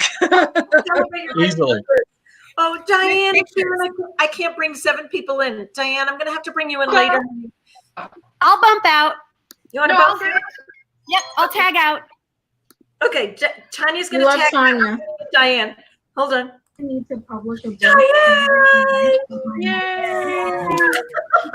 Somebody's got their volume on. Make sure you turn the volume off. So Diane runs our office. Okay, wait. Somebody's got their volume on. Okay, Diane, turn off there we go. So Diane, explain what you do. I'm all the customer service. I'm registration and customer service. She makes sure that everybody's in their right place. Oh, Gretchen's trying to get in now too. All right, so Ellen wants us to talk about the waterfall hike. Oh my God. Look, he's got his shirt on. I'm a survivor. Also, Gretchen, come on, because I knew better than to sign up for the waterfall hike. All right, yeah. I'm going to see you guys at the dance party. Janice, I'm going to bump you off, and I'm going to put Gretchen in. Okay, and then I have another speaker. I have a surprise speaker at 2:50. Where did Gretchen go? Where'd Gretchen go? Okay, so we're going to talk about the waterfall hike. Yeah. Hey, I just crawled out of the pool just to make sure to say hi to all of you because you're so crazy and so much fun. And I She's in charge of and make sure that they get there in the right place at the right time. Okay, so waterfall hike. So funny. Oh my gosh. Remember how it started out getting out of the van to begin with? Well, we got lost. Our driver got us lost. Okay, so here's the deal. We're doing Celebrate Your Life Skamania. Now, Skamania, if you've never been there, is breathtaking. We were supposed to do it this August. It's getting postponed till the following August, next August. So Skamania is overlooking the Columbia River on the Washington side of the Columbia River. And so we're all in Skamania, and I have this brilliant idea. One of the activities I'm going to do is take everybody on a hike, and we have to go to a waterfall. We have to go to a waterfall, right? Mm-hmm. Yeah. An easy hike. An easy hike. Mm-hmm. Right. And so I spoke to the guide. They said, "Oh, it's going to be really easy. It's going to be fine. It's totally good." So we got a bus to take the attendees. Now we're with all of the attendees. And I'm supposed to be leading this hike, okay? And Elmas is with me, and Gretchen is with me, and Ellen is with me. Ellen is here also on the Facebook. And so we get on this bus, and well, first of all, the drivers could not find the trailhead. They got completely lost, and I am freaking out because I've got attendees with me. You know, you can't get lost. And so the buses are pulling into the parking lot, and then they're making U-turns, and they're doing this, and they can't find. So we finally get to the place. And they get off the bus, and this one woman turns to me and says, "Have you ever hiked before? Do you know what you're doing?" Of course I know what I'm doing. I've hiked 1,000,000 miles. Of course I know what I'm doing. So we start to hike. Now, mind you, the guide who's taking us on this hike said to me, "It's an easy peasy hike." I said, "Great, it's an easy peasy hike." Well, what I didn't take into consideration is that he's 35 years old and in really good shape. Yeah. So we start going on the hike. And I'm up there with him, and we're hiking, and all of a sudden we're climbing. And I finally sit down, and I'm going slower and slower. And my team is like huffing and puffing. And I said, "I'm going to go and talk to make sure everybody's good." And the entire staff, all of us, me and Elvis and Kara and Gretchen, we're all in the back. And we are grabbing up the handrails. And I am like drenched in sweat, trying to just make another step. All the staff members couldn't make it up there, and the attendees are just like taking along. We have a picture of Liz with her hands on her knees, just not able to go any further. And we put it on the screen the next morning. Oh no! Oh my God, that was so funny. That was really, you know what? I chose not to partake in that. Yeah, me either. I wasn't was on given that- a I choice, was by the way. I was at the aerial park, you know, up in the trees, like, you know, chilling. Well, that I was think I funny was in doing itself, Jimmy's. too. Yeah, I was doing Jimmy's breakout session, I think. Oh my God, you were doing Something hide and like seek. Oh my God, but that was so much fun. I mean, that was like so much fun. Because you know what? What I love is that we get to go like on these adventures together. And then we were zip lining. Do you remember us doing the zip lining? Oh my God. Oh yeah. I don't love heights. So fun. I know. That was so fun when we did that as a team. Like we did the area. I loved that. That was my absolute favorite. And that picture that we took as a group was like the best. Yes. That was so fun. Oh, I need to get those pictures. So what we did My when we favorite first got picture there- of all of us. Yes. Exactly. Yeah. Exactly. When we first got there, what we did was I had everybody experience the zip lining and the aerial park. So it's this obstacle course about 50 feet in the air. That was scary. Nothing like an adrenaline rush right before you do an event. I know. Well, can we let's talk about the fact that Daniel, because Daniel's used to being high up in the trees and stuff, was just like, oh, he's just hanging off the edge with his little latch thing. Meanwhile, all of us are like, you know, we're like all trying to squeeze together on the platform, and he's like leaned out on the ledge. Yes, me and Jeff were doing that. They were just like kind of leaning Show off. back. And Yeah, crazy. I think one of the most fun things about our team is how we all try and play little pranks on one another towards the end of the events, like short cheating beds or hiding like massive balloons in closets or bathrooms, or whatever mischief we come up with. Liz shared earlier in the show how somebody was in bed with her, in her bed, I mean. do you remember that? Oh my God. When I walked in my room, it scared the living, you know what? I was so scared. I was like, what is in my bed? Who is A whole romantic setting for you. We were all in there together, and she just went over to the bed, and she just was like touching. Because you get to see somebody in their bed. There was It just was stuff so shoved funny. under the sheets. Oh my God. Yeah. And then, I also did hear about Liz, you were sharing about the shoe prank the last at Sedona earlier. Yeah. Yeah. we took And now like that one. Like everybody's shoes. I'll be back in 2 seconds. Keep talking. Oh my gosh. Hey, we got to have fun to blow off the steam, because it takes a lot to put on these events. And to make it look good for the attendees and to make everything seamless for them. So you got to have fun. Yes. And we do. We love Janice so much, don't we? Yes. Janice, We appreciate Janice so much. And you too, Diane. You too. Aw. Yeah, for real. I mean, Diane, you're like the face of you're like the first string. You know, when anything happens, you're there handling what you need to handle. The customers, like all of the people that come are like just, and they're so appreciative. Yeah. Yeah, they are. It's really a very special. Yeah, we have a great team. I mean, some of the things that's been going wrong over the years that we've just handled. Do you guys remember when they couldn't clear the air wall for our keynote? Oh my gosh, yeah. We have a keynote to put on, and we can't get everybody in because the air wall is still blocking the stage. And all the people were backed up in the lobby and all the hallways, and I'm like, or losing air Oh. conditioning at one of our events. Oh yes. No AC. This is why I'm saying like we need to get a camera crew. Steve, if Steve is watching, Steve, A new reality we need a camera crew to follow us around behind the scenes and put like some clips together of like all the crazy stuff that happens. Good Okay, idea.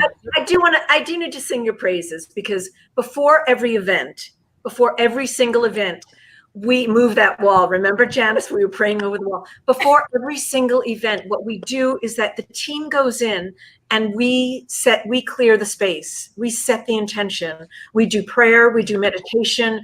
We go around and space clear the entire space before anybody steps into it. We infuse love into the room. We infuse clarity into the room. We smudge the room. We have drums, we have bells, we do everything and meditate and pray. So we really, really, I mean, we are fun and games and we play, but we also take what we do it's a very sacred and special way because people come from all over the world to be a part of our live events.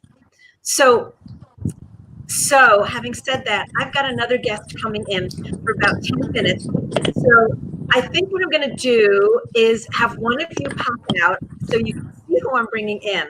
So who wants to pop out? Gretchen, I'll pop out. Okay, hold on. Gretchen, I can throw you out. There we go.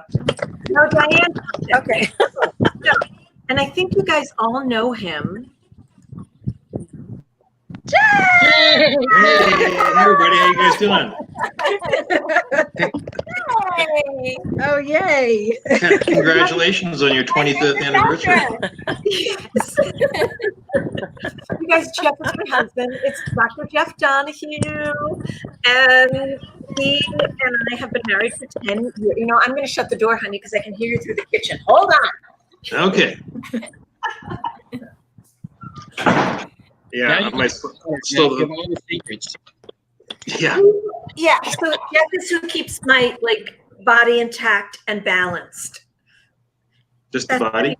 He keeps all of our bodies in balance. every time I fly to Phoenix, I'm like, okay, hey, Jeff, do you mind? Yeah. I can't believe you guys are celebrating 25 years. It's hard to believe. Okay, I want to share my favorite story. Sure. Okay, Gretch, go for it. In the executive room.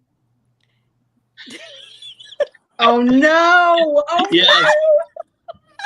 No! Danielle, I think that was your first event where you were Liz's personal assistant, and you had soda in one of your sippy containers, whatever. And so we had all of the computers set up in the executive room, and Liz was in there, and you were sat down next to her, and I was across the table, and you open up the spout, and the soda went spraying over the entire table. Everywhere. We were all looking That at was Liz to for see real. what kind of a reaction Liz was going to have, and she just went hysterically laughing. Oh my God. First event. I started crying. Like it was like I'm laughing, I'm crying. I'm trying to tell her, stop crying. Everything's fine. all over the soda. It was root beer. It got all over the computers, everything. Like it just was like, it looked like the fountain from I don't know what. It was crazy. And I'm as thinking, soon as Liz started laughing, though, that just kind of like it just went into total hysterical laughing for everybody. Exactly. All right, team. I'm going to throw you guys out now. I'm going to talk to Jeff about some health things. We're going to get back to our marathon. Good to see you guys. Bye, Happy guys. anniversary. Why does my head look tilted to one side? I know. You know what? Because it's the way this whole thing is. Yeah. It's the way. Yeah. It's the Camera angle. Here we go. Yes. I'm thinking I need an adjustment. I know you're an adjustment. Okay, so this is Dr. Jeff Donahue, and he's spoken at our events. And Jeff has his doctorate in chiropractic, acupuncture. He's a nutritionist. He's an exercise physiologist, and he's pretty amazing. And for those of you who don't know, we met on Match.com many, many, many years ago. We've been married. How long have we been married for? 10 years, my love. 10 years, my love. All right, so just a couple, we've got a few minutes before the next guest comes on. Can you just share with everybody, what is a good way right now? Everybody's like real stressed, everybody's like overwhelmed. What is something, like just a little bit of a tip that we can all do right now to keep our bodies like in good shape and alignment?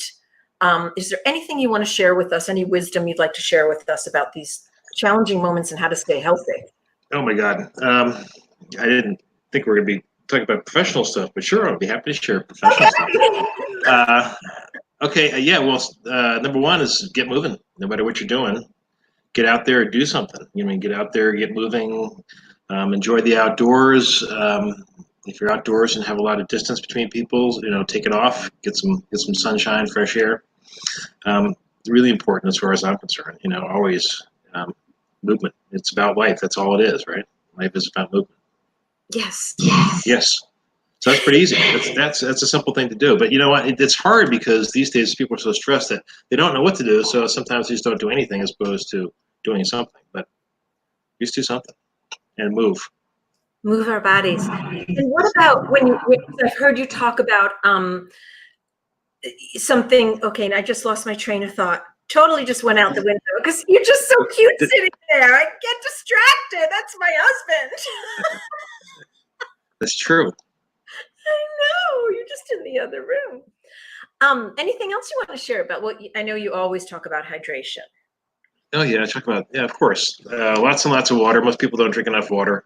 That's a huge issue for, you know, a huge amount of people. You think you drink a lot. Oh, I had 2 8-ounce bottles of water today. Although we need to be talking about, you know, gallons, half gallons, that type of thing, not ounces.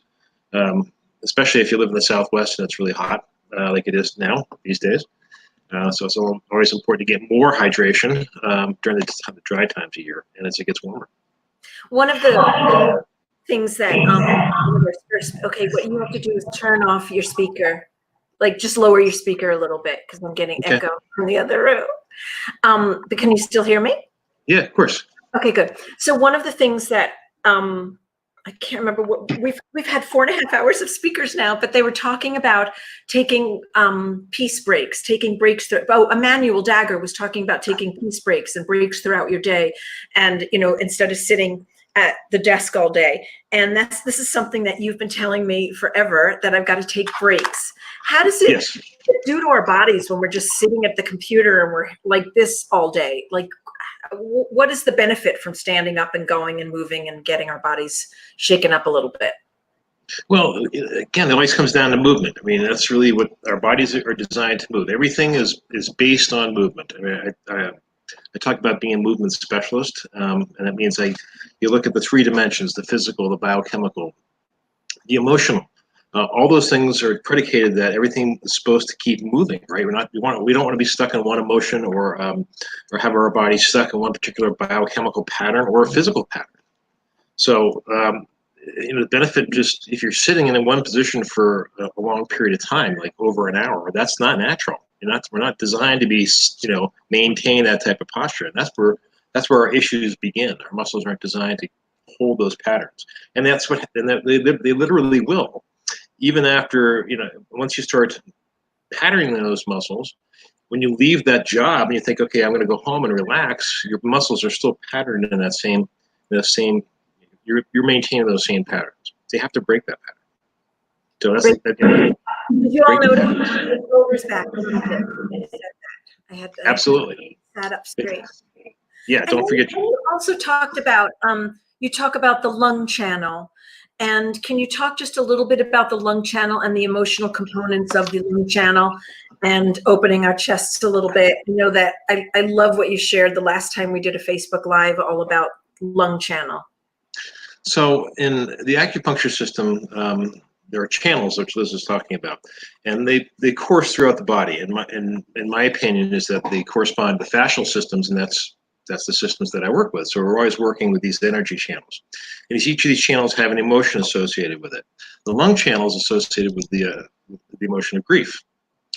So especially during these times, we're forced to change our normal patterns. We're literally forced to change our normal patterns. You know, put a mask on.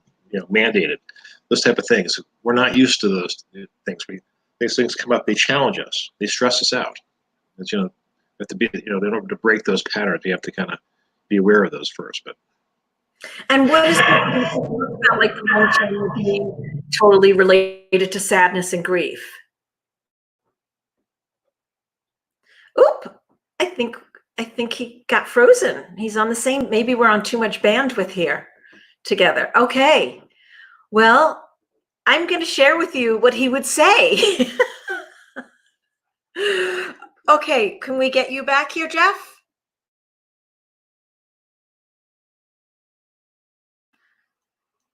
I lost internet. I lost your internet, but I didn't lose mine. no, it's not here. My computer's shut down. Shut up. It just did. Okay, that's weird. Okay, I'm gonna click video from here, which I don't seem to be able to. There we go. And do you want to come talk about it, the lunch, or I can do it? Yeah, sure. Okay, Jeff's gonna sit here now. Good, Liz. Oh, you want to sit with me? Okay, good. We're going to talk about the lung channel because that's what we hear a lot about coronavirus being all about the lung channel. So it's about grief. It's about changing these patterns that we have and being forced to change these patterns. So we're grieving the fact that we're losing the old and having to adapt to the new. And there is a grief process about letting go of those things. So grief being associated with lungs, lung channels tie into the chest areas. We have a tendency to pull in and to protect ourselves. Literally when, if a boxer or somebody gets into trouble, what do? They tend to pull in, they tend to protect themselves. That's what's happening to us as we're going into this thing. Everybody's pulling in. What's happening is these chest muscles are getting really tight for people, really tight. Because the lung channel runs in these patterns and runs through these areas, it's going to affect, those tightnesses are going to affect how the lung works and expressing grief. So we want movement to be happening. Tightness equates to no movement. So we want to get those muscles to stretch out and relax. And bring our shoulders back. Let these guys stretch your chest muscles. Lots of great chest stretch exercises on the internet. Open those things up. Breathe deeply. Especially when you're doing the stretch, breathe. Use your diaphragm. Use your diaphragm. That's the lower part here, below your rib cage. If you don't use your diaphragm, you're going to start using more muscles up around the neck, your secondary breathing muscles, which increase tension. And not only do they have problems with breathing, they're going to have problems with blood flow to your head, headaches, things like that. So, can you show us where the lung channel is located? We're going to show where the lung channel is located. So if you're having a tight chest, if anything's going on with your lungs, these are really, really excellent points for you to work on. So right up in here, where the shoulder comes in to the chest, this kind of a deep spot right here. If you push in and around here, you're going to find a very tender spot here. That's lung one. It's also heart one too. We're a confluence of a number of different important points up through here, a couple different meridians. It's a very tight area through here. The fascia comes in and draws into this area. So a lot of people tend to be really tight and uncomfortable, especially as you start working. Yes. Yeah. And these points are part of the pec musculature, the pectoralis. So you'll find that tenderness all over the front of the chest muscles as a result of this tightening up. Oh, I love that. Yeah. Yes. So that you can be aware, you can kind of self-check if you're sore in these areas, or maybe those areas are tight. So stretch them out. Breathe it. Acknowledge that you're grieving, and give yourself time to do something like that too. We have the time now, so sit in a quiet room and cry or meditate or whatever you need to do to help get through these difficult times. Yeah, it's not been easy. It hasn't been. Jessica says that she has an ankle injury, which is making it tough to get out, walk, and move, even though she says, I know I need to do it. Do you have a pool? Swimming pool. Yeah, swimming pool would be good. Pool's great. Ankle injuries, sometimes you can get away with riding a bike without having too much of a problem with an ankle. Possibility. What else? Sit-ups? Well, sure. You can do anything that involves upper body work. Trying to think, if you get access to, nobody likes to go to gyms these days, but used to be the old time. There used to be a machine you can actually use and pump with your arms. Would be equivalent like a upright bike. So it's a good time to get your arm strengthened, Jessica. Okay, thank you. You're welcome. Happy anniversary, Noah. Thank you. 25 more years. Thank you. Not like this one. Not like this one. Not like when we can't do events. Okay, so next up, we are, let's see, let me look at my schedule. We are supposed to have Natalie Fikes, and I'm not seeing her here. So what I might do, unresolved grief, I know it develops into PTSD. And you know what Jeff also talks about, I sort of put him on the spot there, but he does this wonderful exercise where it's a doorway exercise where you put your arm on the jamb of a doorway and then you lean into it, allowing all of these muscles to open up and stretch. And I know that when I do that, my breath is so much fuller, because one of the things that we talk about a lot of the spiritual teachers always talk about the breath, the breath, the breath, and the breath being so important. And so we have to loosen up these areas of our body so we're able to get those deep breaths in. So we're able to have that movement in our body. Dr. Sue's work, Emmanuel's work, Greg's work. I mean, everybody's work really talks about the breath in the body and the breath being the life force. And I remember a million years ago, before I met Jeff, I was in my 20s, I had actually seen an osteopath who was one of the great osteopath teachers, I think, in our country. And he's now since transitioned into spirit. But his work was all about breath work, about bringing that life force into the body. That is our life force, is our breath. So being aware of that, if you're feeling constricted, you know, an exercise is also to bring your hands in back like this, just like this, and open up your chest. So there's so many different ways that you can do breath exercises and doing exercises to open up your chest. Okay, so here's what we're gonna do. It looks like we are a little bit delayed on our next speaker, but our speaker at 2:45, at the 45 hour, at 1:45 is going to be Chris Grasso. So I'm going to hang here just for a few minutes. I'm getting a lot of pings. So if anybody's watching on my team, if we could maybe find out where Natalie is.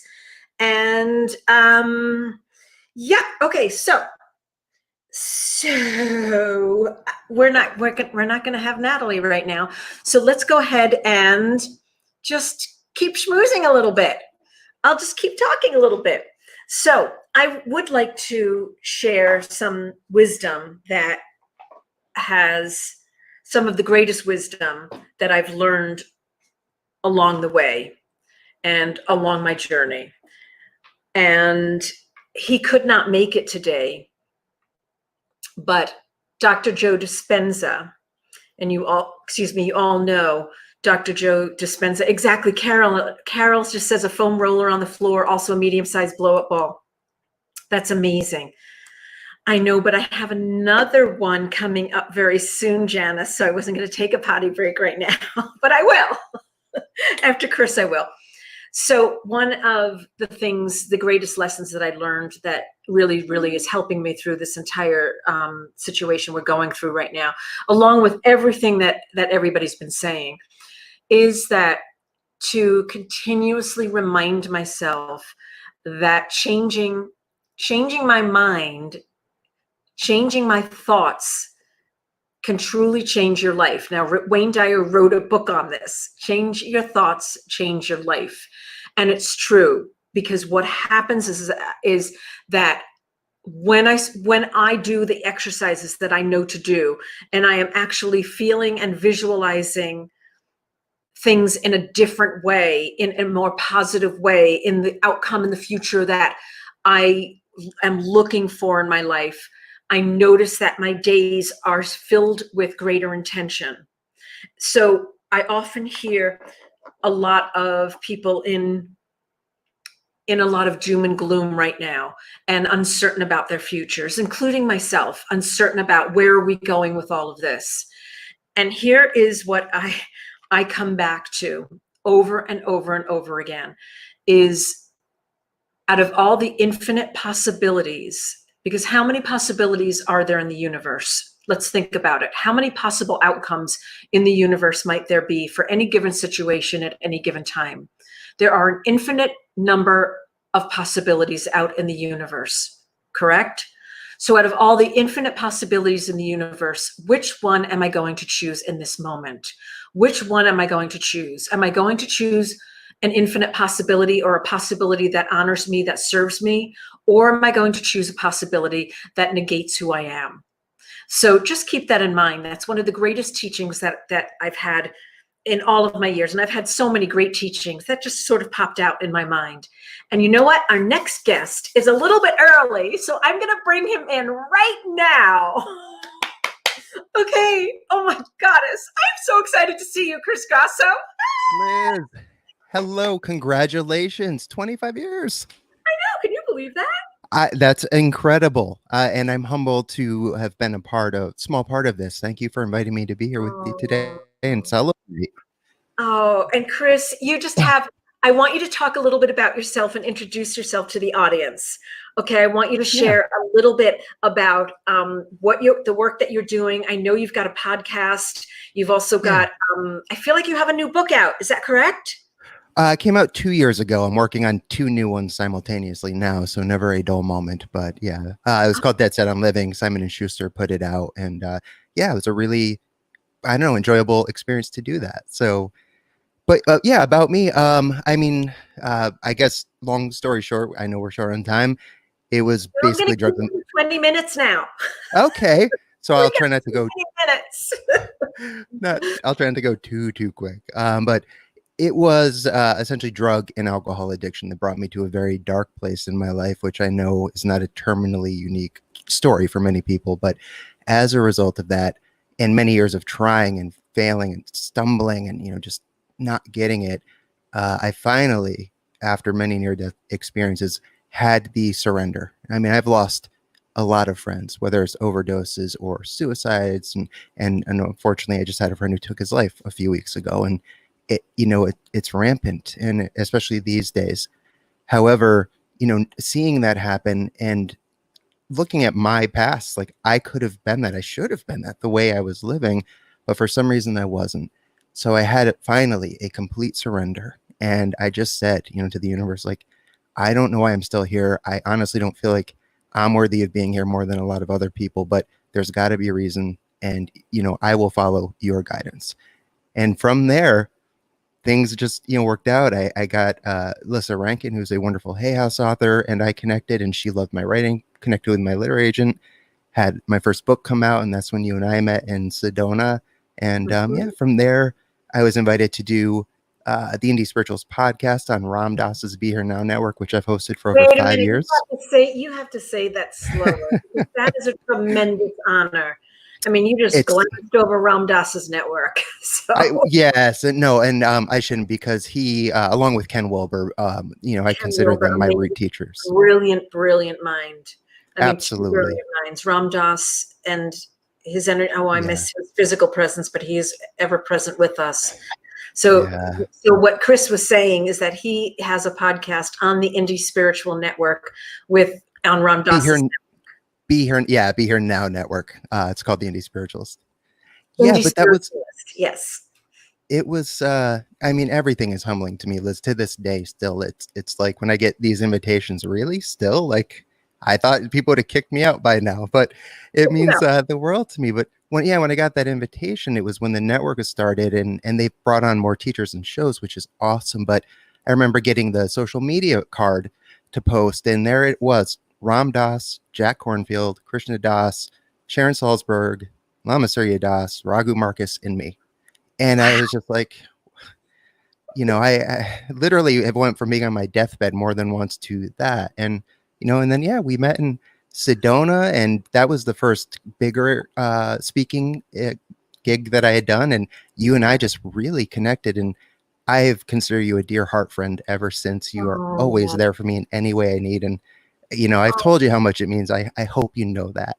And yeah, truly. And then Celebrate Your Life, Phoenix, I spoke at. That's and right. I've been out all day, so I have not had a chance to watch anyone else yet. So I don't know if this has come up. I know you were looking for maybe a fun story, but I still have. Oh my God, that's great. That was from our 20th anniversary. Yes. Oh. Yeah, the book. Liz, this is a very, very dear thing to me. When you gave this to us, it meant the world. And, to have this, know there is so few copies made, really meaningful. And a memory from that I wanted to share with the audience that I thought was so awesome. Actually, two things. One, when I got there, again, this was my second bigger conference. I think I might have done a Wanderlust, but I wasn't used to that size of a crowd and that big caliber of teachers. So yes, and not only that, I'm the new kid on the block, and if you can see me, I'm completely covered in tattoos. I don't look like your typical spiritual teacher. But what I loved is not only were you and the staff entirely gracious and welcoming, but so were the presenters. Like I remember the dinner we had, the presenter dinner, and having the most wonderful conversation with Bruce Lipton. And, he's just, you're the next generation. Like, it's so beautiful what you're doing. And my heart was buzzing the whole time. It was such a special experience. And the second thing, Miguel Ruiz Jr., I don't know if you remember this, but I'm not sure if you were in the room for this. It was after the photo we did. He's like, hey, let's sign everyone the books. And it was like a whole high school yearbook. So I wanted to show really quick for, where are we? So there it is. Yeah. Oh, look, that's right. Everybody signed everybody's book. I made a memory book for all of the teachers. Yeah. I hope you don't mind me showing this. No, of course not. I had, yes. And Deepak was there and Neil. Yeah. That was our 20th anniversary. Iyanla was there. Oh, that was so fun. And so what happened was that all the speakers, we had about, I don't know, there must have been 30 speakers there, 28 or 30 speakers at that event. Yeah. And after I gave everybody their books on stage, we had quotes by the speaker and testimonials from all the people who had experienced their work. And then all the speakers went around and asked each other to sign them like yearbooks. It was the cutest thing. Yes. And it was, I don't know if you recall, but it was Miguel Jr.'s idea, and he was so fired up about it. And everyone just jumped in. We're like, cool, no pretension. It was just, we were acting like we're in high school and having a really good time. I loved that. It was really cute to see like Iyanla running around. Would you sign it? And everybody, yes. Yeah. And just even being at dinner with Iyanla, like, that there she is. And here I am. And it was such a, wild experience. And it's still, every time I do these events, whether it's yours or another one, yours are the best, but they're so incredible. And I'm deeply touched that people like yourself actually care what someone like me has to say. Again, not fitting that traditional mold, not just in appearance, but the way I present my materials a little bit different. And it means a lot, but I didn't pay him to do this, guys. This was like no. So, but All I true. want you to share a little bit about your work. So what I'd love for you to share right now is, we're in a little bit of challenging times. Yeah. And for people going through challenging times, and I know that you have such an expertise in addiction, what would you like to share with everyone today? How can you share with us today? That's what I'd love to know. Yeah, for sure. So, what I've noticed happening for a lot of people with COVID and everything being shut down, essentially, I know we're opening back up, but what I've noticed is a lot of people have more time on their hands than they're used to. And that actually equated to me in a way to recovery. A lot of people, including myself, when they relapse, it's because they're laying aside the substance, but they're not replacing it with something else. And so, for me, what I've been doing is, for example, I'm a guitarist. I just turned 42 a few weeks ago. I've been playing guitar since 13. I never learned how to set up my guitar, which means like intonating it, adjusting the neck. I would always take it to a shop and pay somebody like $40 per guitar. And I have like 6 guitars. And it was wonderful. Like I taught myself how to do it, watching YouTube videos, Google, and now I'm much more intimate with my instrument. Not in that kind of way, but really it's a real lovely connection. And also I've had a herniated disc for the last, for a while, and I'm a runner usually, and I haven't been able to, and that's been very difficult, but I took up cycling. I haven't ridden a bike since I was 20. I got a decent road bike for my birthday because I can at least do that without it hurting my back too much, and learning about bikes and what, you need to do. It's not like I remember being 12 years old and you just hop on and go. There's a lot to do it. So, what I would encourage people to do is all those things that you've said, if only I had time, what better time than now? Like, you know, and again, I know places are reopening, but with the trajectory of what's happening, I won't be surprised if things start closing down again. You know, Florida, it already did so, but either way, like what a wonderful time to just take up new hobbies, learn new things. And that's aside, of course, from our spiritual practices. Meditate daily if that resonates for you, and yoga and mantra and all the beautiful things. I still do those, but yeah, I found these other things just having fun. Oh, nice. And what do you say is one of the biggest practices that has really, really helped you stay on course, on balance throughout your whole life, not just during this time?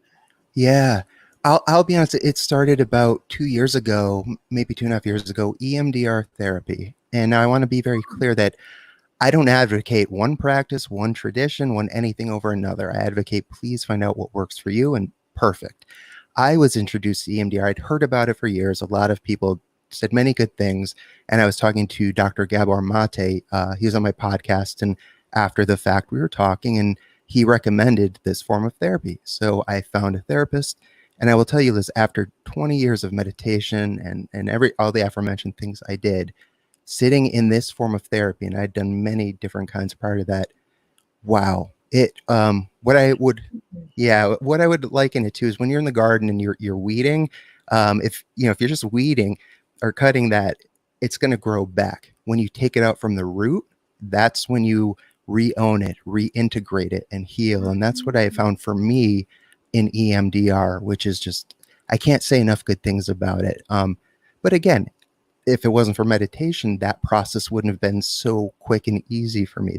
My therapist said that I had a leg up with things like that. So still meditate daily, and it's all integral, as Ken would say, taking all these different things and bringing them into our lives to make ourselves the best person we can be today, so we can offer that to the world. Oh, I love that. Beautiful. Now, did you ever get that interview with that gentleman I connected you to? I did get that interview. Is it okay talking about? Yes, actually, we wanted to. This audience probably won't know who he is, but you can share. Please share who he is. Yeah. And I would love to know about the interview, what you both talked about. Oh, absolutely. He had been one of my white whales for a long time. I've been fortunate to interview many people. And so the gentleman, his name is Steve-O, and he's very famous in his circle and in general for starring in Jackass. It was an MTV series, and they've put out 3 movies. They're in production for a 4th. Very, very famous people. Like in the show, Brad Pitt was in an episode, like all these big, big people. So I had saw a post, it was either you or Celebrate Your Life made on Facebook, and there's Steve-O. And I was like, oh my gosh. So of course I email you and I'm like, can you connect us? You sure enough did. Thank you so much. And yeah, the episode aired a couple of weeks ago. So what I loved is that he started out and, I said, how are you doing? And he'd had a long day, and it was like 8:00 at night, my time. I usually do podcasts earlier in the day. I want to be fresh. So it was weird. But he goes, you know what, man? No, I'm going to be honest. I'm irritated. I'm discontent. I'm frustrated. It's been a hard day. And immediately it was like, like I felt nervous. Yeah. And then he said, or right before we recorded too, he's like, man, I hope this is worth my time. Kind of playful, but kind of like, I was like, I know there's some seriousness there.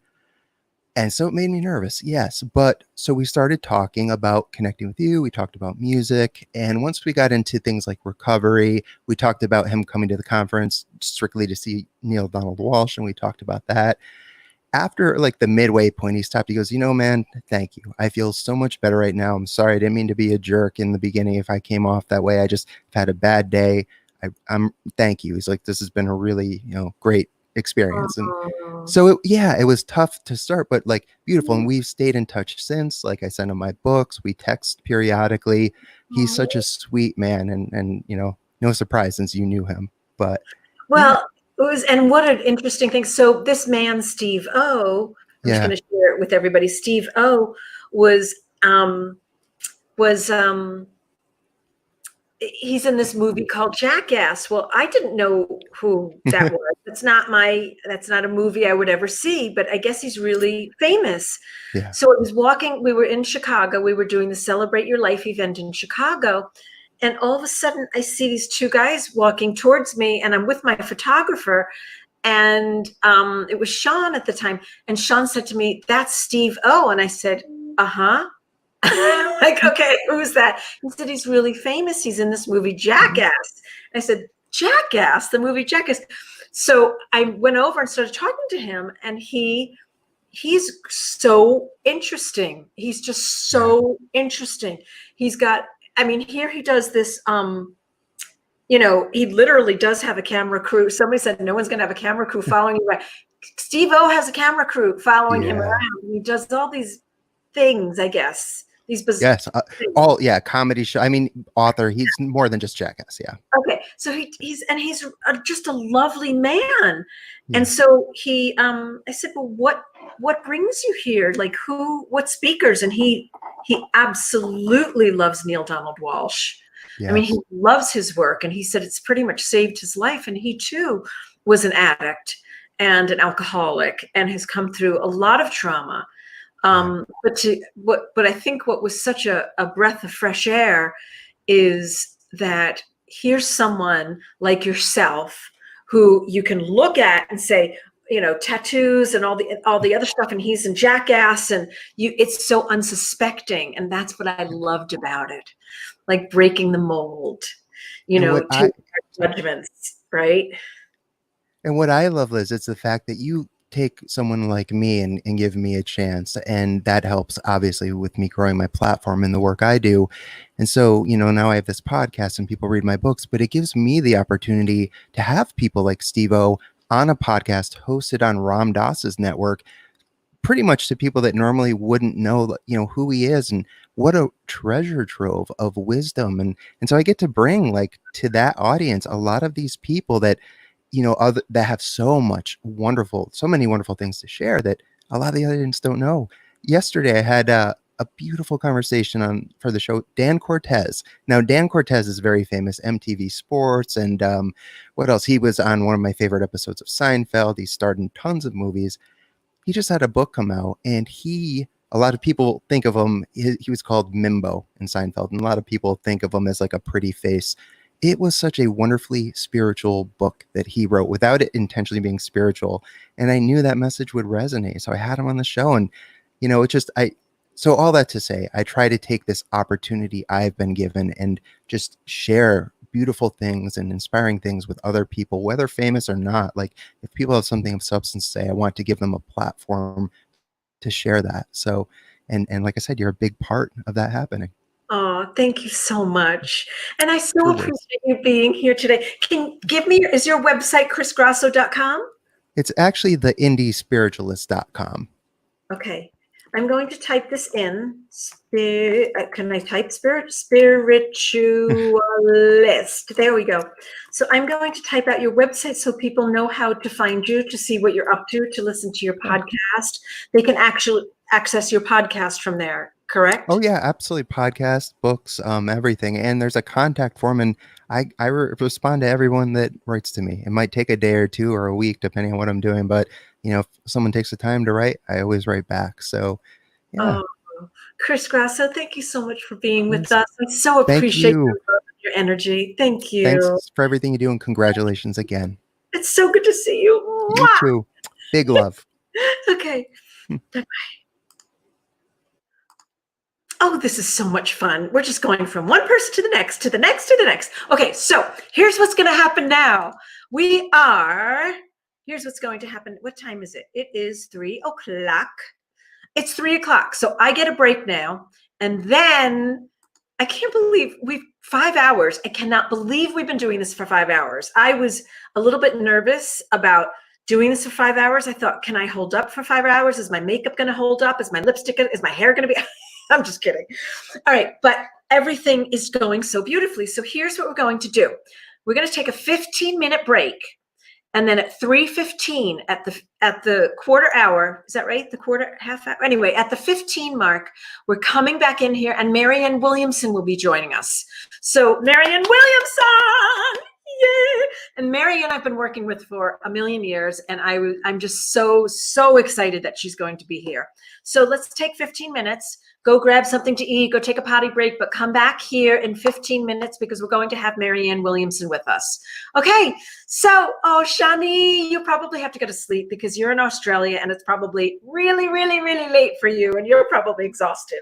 But Marianne Williamson is coming back, super excited, and then we'll continue with our Mishka Marathon. Okay, I'll see you in 15 minutes.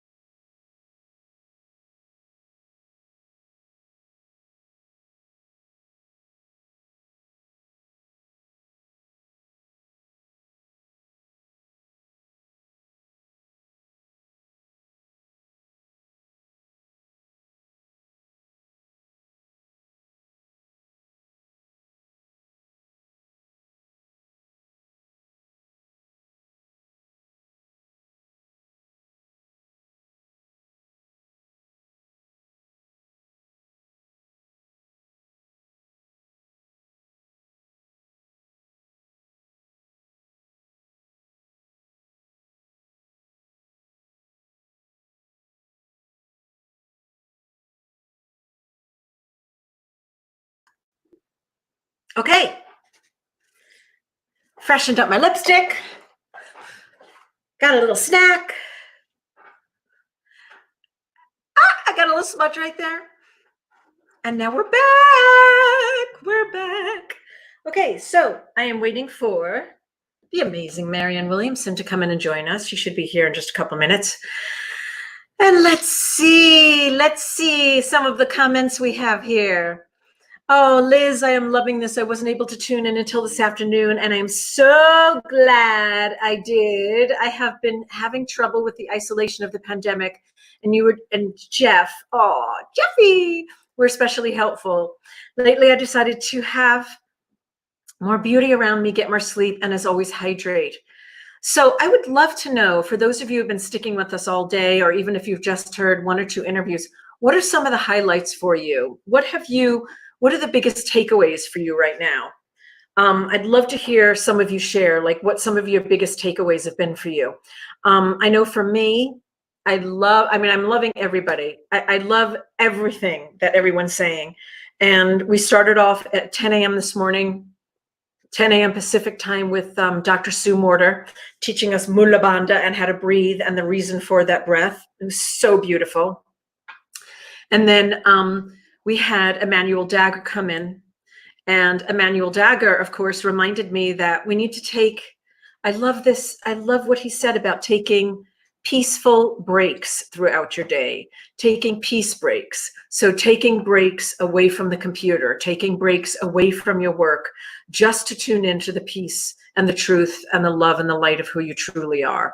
And I love that, taking peace breaks, because I think that what's been so interesting for me is that when I take a break, I have a hard time getting focused again. But I'm thinking that taking peace breaks and really tuning in and relaxing, doing a little meditating for, even if it's 5 or 6 minutes, that would certainly, infuse my energy.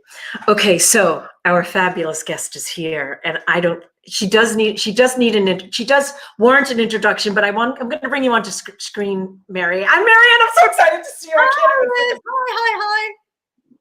I can't even talk. Okay, so before I'm gonna give you the microphone, I'm gonna say a couple of things. First of all, you all know that Marianne ran for president of the United States, and that little life accomplishment. Oh, thank you. I'm verklempt. This is what I've been wanting to tell you. First of all, thank you. Because you have changed the conversation at every dinner table across the world, not just in the United States. What you did for consciousness, for people's lives was, I don't even know how to express it. I can't even find the right words, but you have changed the conversation. People are talking about stepping into love instead of fear. During those debates, the Democratic National Debate, when they zoomed that camera on you, I was motionless and sobbing because I was so enormously proud of you. The entire spiritual community, in my opinion, should be at your feet, just blessing and thanking you. So let me be that body of millions of people thanking you.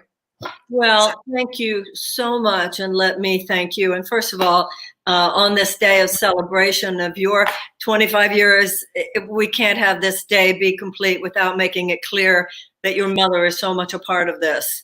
And we bring her in, and we know that she's here, and we know that she's with us. So that's first of all what I want to make sure that I speak to that, and how much we love her, and don't miss her because we know that she's here. Absolutely. What you and your mother have created, and an idea grows stronger when it's shared. That's what the Course in Miracles says. And what you and your mom and what you have continued so beautifully, what I personally have been blessed by, and what many, many thousands of other people have been blessed by, is that you have gathered the tribe.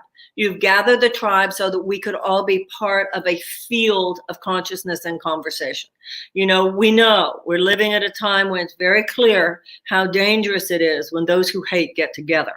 And what you have proven and what you hold as a pillar, not only of our community, but as you said, something that is having an effect and has had an effect and will continue to have an effect on mainstream consciousness, not only in this country, but in the world, is what happens when love gets together.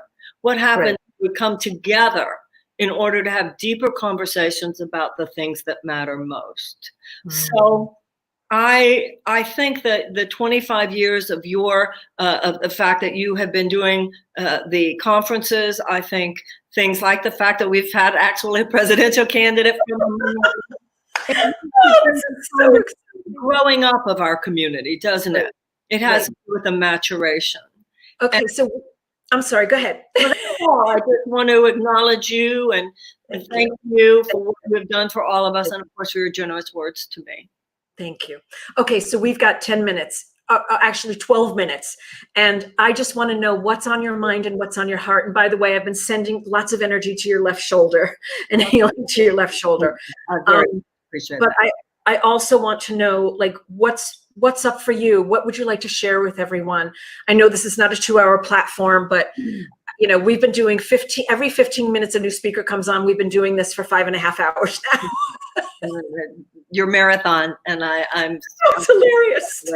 What I'm going through, Liz, is what everybody is going through right now. I'm concerned for my country. And I know that this is a time of great peril and great opportunity. It is a time of a great reckoning of sorts. Much that is the ugly underbelly of the United States has been brought up.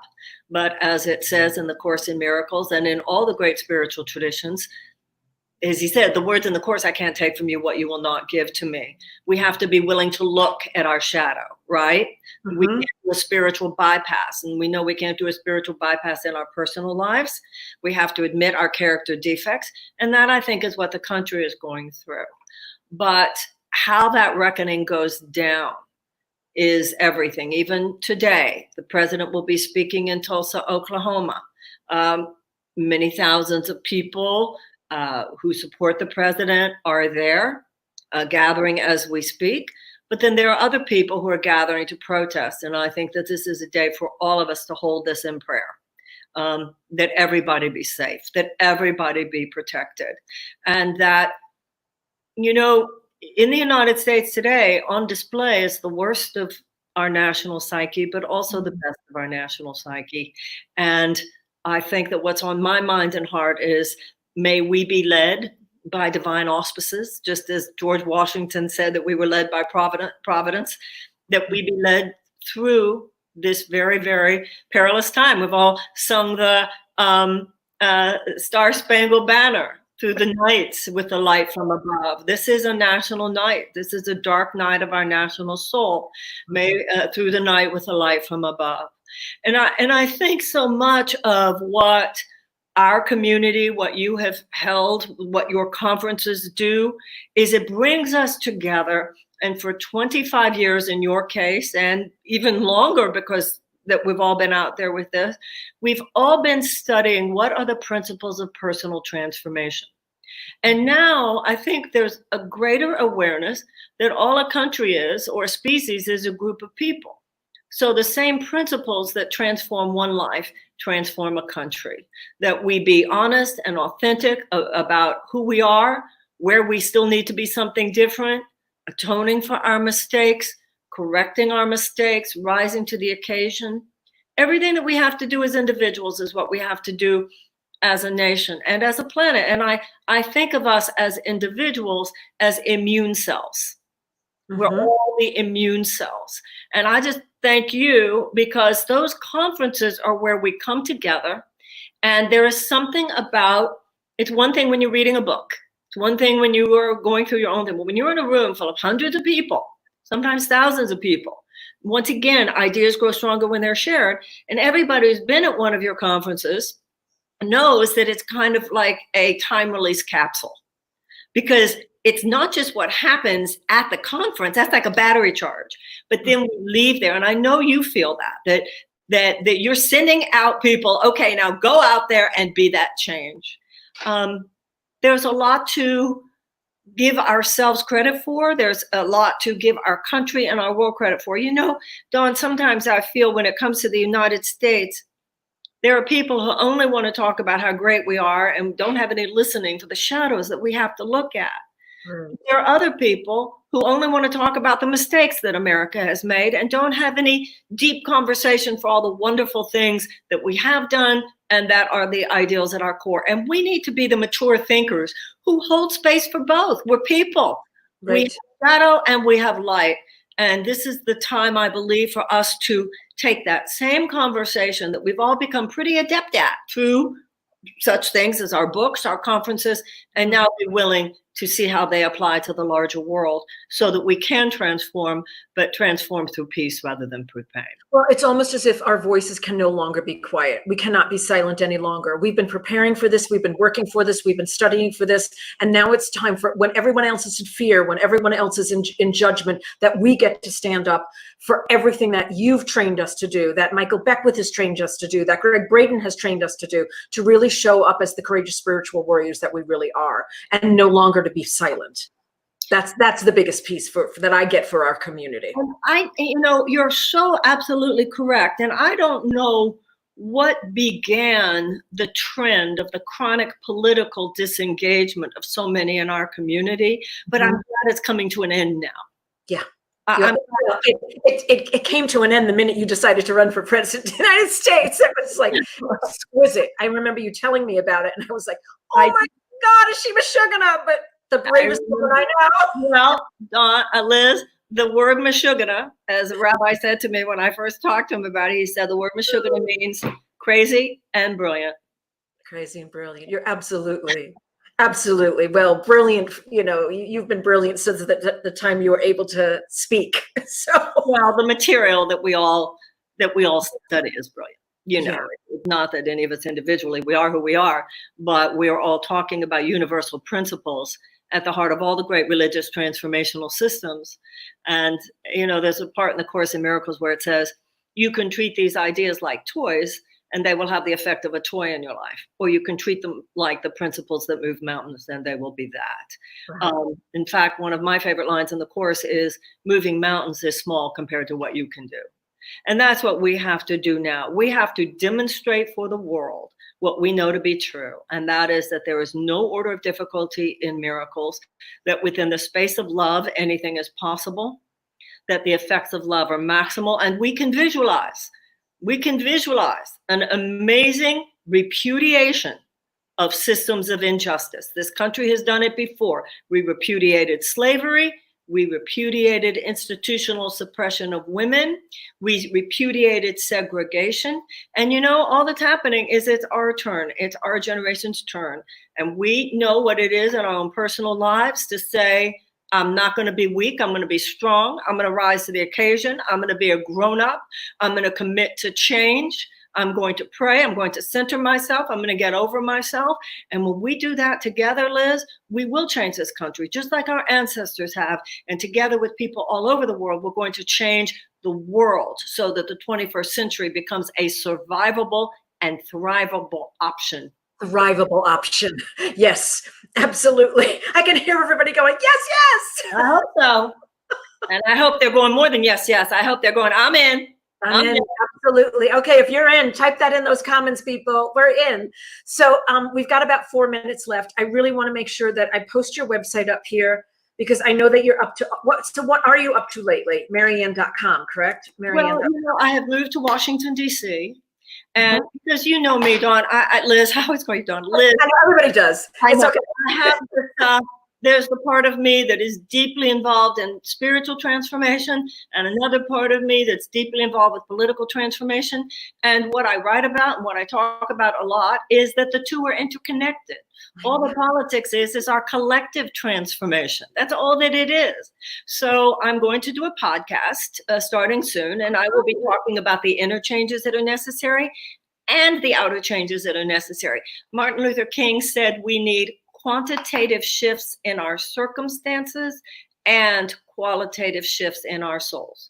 You can't just change on the inside. You can't just change things on the outside. We have to address both. And because of the kinds of conversations that you've been holding for the last 25 years, I think we're ready, and I think we will. Well, the world is definitely ready. When you ran for president and you, oh God, Marianne, I was feeling, my heart was just like, I just can't get You're feeling nervous looking at me up on that debate stage. Oh, dear God. But, no, I mean it. I mean, I have been absolutely itching to tell you this for all of these months, that like when you were up there and you were talking and you got the camera on you and you were like, President Trump, I need to, it was so exquisite. It was like nobody knew what to do. Yeah, they did. No one knew what to do. I felt the energy of that entire, like all the candidates around you, they were like, yeah, there were a couple of, we could have been on the stage. Oh, man. Did you notice? When we get together, I'll tell you I'll tell you the backstory on some of those things, and that'll be fun. Maybe I probably pulled you aside and said, what was that again? Or I've been studying this and I totally get what you're talking about. But nobody came out of the closet. But you had the were nicer than the press people, actually. Some of the candidates were wonderful. Yeah, oh, good. Wonderful. Oh, good. You know, they were, we're all just people. I know. And I honestly, I can't wait to read the book about that experience. You're going to write a book. You got to write a book. Can't spill all the beans yet. Wait a few years, though. Oh. You and I will go have a glass of wine, and I'll tell you. Absolutely. Absolutely. Well, I love you so much. And I'm so grateful that you came on today. Thank you so much. Thank you. And I join with everyone in celebrating your huge success, honoring your mother, honoring the woman. She's so proud of you, Liz. She knew that she wouldn't have left if she had not known that you could carry this thing forward. And you have done it and continue to do it so beautifully. And I hope that we're all just in our own way getting started, because we've still got miles to go. Absolutely. Oh, thank you so much, Marianne. Thank you. Thank you so much. Bye-bye. Bye-bye. And wasn't that great? Oh my God, we had a presidential candidate here. How fun is that? Okay, and the most amazing, fabulous woman is now waiting in the queue to come in. Ladies and gentlemen, the fabulous Sunny Dawn Johnston! Oh my God, you're so gorgeous. Hi, honey. Hi, how are ya? How's your day been? Celebrating. So, Sunny, we've been, yeah, you know, it's been 5 hours and 37 minutes and 44 seconds. I've got to start. I've had some of those days. I know all about it. Oh my God, you look fabulous. How are you? I'm doing really good, thanks. Oh, so a little backstory with Sunny. Sunny's been a spiritual teacher, spiritual magician, I want to call her. Ooh, I'll take it. She has been in this arena for at least 20 years. 20 years. And Sunny has been a presenter at every single Celebrate Your Life since 2007. Mm-hmm. That's a lot of Celebrate Your Lives, because it's a kind of a long story. I'm not going to go there because we've got 15 minutes with Sunny. So I'm going to let Sunny talk. Sunny. Wow. What am I supposed to talk about? How much I love CYL and all the great things that have happened at it, or the secrets behind the secrets? What do I do? No, the secrets behind the secrets, right? How about what's on your mind? What's on your heart right now? What wisdom do you want to share with anyone? With everybody out here? Any kind of takeaways for what we're going through right now, or just anything you want to share? The floor is yours for the next 15 minutes. All right. Wow. Okay. What's on my heart right now? Well, oddly enough, I just did a wedding in the pandemic. It was just a very quick, short wedding just right now. And I didn't know the people, and they needed a wedding done because the guy's going to the service and, that whole thing. And it was so interesting to do a wedding with masks on and pictures with the masks. Like it was just because that's what we're doing right now, right? And I don't know these people. I don't know where they've been. So of course I needed to do it. And so what's on my heart right now is the change. That's what's on my heart. And how, okay, so it was totally different and really it kind of just makes you stop and go, am I seriously doing a wedding with a mask on right now? That. But then the bigger picture of that is we still have the freedom to marry. and we still have the ability to have the choice that they could get married. And so lots of things have changed, and we've got to find the light, and we have to stay focused. I mean, for me, I can't live without staying focused on the light. I can't. And even in that odd kind of exchange, it was like, okay, you know what? These two people are in love and they're going to start a life together. And, you know, I've heard some people say, you know, well, what's even point right now? Because who wants to do that? Who wants to bring babies into this world and this kind of a world and all that? And I'm like, oh my God, the babies are the hope. You know, the babies, are the millennials right now, they're the ones that are making freaking change. Like, change is happening. And so I guess on my heart it's just being the change. Right. Right. And you have such an enormous following and such a huge community of light workers. What things are you noticing that are coming up for them, and how are you assisting and sort of guiding them through some of these things, issues and challenges that they're experiencing? You know, the thing that's happening the most is people are struggling to hold their own energy. You know, the thing I've taught about for 20 years, you know, feeling the heaviness of our own feelings, you know, how we're feeling about everything that's happening. And then as empaths and sensitives, feeling the density and the heaviness and the weight, and not feeling like they can do anything about it, and not knowing how to hold our own. So that's why people are, you know, crashing, and they're not wanting to get out of bed, and it breaks down your immune system. And I mean, all of these things that happen when we get stuck in that, not when we feel it, because we need to feel the sadness. We need to feel, I think what we're really experiencing is a lot of grief, you know, the grief of the loss of, just pick anything, right? So we're experiencing a lot of grief, and I would never say don't feel it. Like, we need to feel it. It is important to feel it, but it's also important to recognize, okay, I feel it, and now let it move through me and find something to focus on that gives us a higher perspective, because there always is one. Always, always, always, always there is. Mm-hmm.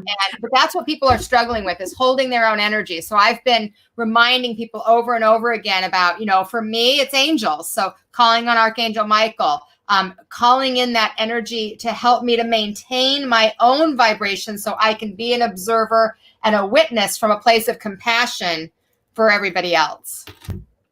And when you say why do I always forget to call in my angels? Like, what is, like, I've heard that so many times from people when they say, why do I forget to call my, and I do it myself. Like, I forget, Sunny, how long have I been working with you? Right. People do. I think we forget that we have help. Like, you know, it's easier to ask for the person. Well, sometimes it's easier to ask the person that's next to you, hey, can you grab me this, or can you help me with that? But we forget that we have a team of helpers. So does everybody have, how many angels does everybody have? Like, is there like a rule of thumb for the whole angel thing? Is there rule of thumb. 2 people? I remember hearing, like, years ago, we each come in with 2 angels, a man and a woman. I was like, well, why would they just be a man and a woman? Like, I don't get that. Well, and it's odd because, like, what's the rule here? And angels aren't male or female because they don't have bodies. So it would be hard for them to be a man and a woman. Archangel Michael, though, and the way we see Archangel Michael. Just because we as human beings assign them masculine names, because the protector and the courageous one sounds masculine. And who do you think created the names? A masculine person, likely. The boys did. The boys created him. The boys did. Why wasn't it Michael up? That's right. That's right. Exactly. So yeah, so we come in with a guardian angel and we come in with a spirit guide. Absolutely, everybody does. We come in, we leave with a guardian angel and a spirit guide that are with us forever, always, throughout this entire journey. But then different angels come into our lives at different reasons for different purposes. Like, I need different support when I'm 9 years old than I do when I'm getting ready to have a baby, than I do when I'm in retirement, than I do when I'm past transitioning back to the physical or back to spirit. Like, we need different support. So different angels come in because they support different things at different times, just like different people do, just like different friends do, you know? So we're always in that growth and transition, and they're aware of that also, obviously, more than us usually. So what is the difference between a spirit, because I really don't know the answer to this after all these millions of years. Okay, you ready? I'm ready. Lay it on me. It's such a basic question, all right? What is the difference between a spirit guide and an angel? Okay. So basically, us as human beings, we're a spirit and a body. The body makes us dense. So our vibration is here. Okay. We're the lowest on the totem pole.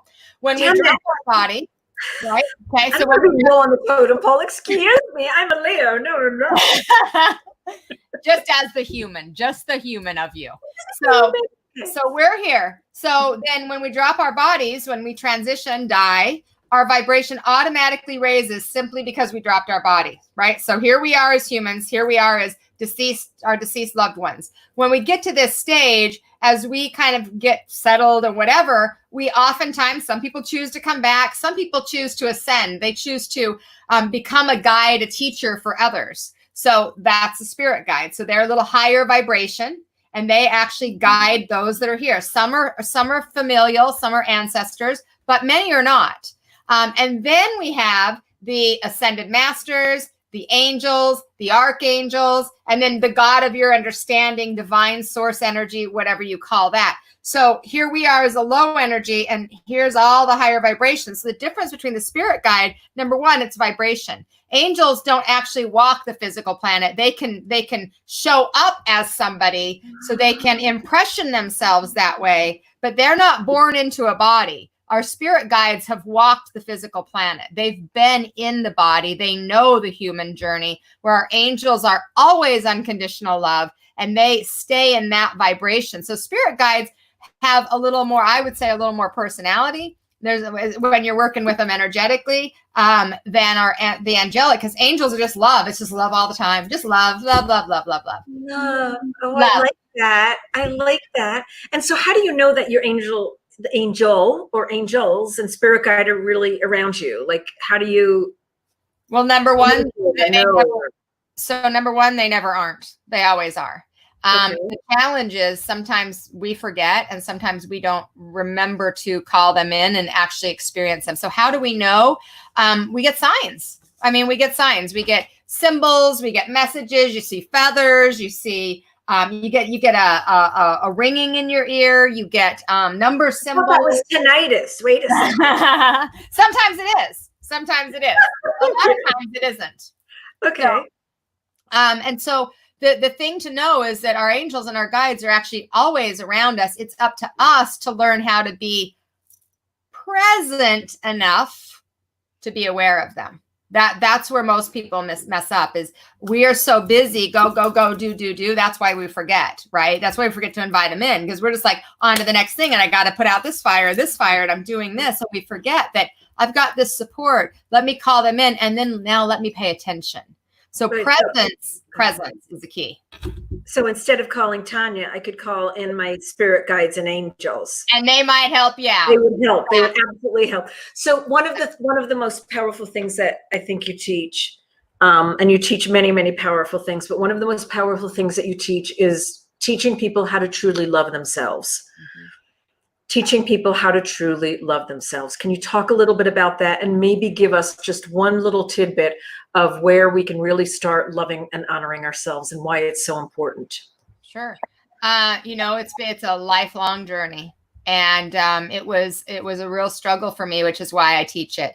And actually, it was the angels that introduced me to learning about self-love. And it was the age of 18, Archangel Shamuel, who is the angel of unconditional love, came to me many, many, many times, and started to help me see who I really am, not the story I was telling myself.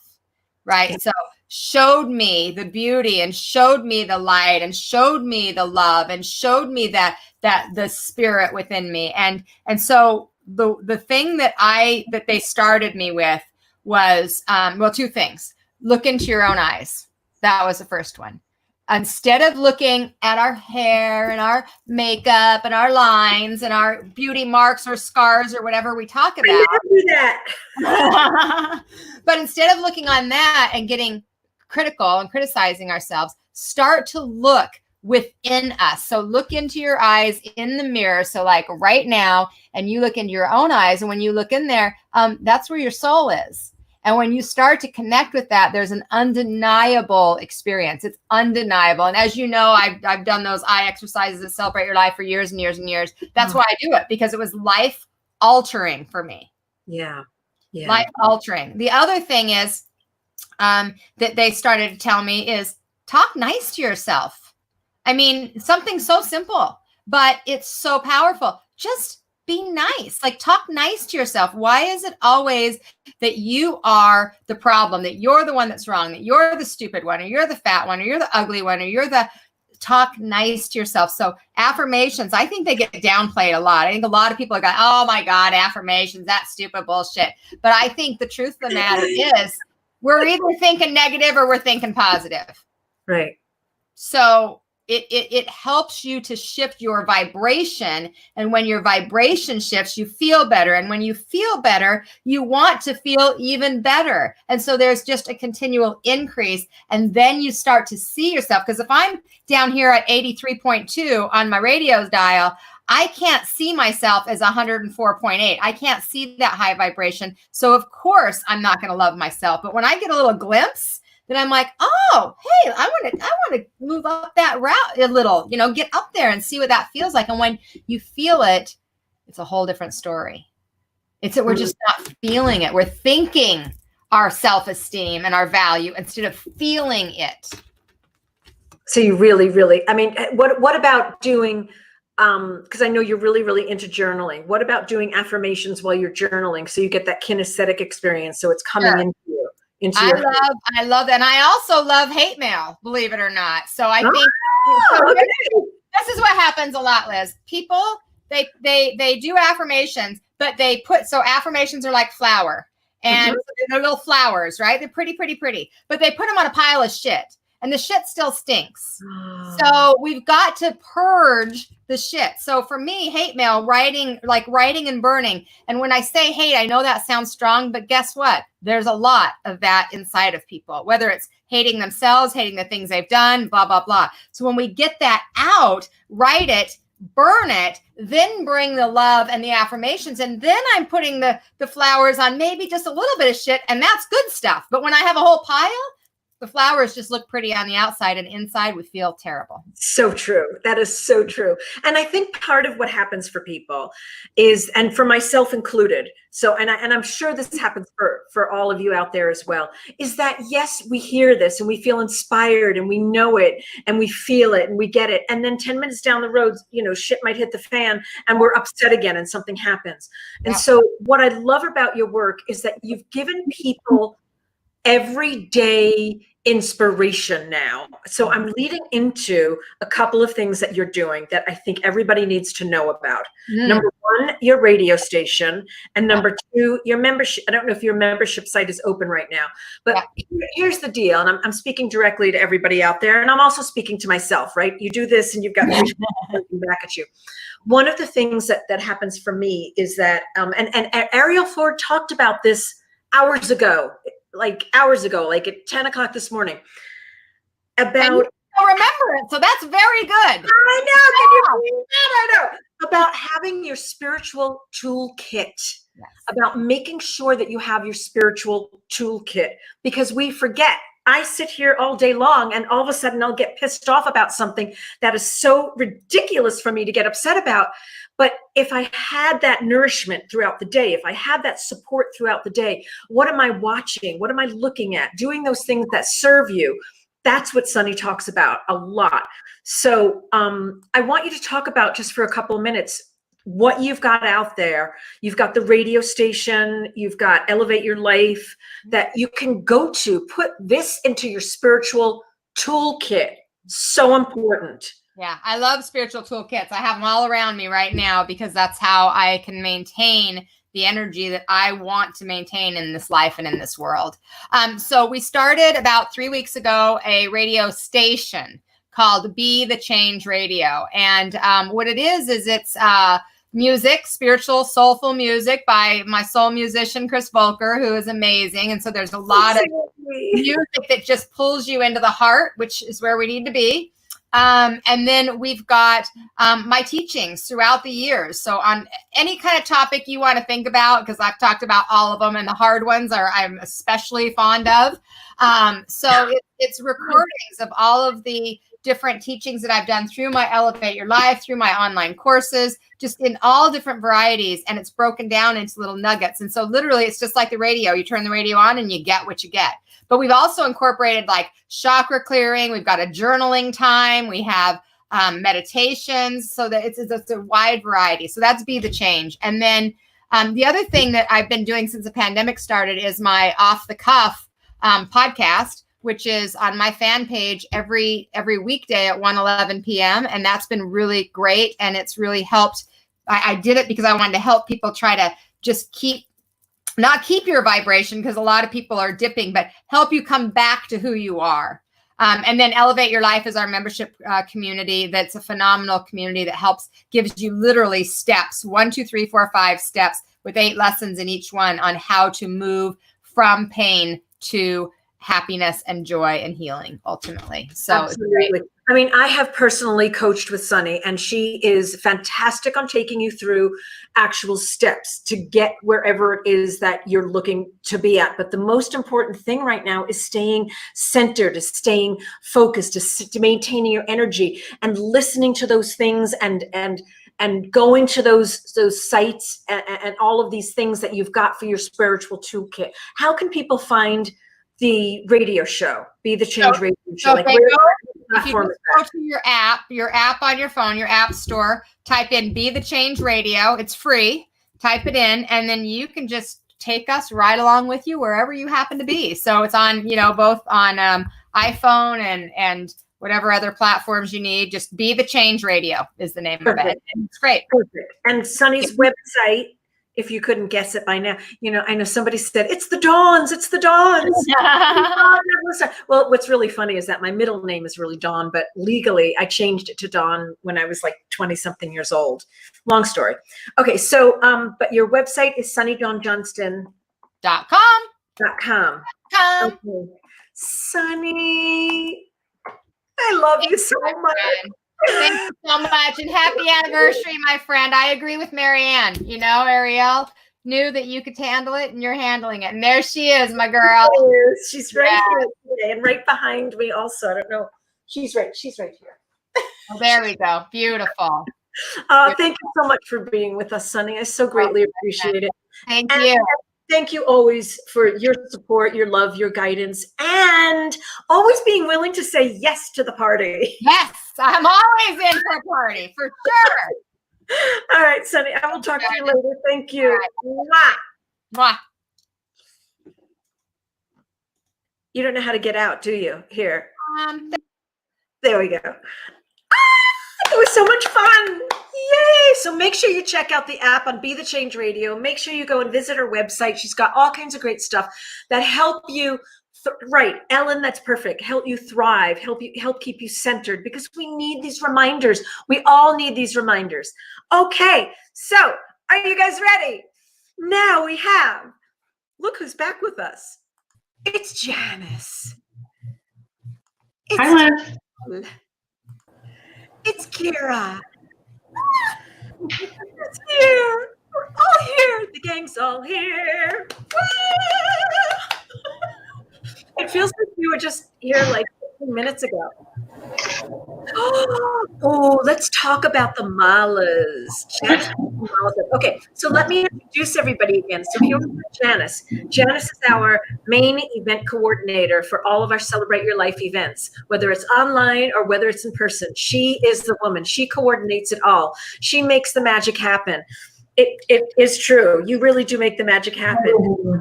Yay, Janice! And then we have, wait a second. We got somebody else who just popped in. Diane. Okay, Diane, you have to turn off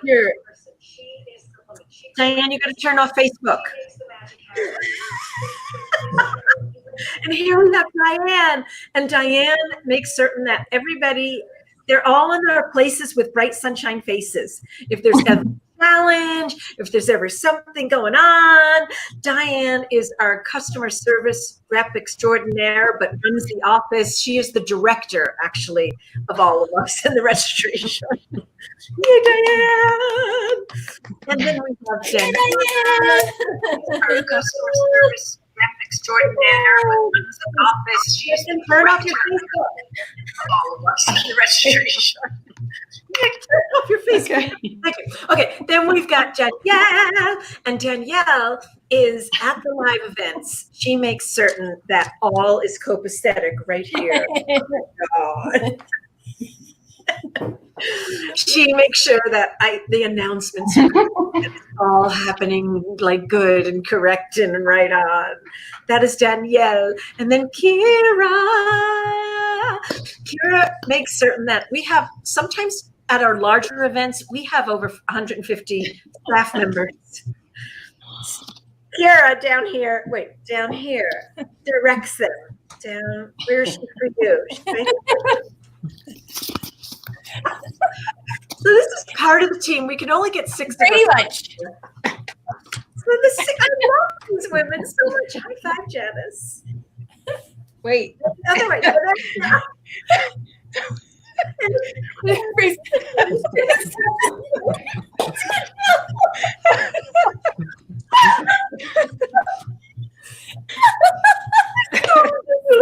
Hours, Liz. 6 hours you did. Wow. Congrats. I was really a little bit worried about it. Like, look at this. I have my pitcher of water. I've had like all my things around me. I've got my cards around me. I've got my crystal here. I've got my mom's picture. I've got my lipstick. I have like everything around me. 6 hours. Can I tell you that was easy? It was totally easy. High five, everybody. Everybody out there. High five. We were trying to figure out how to prank you, Liz. What? We were trying to figure out how to prank you online. We just couldn't do it. No, I said maybe we should all wear our clothes backwards. We can all just drop off the screen really quick. Okay. Here's another prank that they pulled on me. This was really fun. This was so, I mean, you know, we're sharing all this stuff with you guys, and it's probably funnier to us than it is when we translate it. But we, you know, it went by really, really fast. I have to tell you, it went by really fast, super fast. So we were at an event, and I needed to have a quick meeting with everybody because we were just about to get started on a keynote or something like that. So trying to get the entire team of 11 people in one place and get them all like sitting down so I can get their attention is next to impossible. Diane is with customers. Janice is running around here. Danielle's here. Everybody's like Mishka, and they're running all over the place. So finally, I got everybody in the executive boardroom all at once, and they're all around the circular table. And I run in and I said, okay, nobody move. I had to go tinkle. Nobody leave. Stay. Right? I ran to the bathroom and everybody goes, okay, fine, go. So I ran to the bathroom and I come back. The entire room is empty. They all, without even saying a word to each other, they just looked at each other and went, go. And they all just got up and left and were hiding in the next room. That's the funniest part, is that they didn't even say a word to each other. They just looked at each other and said, go. This is a good idea. Yeah. All back again and have our meeting. So I'm going to do this for a second because do we want to put music on? Do we want to dance? Yeah, we want to dance. We're going to dance. This is one of our favorite songs because, you know, family comes in so many different ways. And our family has come in the way of all of us, our little soul family here. And we have, you know, we've been together for years. Yet she's getting ready. Hold on a second. Here wants to dance. She's getting in position. There we go. So we do not own the rights to this song. We do not own the rights to this song. We just love it. We So think we probably should. Yes. So, okay, I can't hear anything because I have to put the Well, what's earbud really in. fun is that this is The when my microphone. family gets together, and this is our song too. So the second I came to CYL, and it was the song, I'm like, yes, it's your song. Yes, Perfect. because By the light. Janice's song, well, it was because she's got 25 sisters. Like for real. Janice is frozen, I think. Are you frozen? No, Jen? I'm not frozen.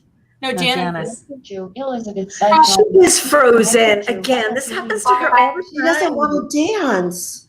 No, she's not frozen. She's just maybe No, she she's is. No, she's frozen. She's seriously frozen. That's a different song. Yeah, but can I tell you something? At least she's not frozen like this. There she is. And her hair looks even better than it did. I know. Like, Oh, Janorama, get back in here. Where'd she go? Whoops, my mouse is unplugged. I can't do that. Let me see if I can get her back in. Nope. Maybe I'm going to try removing her and have her. We can't do this without Janice. no. So let me try. I'm going to try removing her and she can kick back in. Do you want me to text her? Okay, here we go. Nope. No. There's so many lovely comments. Helen O'Shaughnessy is saying, congrats on your past 25 years and wishing you so many more years, blessings to come, and hoping you get back to the in-person events ASAP. Yes. Absolutely. Totally agree. Yeah, we need to. Here she goes. There she is again. Okay. We need to. Tell the boys to get offline. I know. Okay, are you ready? Wait. Connected to Elizabeth's iPhone and Apple TV. Apple TV. Okay, where is it? Where is it? There it is.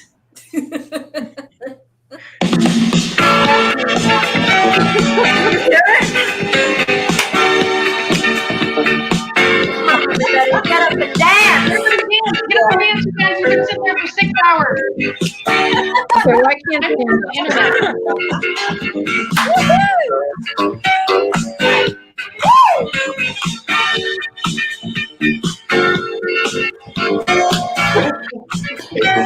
Thomas is with us too. I hope Facebook is dancing with us. We are family. I got all my sisters and me. We are family. Get up, everybody, and sing. We are family.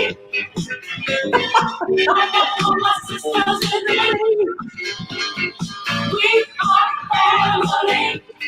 Get up, everybody, and sing.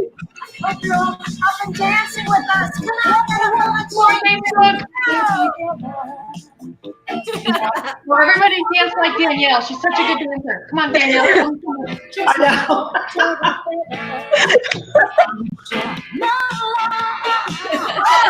All of the people around us missing. Yes, we dance all our lives. Come on, everybody. Yes, we do. All day. Move your body. We are family.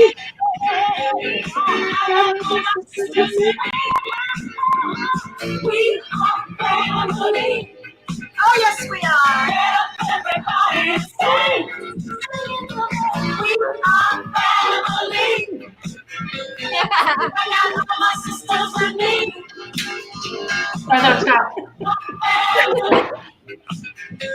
Get up, everybody, and sing. We're the longest old family. And we feel together. I hold your hand for the people and I goes inside. We know we don't get depressed. Yeah, we don't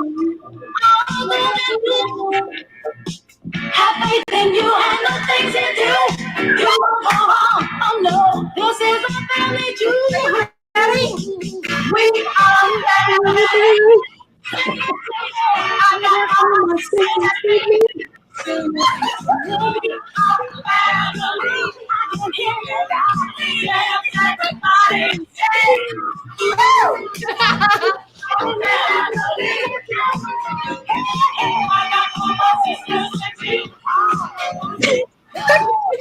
Get it, Kira.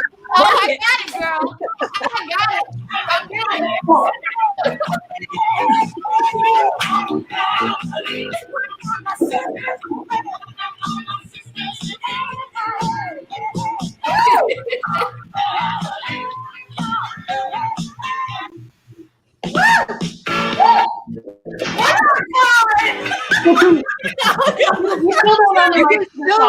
You can still sweat sitting down too. Yeah, so. I know. Of course the boys are not with us. How did the boys get out of this? Conveniently off. That's what we're dancing. Oh my That was God. so fun. Oh my gosh. We usually end our events, our dance night with this song, and it gets everybody up. It's great. Yeah. But I usually have That's the song that takes us off the dance floor. Gin and tonic, exactly. We need to get the gin and tonic. What happened, everybody? What's going on? There we go. I guess it's the Diane, Kira, and Danielle show. Oh, am I still here? Where did everybody go? Danielle is frozen. I can hear you. Can you hear me? I'm I frozen. can hear Liz. I'm back. We're not I'm here. here. I'm good. There she is. That was awesome. Oh, that was great. Oh my goodness. Well, thank you all for hanging with us all this time. I so greatly appreciate it. I cannot wait until we are back together again in person, but this is like the next best thing. So, It changed my whole this whole day. I've been online like all day.